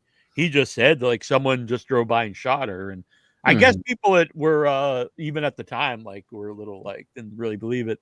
Well, didn't he shoot himself too? If that was the case, like, and said that the person who shot her shot him too, or something. I don't know. I mean, I don't think she was even shot. Is the thing they dug? Yeah, I'm saying that was a story he used. Oh yeah, I don't know about that. To cover it up. I But thought it's like bad to he had a think like gunshot. if you would have framed somebody and they went to jail for. Jeez. And that's a guy. The Rock played him. Bill Watts like, patting his like character off him, and I didn't know this, but they said that was the origin of the Jim Duggan character too in Mid-South. That's why he carried the 2x4. Became more cartoony in WWF, but in Mid-South he carried the 2x4 because Buford Pussard carried a big stick around. Not that any of those people would have known any of this, but it's just kind of weird, They said he was a wrestler like in his early days. So. Yeah. He was. We're gonna at Halloween we're gonna use the Ouija board to get Buford Pussard on the show. The drive-by truckers, they have a song about Buford Pussard as Really? well. It tells his whole story, and so are they going to add like a new verse? Apparently not his whole story. She was in those emails and go, you know what? She used to talk to me quite a bit on Facebook, and she would like my post, but I haven't heard from her for a while. I got to get up in those DMs and sure. The kids start using my charm on Dixie Carter. Although I think politically we're very different. But let's see. But I wanted to get. Hey, Arnold Schwarzenegger. He was married to Maria Schreiber for all those years, and he was Republican and she was Democrat. So. Things are much more contrasting today. But yeah, he it'll be wants a cool to maid. get Dixie on the show though. The maid probably came up in there with like, "Yeah, I'm Republican too," and he's like, "Oh, you all." On this day, I'm going to terminate that shit. I just would like to get her on the show. It'd be fun. Consider that as a divorce. Arnold's maid. Yeah. Oh no, Dixie Carter. Dixie Carter. Yeah, because we've always been really positive on her. Dude, Arnold's son though, the son that he had with the maid, he looks just like Arnold, and it's like, really? Yeah, acting stuff. His name's Joseph. Damn. Have you not seen him? Yeah, I saw him. Yeah, I saw him. Mm-hmm. He was my governor for years. Will Britt Baker make a return to AEW on Dynamite tonight since it will be in Pittsburgh? I say no. Probably not, but I would like to see it. Although I'll be honest, they're mad at her. I think. Yeah, they have quite a good women's roster at the moment. I'd say there's something's up there. They're angry with her. And if so, honestly, just fire her. I mean, the thing she did with Serena Deeb was pretty bad. I mean, yeah, we've heard all kinds. Even though it's what everyone was thinking, I was thinking the same thing. I was thinking the same thing too. But it's like you can't be working an angle with somebody. But it's also not an isolated incident. It's not like that's the only time we've heard stuff with her. So yeah, she is like super hard to work with, and then honestly, I mean, I think she could be a giant star, and she was a giant star. But if she won't work, if she can't work with people and stuff, just get rid of her, just fire her. What's the point of paying her? Yeah. She probably went out of her contract, but then they're probably worried that she might go to WWE. But she's got a really bad attitude. She probably wouldn't do well in WWE. Does that get your rock? Do you ever dream about being like the meat in a Schwarzenegger sandwich? Like the son and Arnold? Yeah. Like being buried in between like these two guys? Is that what you're saying? like an Eiffel Tower between. No, I've never had that. London Bridge. What does the matter with you, Jack? Would that? Never mind. Oh, this one's going to set you off. Look at this. He's got a Hulkamania shirt on. Damn, Intra's rock hard now. Intra needs those liquid pants. Mm-hmm. That can't be a real thing.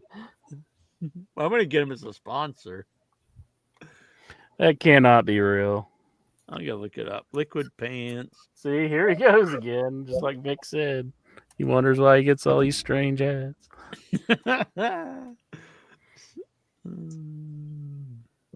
Yeah, I'm not even seeing it. I think AI made that up. Oh yeah, liquid pants. Like that's like liquid pants. Like those words don't go together. They do if you're very drunk.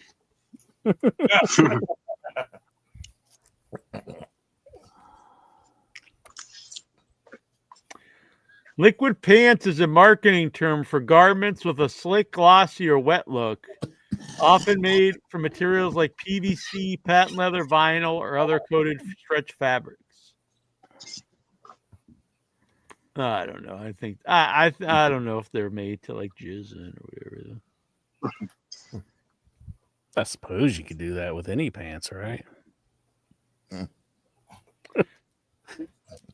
Here we go. These liquid lap dance undergarments are special pants, the best strip club invention since the pole, that make lap dances feel exactly like sex for men.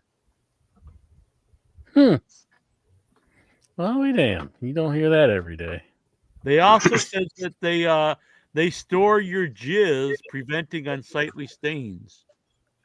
What? What is there, like a pocket you got to empty out or something?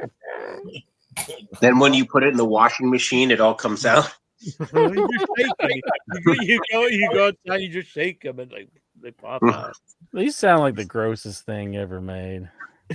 Also known as the Lexar. I'm gonna get a pair. Lexar will take two. Is there a video for no? Oh, we don't want to see the video. Liquid lap dance is what they're called. Worn by men underneath the clothing. Each pair has a soft latex extension in front to caress and stimulate the male anatomy. That means the penis interest. Add a squirt of lube, and you're ready for the best lap dance of your life. These are made for Lexar. It really says that? Yeah. It doesn't say the Lexar part, but benefits. They moisturize and lubricate your penis. A moisturized penis is more sensitive than a dry penis. Like, are they noticeable from the outside? Like, do they know that you have them on? Like, as the dancer glides her body over yours, you will feel her much more intensely. One reviewer described it as a difference between standard and high def. Here you go, Incher. They provide you with space to get fully erect. Most underwear is not designed to be worn when you're rock hard. Ours is. They expand in comfort. They take the pain out of a lap dance. Dry lap dances can be quite painful. Many guys avoid lap dances for this very reason. Liquid lap dance takes the pain out of any lap dance. We've tested them with big butts, bony butts, and even granny butts. No pain. Our testers still made it rain. They are designed for the grind. so what did you lose your fortune on? Oh, I invested in liquid pants. Here you go. This is the biggest selling point, Incher. They contain your semen. Oh. When a guy has an orgasm during a lap dance, it can be quite awkward. Unless he's wearing liquid lap dance. A wet stain typically forms on the guy's crotch. And semen may get on the dancer. Damn, that's getting gross. Where it is often unwelcome. They apparently don't like that, Incher. They don't like the semen on. They don't like that.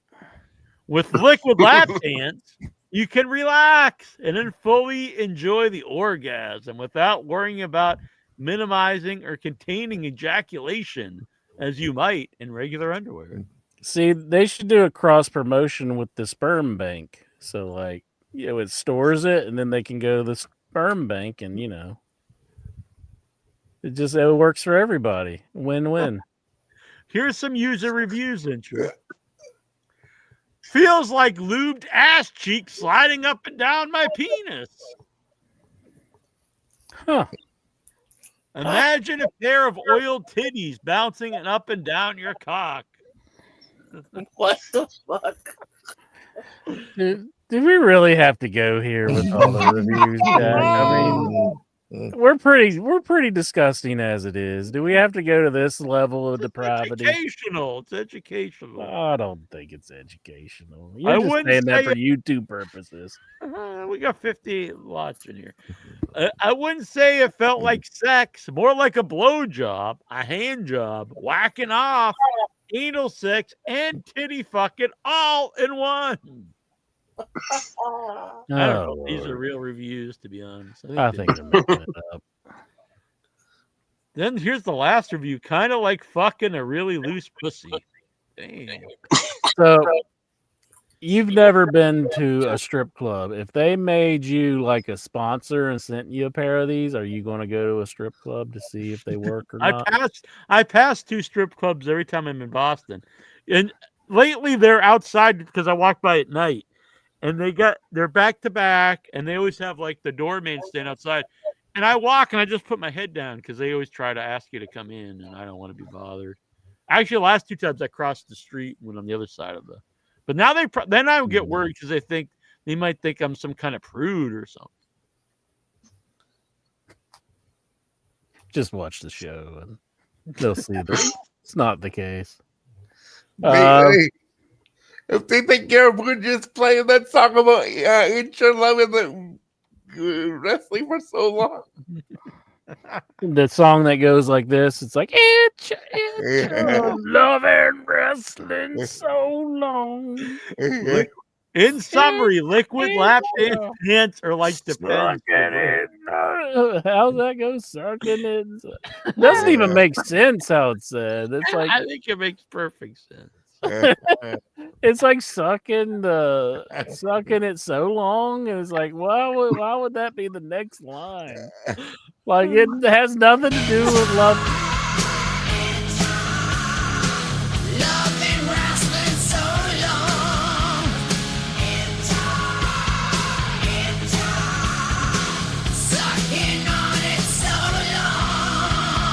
Sucking kind of like overkill wrestling.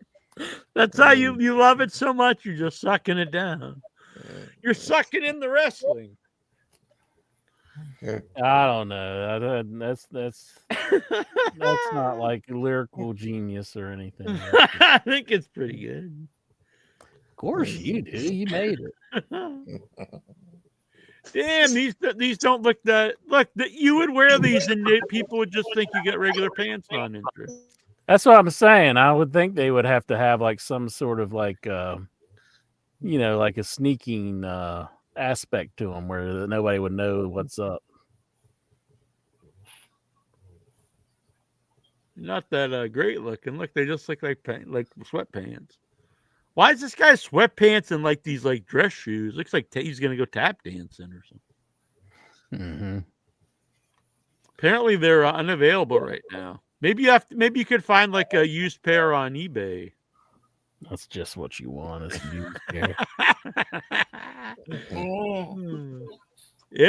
Every feature intelligently designed to deliver the best lap dance of your life for the cost of only 3 dances. That was like $150.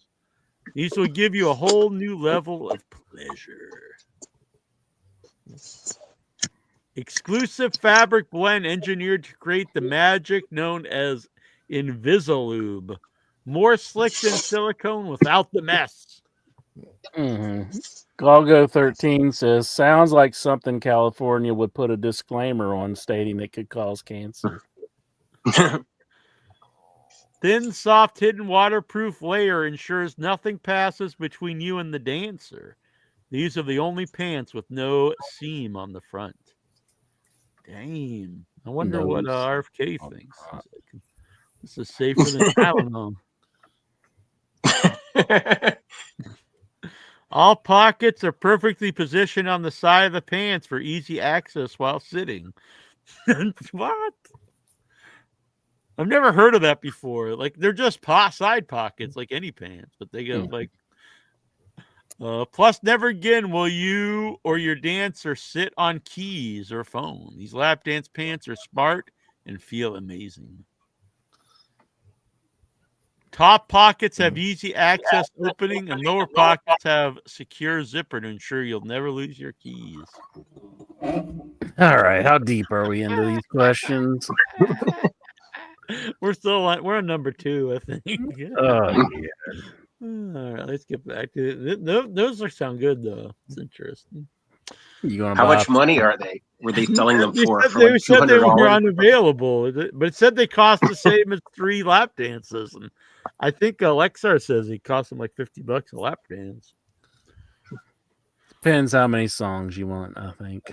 So I've been told. What kind of pants did you wear when you were jizzing in them? What? I don't know. I was just asking a question. Neil Jones pants. Yeah, and he was in them. You should get them airbrushed, like the old Rick Rude pants. Mm. All right, and sure enough of these shenanigans. Let's get to the enough of this stuff.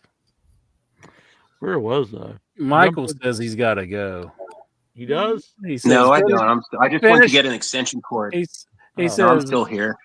He says, finish the show because I got to get going. It might be because half the old TNA backroom staff is working a gorilla these days, but their whole formula is simple.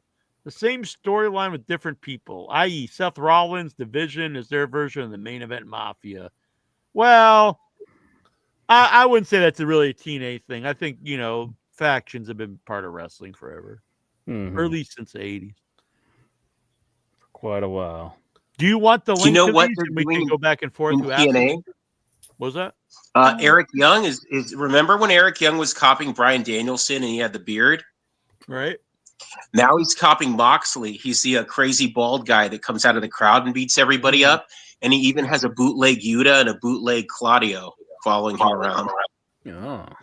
I saw Eric Young's like really gray. Looked really old now. Little touch of gray. He had a good dog. Never heard of anyway. I saw him in May. Be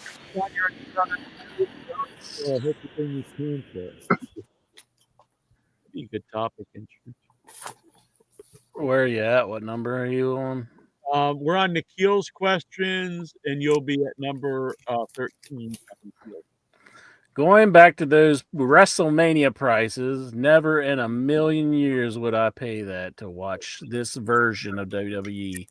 So there is a version of WWE you would pay that for? Yeah, I would never. I'm not paying $70,000 to watch Hogan versus Andre.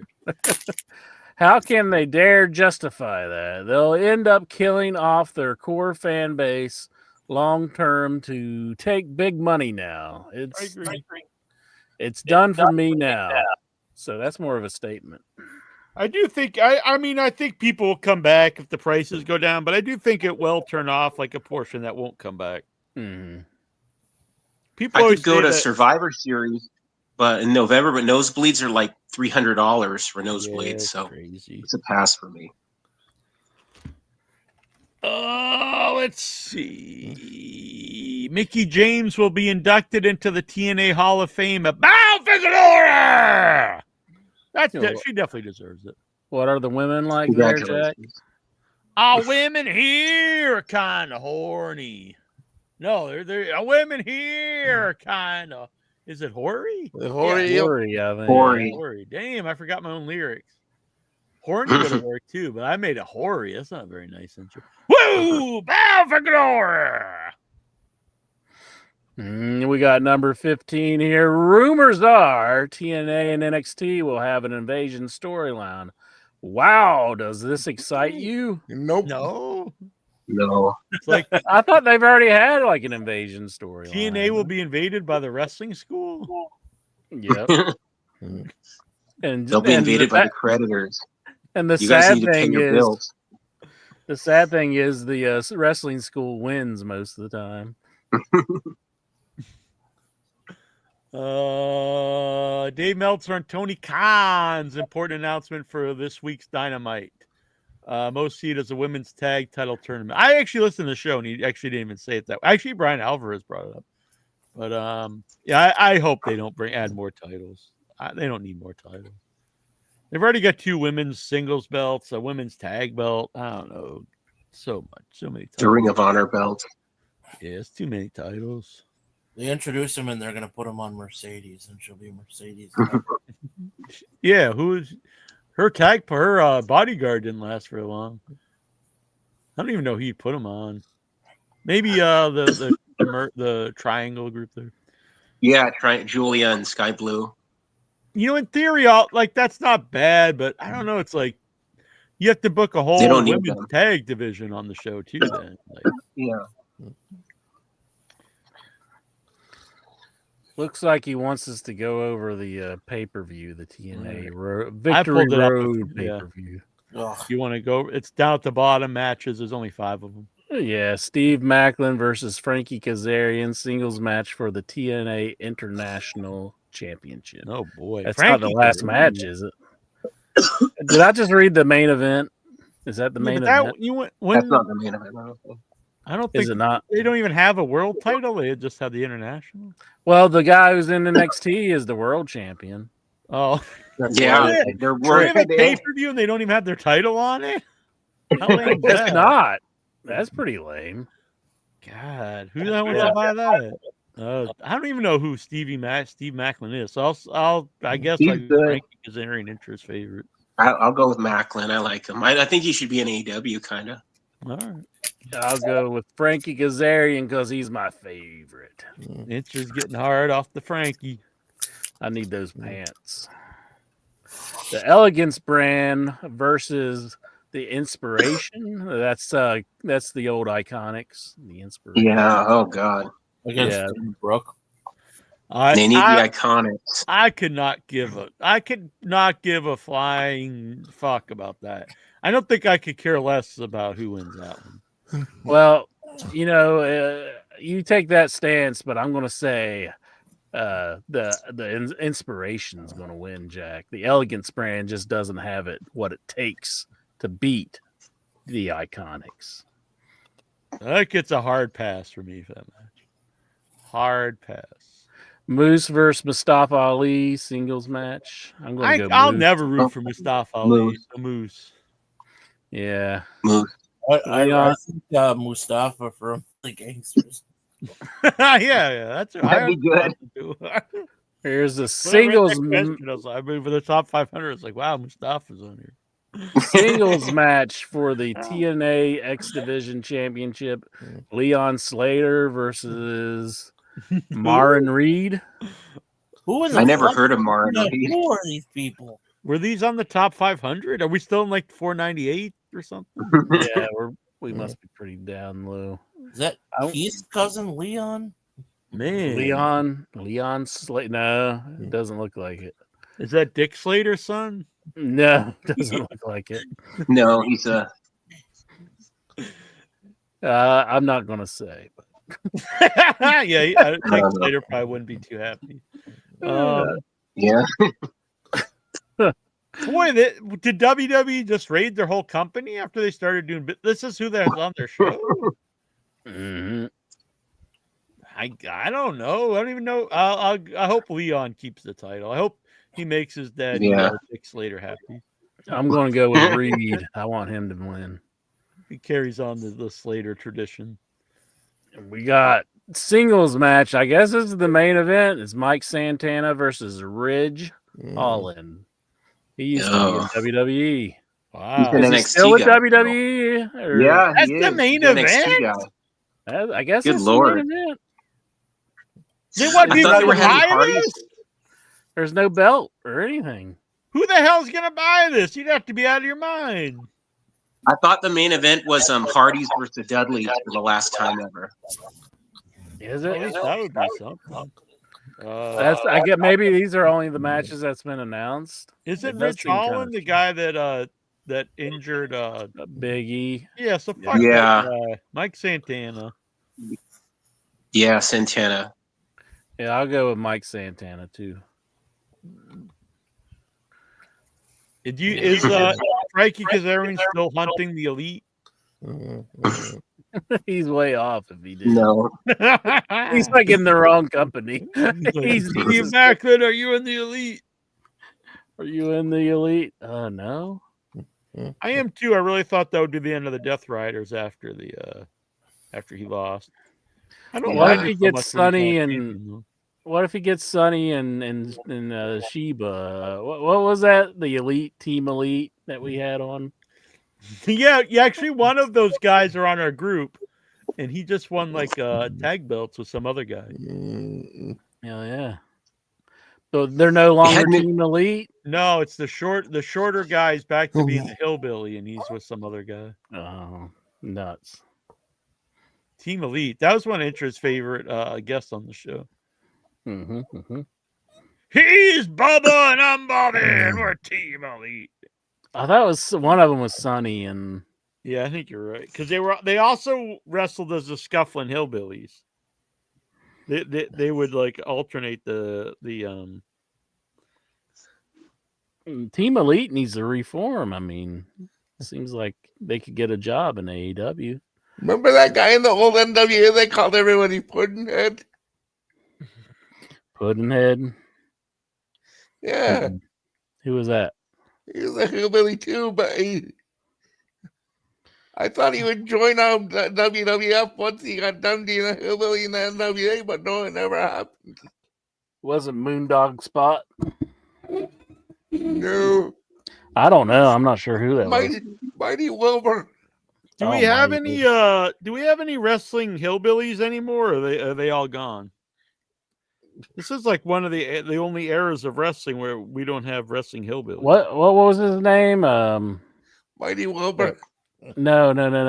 What Jack's asking. Cody Deaner and Roselli and Huntley. Yeah, is Cody Deaner back to being a hillbilly or redneck or whatever? The redneck guy, yeah. He was in TNA when I went to their tapings in May. Mm-hmm.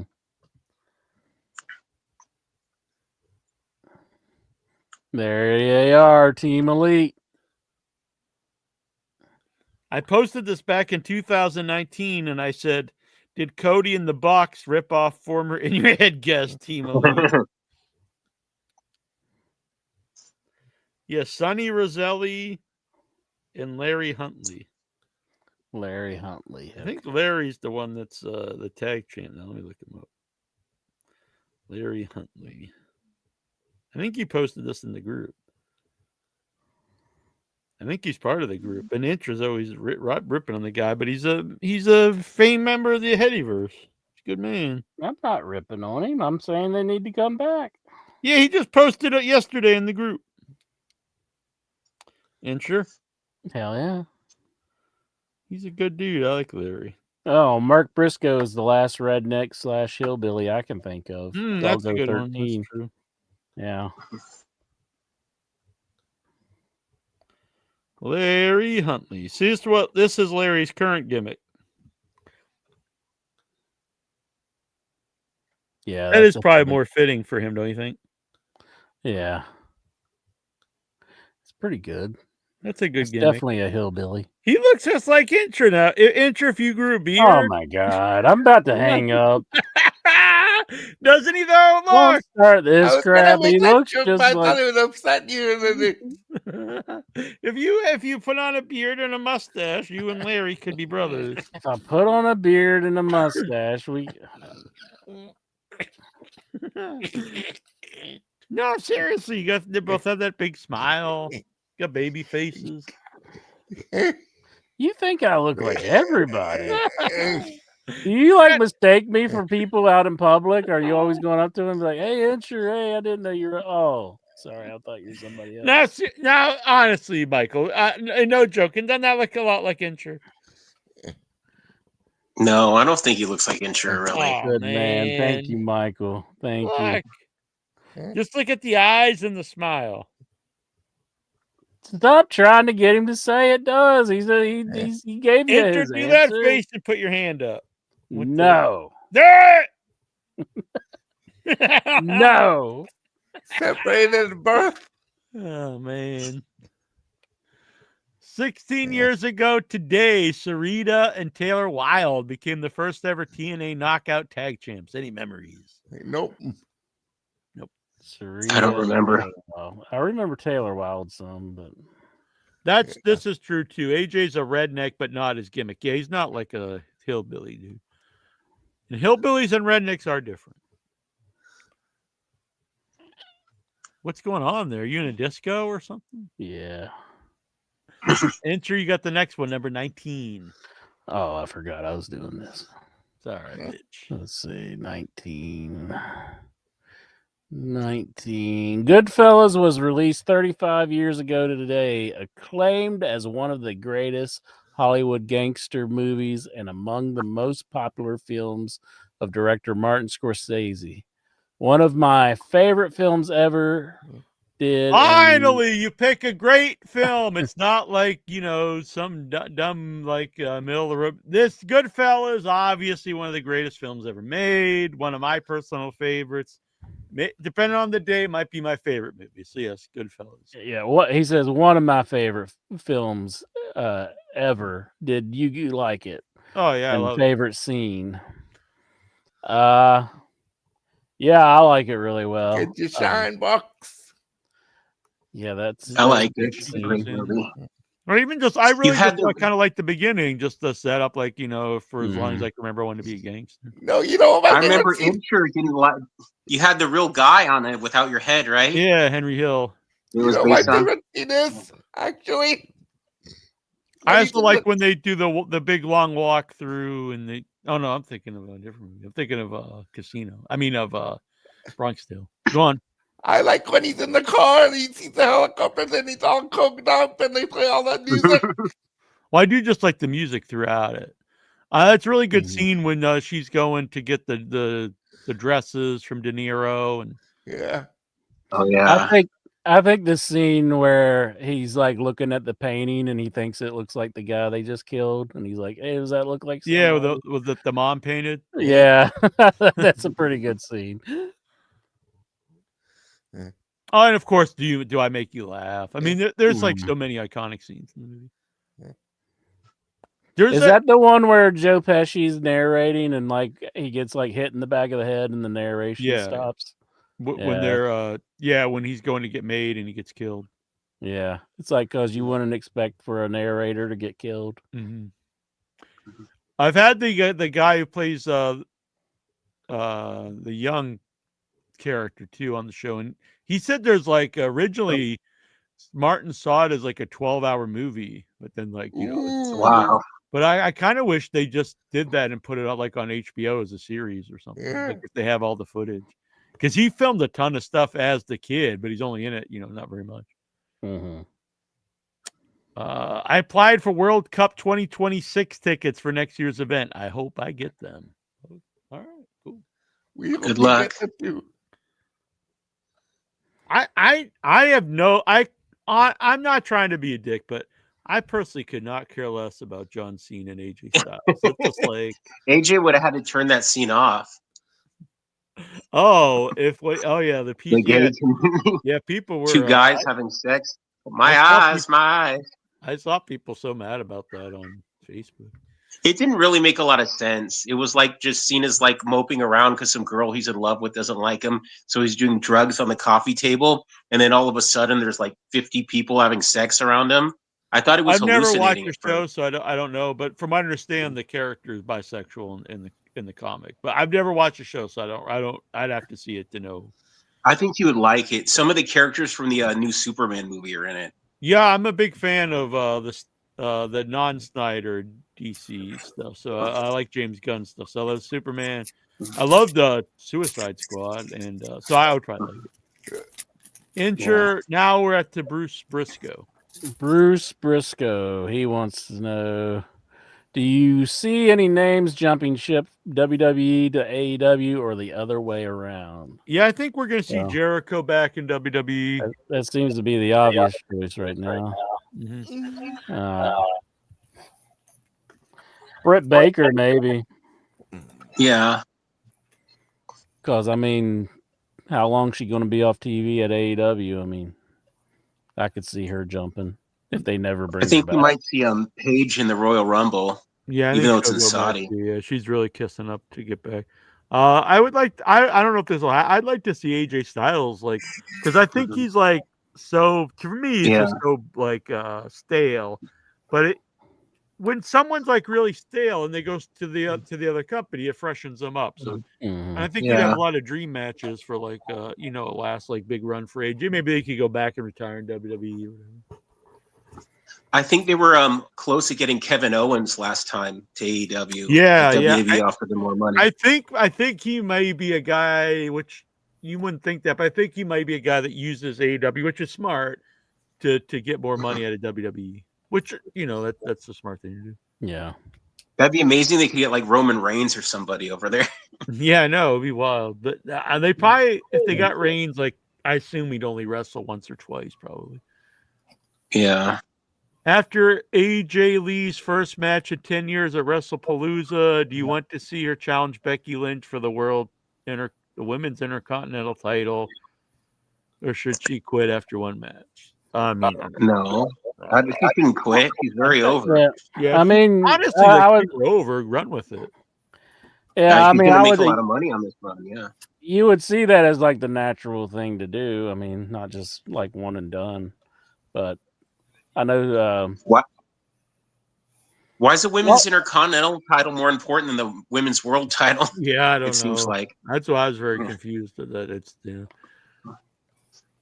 This would have been good too. I'd like to see Dolph Ziggler in AEW, but his brother killed. Well, I think he could have gone, but he's probably, which is nice that you have the allegiance to your TNA. His gimmick is a wanted man. He's the wanted man, Nick Nemeth, but WWE doesn't want him, and AEW doesn't want him. Boy, yeah, he hasn't done shit. No, I always liked him. I did too. He's definitely a guy who's never used very well. He's on Busted Open Radio. He's a bit more likable host than Bubba Ray Dudley. Well, that's not hard though. I mean, the Saudi Prince is. You could argue he's more. I don't know if I'd go that. I'm just kidding. Enter the next. Stephen Butler. He wants to know what are OIB's thoughts on FTR giving Beth Copeland a spike pile driver. He fucking. He grabbed his liquid pants. I dig that part of it, but I just don't want to see Beth like involved in AEW. So I'm not happy about that. But yeah, go ahead and abuse her if you want. Levon Huey wants to know how much green mist did Asuka stash away? Rhea Ripley was turned completely green. That's pretty cool. I dig it. I'm a fan of the mist when someone knows how to use it. She does. Someone doesn't. It just kind of spittles. It looks terrible, but the mist is always gets over with me. Stephen Butler's with another question. Is there anyone in the Headyverse that you would like to give a body slam on the thumbtacks? Bam. No. Lexar to knock some sense into him. Kind of like to give it to Jackie Jones just for all his song parodies. You make me up. Cody Rhodes song earlier. That was a beautiful tune. It was not. Yeah, I agree with this because I'm a huge fan of Julia Hart, but her miss sucks. But I don't think she really does it anymore because I haven't seen it for a while. Anyway. I like that she's using the tarantula. I think that's cool. Yeah, I'm a big fan of her. I'm a big fan. I think that's the best women's faction.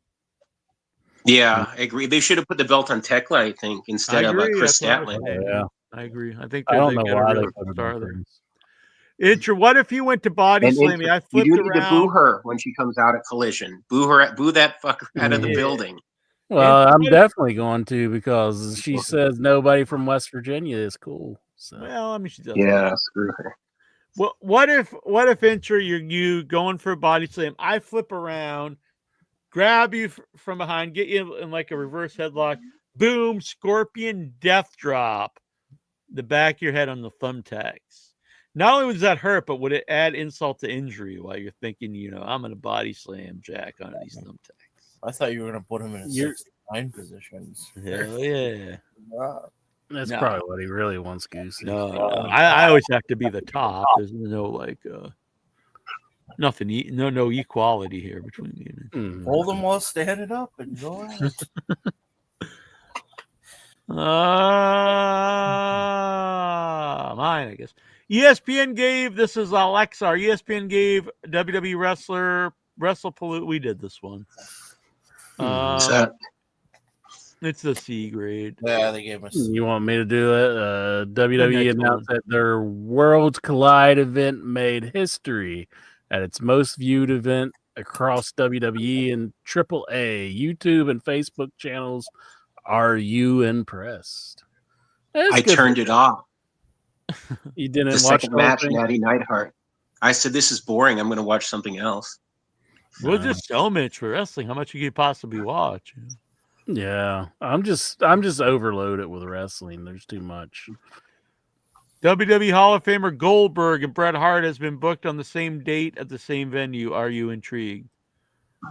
I mean, what is it? Is it a shoot fight or something? Who cares? Like a Cornette and Santino at that convention. He needs to go up to him and start yelling at him. I can't, honestly, as much as Bret Hart said, I can't imagine them getting into a physical fight at at a I think Goldberg would kill him in a physical fight. Come on, bring it on, you stroke patient. I think he would now since he has. Yeah, I think back in the day, I think actually Bret would probably beat him. I like that Honky Tonk Man shoot interview too, where he says, "Oh, Bret Hart said I had power puff punches. What about Goldberg when he kicked you in the head and you had a fucking stroke, Bret?" Man, whatever happened Honky Tonk Man was so funny. What happened to Honky Tonk Man? He was just on fire, in the shoot interview days. You think now with all the podcasts, you'd hear about him all the time, but you never hear about him. I think he found. I know we need to have him back on his head. I think when he got because he did get sober, and I think he doesn't have that in him anymore to say all this stuff, which is nice, but it's not as entertaining. We need to have him hang out with Ric Flair. Have him go to the bar with Ric Flair. What are we on now? The Nick Khan one. Nick Khan announced that WWE is planning to hold a major premium live event in Italy. Are you intrigued? Yeah, I know what Lexar is going at, that we think that just holding a show in another country, we're going to get pissed. But, I mean, no, that's totally cool. Yeah, Italy's fine. No, That's cool for the fans in Italy. Yeah, if they don't have to pay so much money, I'm not going to go. For coming to Italy, $80,000 tickets. That's fine. I mean, we ain't got no issues with Italy. No, this isn't when Mussolini was running or something. Ricochet suggests that families that can't afford WWE tickets can come to AEW events. Are you intrigued? I mean, yeah, that's what they should say. And if anyone gets mad about it, it's a weird thing to get mad about. Mm-hmm. No, stay away. Keith Lee says a return to the ring will certainly happen. Are you intrigued? Well, I mean, I would like to see him come back. Especially if you can go and you got, I was never a fan. I was never a fan of him. I like Keith Lee. I'd like even if you're not a fan, it's good. I like to see the guy get healthy. Yeah, I don't want to see him hurt. But. Yeah. Kiera Hogan has been released from AEW. Thoughts on her run? Not really any thoughts. I don't have any. Really have much. She had a better run in Impact, I think. Probably. Really not memorable at all. She was part of the baddies, is I guess the biggest thing, and that was very memorable. Should we do this one? TNA announced that Hardcore Justice Mickey James will be inducted into the TNA Hall of Fame. Yeah, we already during Bound for Glory weekend. Yeah, we kind of did that already. Multiple TNA wrestlers aren't happy with the NXT partnership spots. I mean, why would you be, really? I mean, they're being buried. I mean, how could you be happy with that stuff? Think about it this way. If the day came that WWE splits with them, are they better off now? I would say absolutely not. Because, the only benefit now is that they are, tied to WWE. But, all their... I said this right away, I mean, anytime a bigger company partners with a smaller company, what happens is they cherry pick the talent they want. So anybody that gets over will just get cherry picked by WWE. And they're just going to send like some NXT people or some like has-beens over. Ridge Holland. Yeah, exactly. Like they're not going to send like any A-list guys over there besides like maybe one appearance like when AJ was on that pay-per-view. But yeah, they're going to send them guys like Ridge Holland. If Joe Hendry lost the TNA title at WrestleMania to Randy Orton, and then Randy Orton was walking around with the TNA title, yeah, it'd been and better I think than they're a actually guy in putting their him wrestling over. school becoming champ. Yeah. And then never defended on their pay-per-views. Let's say that guy is champ. He should at least be on the pay-per-view. Like just about Trick all Williams, he's too busy. Yeah. I don't know about that, Gogo. I think that would kind of. I do think they should have added a AEW guy to the Hurt Syndicate, but I don't really think Keith Lee's a good fit.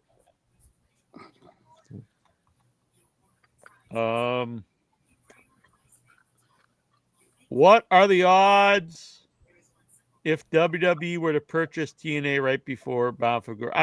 I'll stand by this. I've been saying it for the last year, whatever. I don't think they'll ever buy it outright because if they bought it, then it is a WWE product, and then you get monopoly laws and stuff start coming in. So. Maybe they're trying to get Saudi Arabia to buy it. Yeah, maybe. I think they're happy just it being around, and they could try to help it out. So it's like, I think a big part of that is for younger people, because they're really trying to get everyone that has potential for the future. So they got the WWE ID, and then like if you're a young wrestler, it's like, well, do I go to AEW if given the shot or TNA? Well, if I go to TNA, I do have an in to possibly go to the WWE. Christian Calero, once again, tickets for WrestleMania will go on sale tomorrow morning. Are you intrigued, and how much are you willing to spend? Nope, and way less than what they're going for. Big $250. I wouldn't pay over $300. I don't think. I wouldn't consider paying anything unless it was like somewhat close to me, which they haven't. Right, yeah. Because then you also have to factor in the travel and the hotel. And now with these ticket prices, yeah. How far is Vegas from you? Like how long? It's like 3.5 hours. 3 hours with the good traffic. That's not too bad. So yeah, I almost canceled the New York thing because the hotels near that near where the event are were $700 a night. I was like, holy shit! So if I stayed 3 nights, like over $2,000. And a friend who I've worked on movies with is like, oh, I got a spare room, so cool. So obviously that's cool. I paid like $250. I stayed in Midtown Manhattan like 10 years ago. Yeah, the prices are just insane now. It's always been expensive to stay in New York, but like they're just like nuts now. This was like not even a nice hotel. Like the nice hotels were like $1,000, $1,200 a night. I stayed in the Holiday Inn, but it was during a weekday, like Wednesday, I think. Yeah. Yeah, it was a long time ago when we got stranded in New York. I don't know if it was Manhattan. I don't know. It was around there anyway. And it was like $200 for one night at a hotel. Yeah. But $700, like especially when you're staying like multiple nights, it's just like insane. Yeah, it's not like the Ritz-Carlton or something either. Yeah. Huh? And I probably won't even be in the hotel or even at the room very long because I'm going to the event and stuff. Inchman, you did the last one? Yeah, tickets for WrestleMania. So if you can move to another city or country within your state, within your state, where would you? I'm going to move to Italy and Massachusetts. Like the FBI Knoxville, Italy. Tracy Smothers. I'll say Weirton. Where's that? Yeah, it's like up in the top panhandle. Just because it'd be closer to Ohio. Like Ohio. Ohio. I kind of like where I am. I do like Me too. Boston, but I don't know if I would want to live in Boston. I kind of like being able to go to Boston when I went to. Mm-hmm.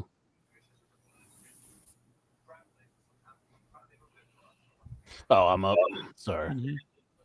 Now we're getting into where do mice come from? From the Lord. How do you download apps on your computer? Are we just Google now? Are we a search engine? Heady AI. Anchovies or pineapple on pizza? Oh, pineapple all the way. Pineapple. I'm a big fan of pineapple on pizza. I've actually never had an anchovies. So I'd probably go pineapple before anchovies. I had a today. But I saw the new pizza was sounding insane. It was like a hot. I had a Hawaiian pizza at the day of the pay-per-view for All Out. Yeah, I'm a big fan of pineapple on pizza. Or I think pineapple goes good on a lot of food. Like on a burger, it's good. Grilled pineapple, ham. Well, Jack and Incher take a break from hosting In Your Head to watch the return of Jimmy Kimmel. I just want to say this. I've never liked Jimmy Kimmel. He's never made me laugh once. I don't even know how he got to where he's at. And I've been around him, and he was kind of a dick. Really? I saw the band Incubus on his show last year, and there were a bunch of people coming up asking him for pictures and autographs, and it was all called stone face. And I was around him once in 2012, and it was the same thing. Really? No pictures, no autographs. Yeah, he was just standing around, though. I hate that Howard Stern's friends with him because I do listen to Howard Stern, but I never liked the Man Show. Him and Adam Carolla were always very obnoxious to me. I don't know. I didn't think that was funny. And it was like when he got a late night talk show, I was like, how the hell did he even get that? I even made a comment a long time ago on this show that I didn't like Kimmel. So I've never watched this show. I don't. I used to be a huge late night fan in the 90s and early 2000s. Letterman and Conan was really my guy because I was like, I like Conan. I was in high school when Conan started, so that was really big. And I like his humor is more my deal. It's like weird, and Letterman was also more. I like Letterman too. Never was a Leno guy. I don't think I like Leno. Okay. I've come to respect Leno more. Like I think he is funny. Like some of the things I've seen Leno live. His stand up is a lot better. His stand up's really good. I don't think he's a good host, honestly, even though it was a successful show. I don't think he's a funny guy. I think he's too safe. He's not my cup of tea. And I always liked even though I actually don't really like Bill Maher, but I always liked his shows. So I was a big fan of Politically Incorrect, and I do like. That's on CNN now, right? No, Politically Incorrect was on network. It's on HBO Max. Well, HBO. Well, now it's not Politically Incorrect. It's Real Time with Bill Maher. Real Time. But yeah. And so I watched, and I even like Tom Snyder, which was more dry, like a dry interview. And then I think it was probably when Conan lost the Tonight Show. I probably kind of stopped watching. Yeah, I never watched it when Leno took it over. For me, I watched Conan like on and off when he's on TBS or whatever. And then, but I never watched. Then I just kind of stopped just watching all stuff. And I think a lot of it was podcasts start taking off. And it's like you can watch long form interviews, not like these brief interviews where it's like they feel scripted. And they kind of feel I don't like the Saturday Night Live guys. Yeah, I always thought he was very unfunny. I've never the Fallon? guy. I've never found Fallon's all right. No, I think he's like a lot of he's those probably guys my least favorite of all. I don't find I watched him a little bit. He's all right at times. He's not a lot of those news reporters back in the day too. They kind of fell off the deep end. People like Keith Olbermann who are now just raging on Twitter, telling anybody who thinks different than him to rot in hell. The late told night another guy, "You're next." To me, are just like I don't know. They're The kind of bullet irrelevant in my the world. bullet didn't do enough to Charlie Kirk and shit like that. I was like, Jesus. But in my opinion, fucking arteries and killed him. if someone if they want to fire him because they think it's right, that's fine. But the government getting involved to persuade someone to fire someone is not I agree. good. That's a bad road to go down. That's a very bad road. His contract's up in January, so we'll see. Maybe he'll be more popular, but I think Amazon or Netflix would have picked him up. Yeah, I think Netflix or Amazon would have picked him up, but then he's back. I think like Sinclair and a couple of those. Yeah, some of the one last year. In answer to your question, though, Lexar, no, we will not. No, I have no interest in watching Kimball. No, I don't care. Yeah, I don't watch any of those shows anymore. I don't. You're not. I typically never watch them even anyhow. Like, I don't even watch Conan even on his podcast, even though I used to really love Conan. But I've watched a few episodes, I think, but it's not a regular watcher. Conan was funny. Like, I liked him a lot. He was funny. I almost made a joke earlier. Like about and Triumph, the Insult Comic Dog was great too. I was about to make like a Max on Max joke and say, what if me and Hauser got together? Like, if we were a couple, what would you do, Jack? If who? Me and Paul Thomas Hauser. Oh damn! I think the universe might explode. Would that just rock your world? Would you be like, oh no, not my insurance? No, I would. Yeah, I would live stream that and do live commentary. Oh, you would commentate over like there was like man, Incher's really getting cornhole here.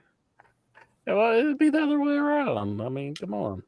If you were to get into a sexual relationship with your doppelganger, would you be the top or the bottom, do you think? Lexar, have you left the computer or TV on for 24 hours? I leave my one computer on all the time, so I don't leave my TV on for 24 hours. I had my Super Nintendo on for over 24 hours once when I was a kid. Damn. Well, could you not save in a game or something? Yeah, it was a Power Rangers game, and I had to go to school, and then I forgot, and then I said, "Oh God, this has been on for over a day." Yeah, so I leave my laptop on quite often for a few days if I'm doing if I know I'm going to do several live shows.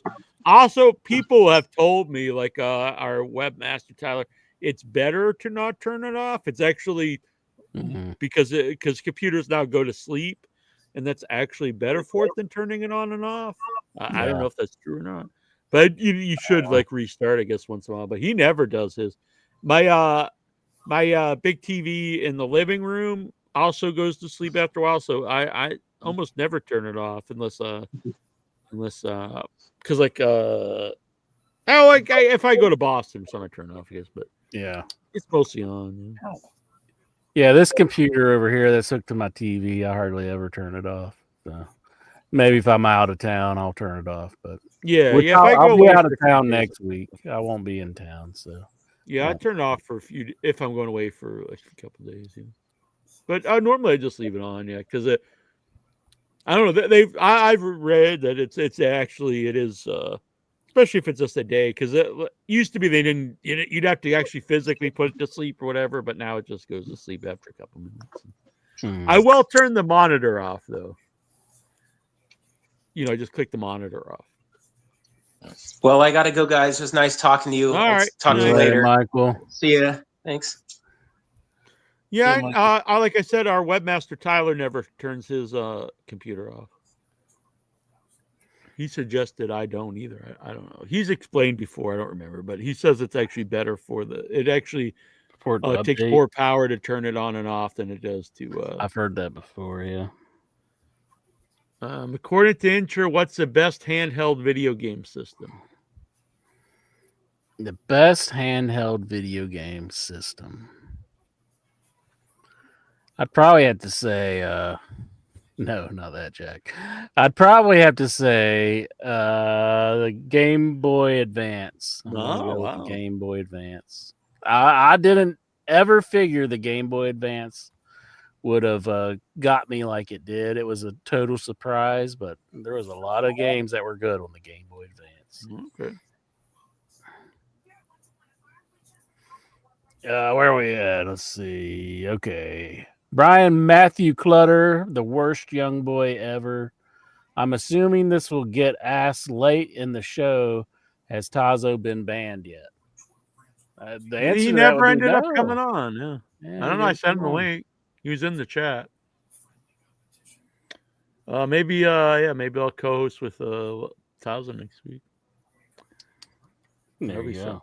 Do you think the Headyverse favorite wrestler Andrade will end up back on AEW TV, even if just a CMLL crossover? I really hope not. I'm not a fan.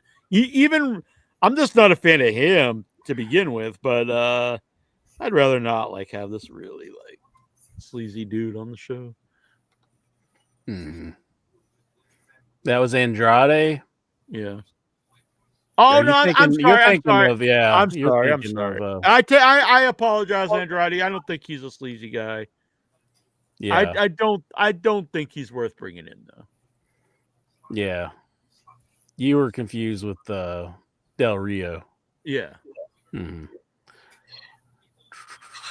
Brian Matthew Clutter, of course, no one could compare to the wrestling prowess of Jay Leno at WCW Road Wild.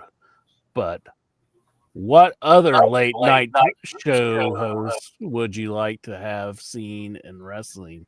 I think Conan could have been a fun manager, if not wrestler. Yeah, actually, I don't know if you know this. Danhausen's whole gimmick is based off a Conan thing. Oh yeah. Yeah. Yeah, Conan would have been a fun manager. Jeez. Good late night talk show host wrestler. Andy Richter. I think Andy Richter could have, if he gunned the gym a little bit because he had the size. Yeah. And he could have called his finisher the Richter scale.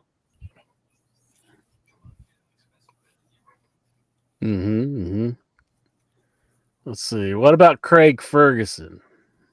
He seemed like he could I've never scrap. watched him either, so I never really watched him a whole lot, but it seemed like he could scrap. I bet he could cut up a good promo too. So I'm going Craig Ferguson.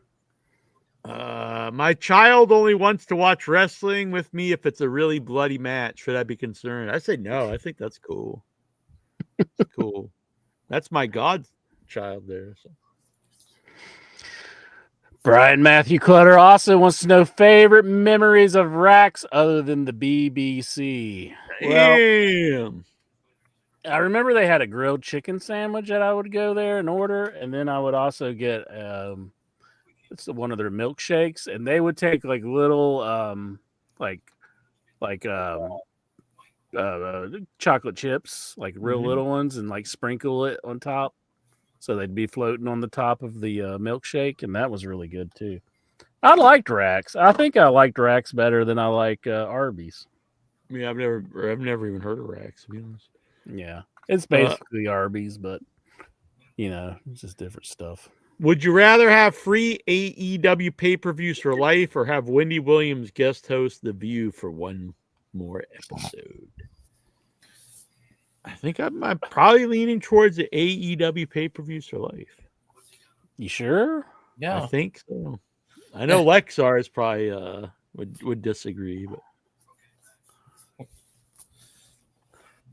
if you could move to I'll go with the AEW pay-per-views as well. Yeah, if you could move to another house on the same city block you could live in, which would you move to? Live on, or which one would you move to? There's a really big house right next door to me. I would move there. Yeah. Well, the house next to me, they tore down the old house, and they built the whole new house, a whole new foundation. So I'd say, I guess that one. Everything is brand new on it. It's owned by a really old man. It's pretty nice. Mm-hmm. I should maybe I should befriend him so he could leave it to me. But no, seriously, he's actually a nice guy. He's one of my only neighbors I talk to. That's not true. I talked to actually some neighbors. Are you surprised it didn't leak that Luchasaurus passed away? Thank God Jungle Boy dug him up and revived him. I didn't understand that. Why did they have him digging him up? I don't know. He's on the TV all the time. So. Yeah, I mean, he was just doing kill switch stuff. So why is he digging him up like he's resurrected or? Yeah, I don't know. I'm not sure what that was about, but I'm glad they're back together. I am too. Hit the like button, you fools. And we get a lot of people watching on X tonight. So jump on over to YouTube, please. Hit the like button, subscribe, become a member if you would like. And it's also easier for me to see the comments. I do see some comments on X, but I can't see them unless you're in the... I can't pop them up on screen unless you're on YouTube. Mm-hmm. Brian Matthew Clutter, he wants to know, how do you use a keyboard? You stick it straight up your candy ass. All right. This finger here, this one, you put it on H. No, actually it's J. Excuse me. And then this finger over here, you put it on F. And then all the other fingers are used. And then you start to, then you learn how to type. I just do this. I know. You're actually pretty proficient as a pecker. Hey, I heard that before from you, and sure. No, I've seen you type, and you actually are pretty fast as just a two-finger pecker. Mm-hmm. But I use the whole home row keys and all that. I do the whole thing. So, do you think I could type faster than you? I bet I could find a online tutorial nowadays for typing. Probably. Because I never took typing class, which was weird because I took computer programming stuff. But I bet there's like ones on YouTube and stuff you can do. You're actually pretty quick. I would say I would be curious how many words you type a minute, just like how you're doing. Yeah, I do. I mean, I've typed a script with 2 fingers. Yeah. So I you are pretty fast typer with just like how you're doing. There's something I wanted to bring up. It's after midnight for quite a while. I almost didn't want to bring this up in fear, but we have lived through the rapture. So yesterday, the 23rd was the rapture, and we weren't sent up to heaven. So I guess we weren't the chosen ones, but we are still here. We weren't probably heard that pants conversation, and that just ruled us right out. Jeez. Where am I? Do you hope to have pyro at your memorial service like another recently deceased podcaster? Bum, bum, bum. That's probably not something we should mess around with, but of course, I hope I've got some. Yeah. So, Incher, if I pass away before you do, I want you to go there and set off some pyro. It'd be pretty cool. And if you pass away, I'm gonna get on your grave and rock out to some Can the Children Pray in School. If he does that, just somebody shoot him for me, please. Would you feel bad if you were shot at my funeral? Like if you were killed at my funeral, would that make you mad? It would all depend. If it was kind of like you're a sacrifice to me. I was gonna say like if this was filmed, but like that's not a good thing to say currently if it's filmed. So I'll just say yes. I'd be pissed. I'd be like, you damn bastard! How dare you kill me? That Incher's funeral of all places. Mm-hmm. You know what though? In a way, it'd be like me one-upping you, like my final one-up. Like the only thing now anyone's gonna remember from your funeral is me getting killed. So actually, in a weird way, it kind of makes me happy. Jonathan Jackson. Jonathan Jackson has a question. He said, "If you could inherit." Picture him. What kind of picture does he have up? His new picture? I don't know. I can't really make like some AI. Like he's trying to look all badass. Yeah, it is kind of like some AI, isn't it? I doubt that's a real picture of Jonathan Jackson. No. If you could inherit $15 million from a Nigerian prince. What are the credit card / debit card numbers, expiration dates, security codes associated with an account you want it deposited to? Do you think Jonathan Jackson is a Nigerian prince? No, I don't think so. I think he's he's my Nigerian prince. all he wants is your either your bank account number and I routing already number gave him and a everything. heart. Oh, the one that you share with your mother, your bank account that you share with your mother. Who was the guy who kept saying that? What was that? Was CM Punk? Oh, that's right. Yeah, he's a real jerk. Now he acts like he's like this nicest guy in the world. He's out there like, I'm wearing a shirt that says I'm EJ's husband because I'm such a nice dude. You know, kind of eats him up inside that she's getting such a big reaction. He's probably like, he's got this giant shit-eating grin. I don't know. Maybe he loves it. I don't know. Who played the better fake Nigerian prince? Prince Nana or Apollo Crews? Prince Nana for sure. Yeah, Prince Nana for me. Yeah. Who is your favorite Nigerian wrestler?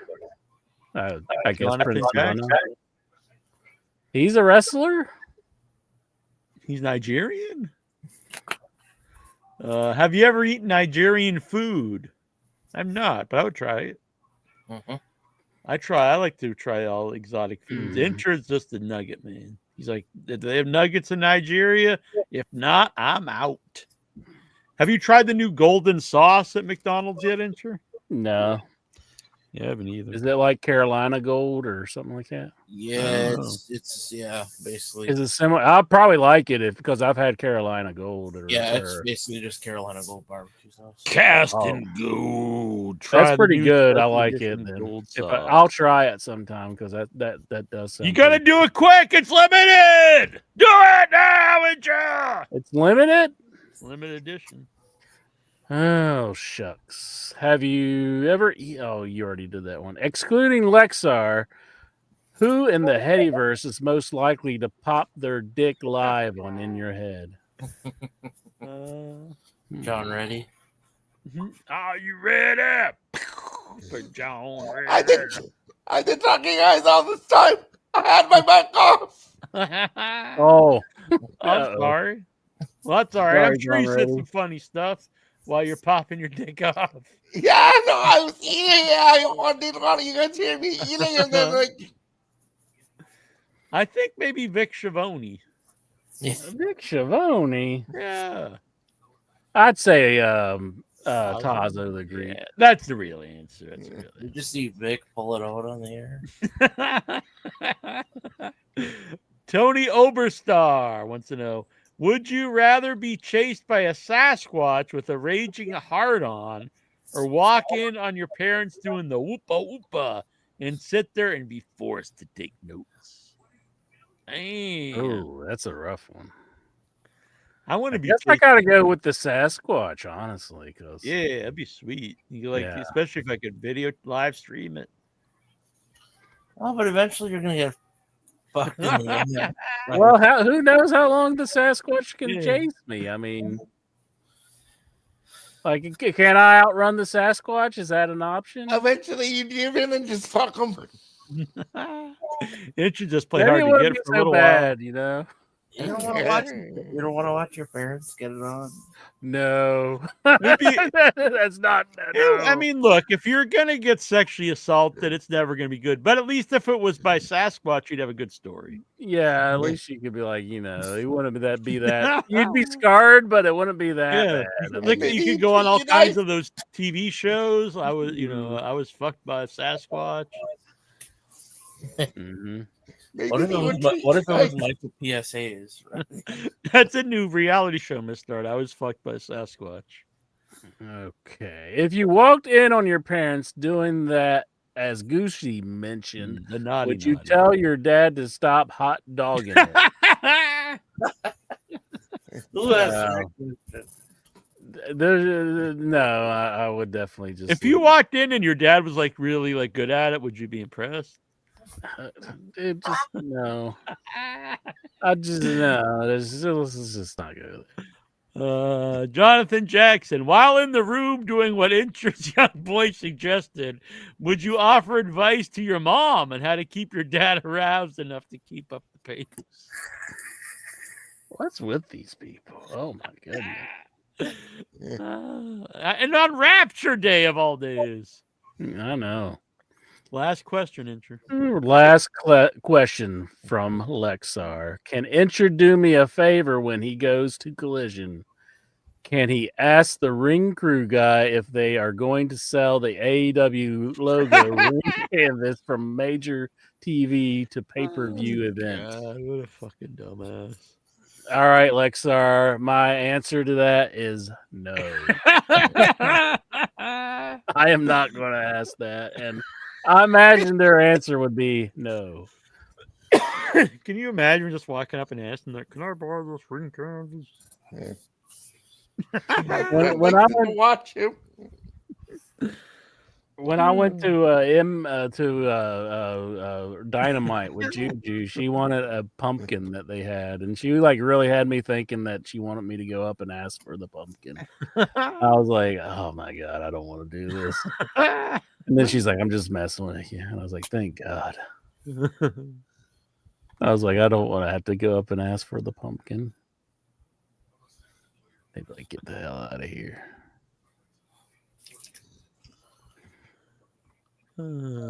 Let's see here. Well, that was good. I had a good time, Incher. I had fun. Nobody wants to hear this crap. This is the short country here. Under the lights in the roaring Only a crowd, minute. he wears his father's name so proud. Dusty son with a fire in his stride, a dream to chase a road so wide. This is a low blow even for you. You know that? This is beautiful. You go hard. It's a low blow even for Jackie Jones. Oh, I be in West Virginia knows he loves Cody, the man who rose.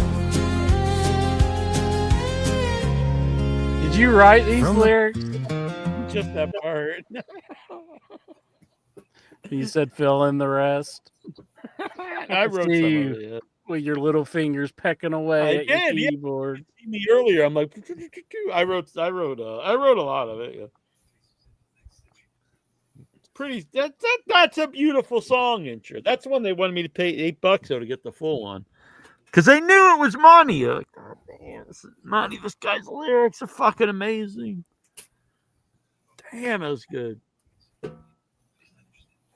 Your dad would say, "Come here, boy. Let me show you where you came from." Damn.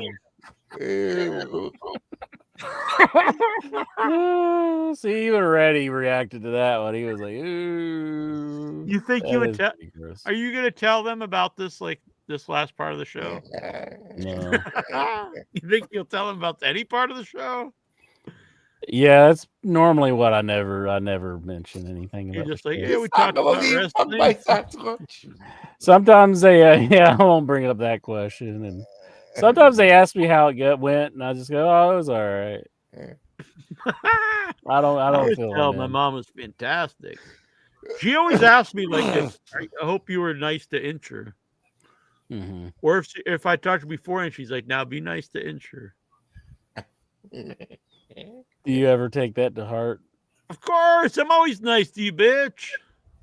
That's not nice. I'm always nice to you, boy. We had a good time tonight. And the mood Cody is should right. play Cody in the new Street Fighter movie, not Guile. I'm sorry. Guile, yeah. Yeah, Cody's like. Actually, I don't know much about the Cody character in Street Fighter. So, who's your favorite Cody, Diener or Rhodes? Diener. Damn. Yeah. Is there any other wrestling Codys? I don't think so. Cody McGee. I don't think that's a real one. Cody Zabisco. I think he's the son of. I think there was a Buffalo Bill Cody. Really? Way back in the day. Cody wrestlers. Let's see.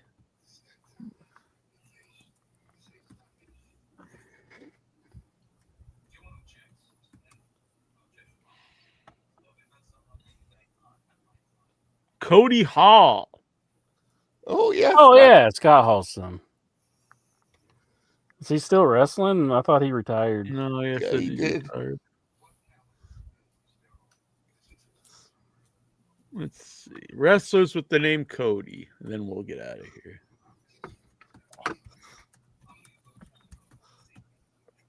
It's not a very manly name, not to be a dick.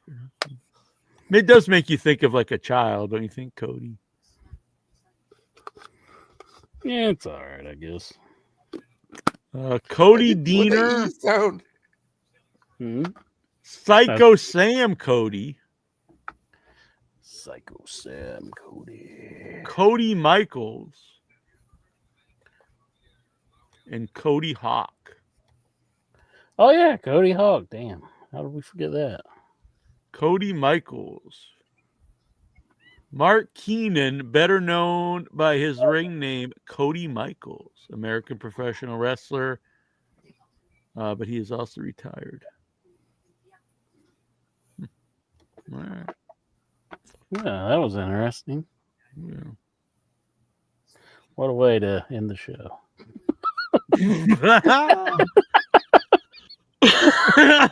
Goosey, ask us something amusing. So, get back to walking in on your dad, really giving it to your mom, and sure. See, it's easy for you because you didn't even really know your dad, so you can't even picture. You can't picture this. It's not good for me. Bad. Would you give him a high five? No. Where the fuck, mom? Yeah.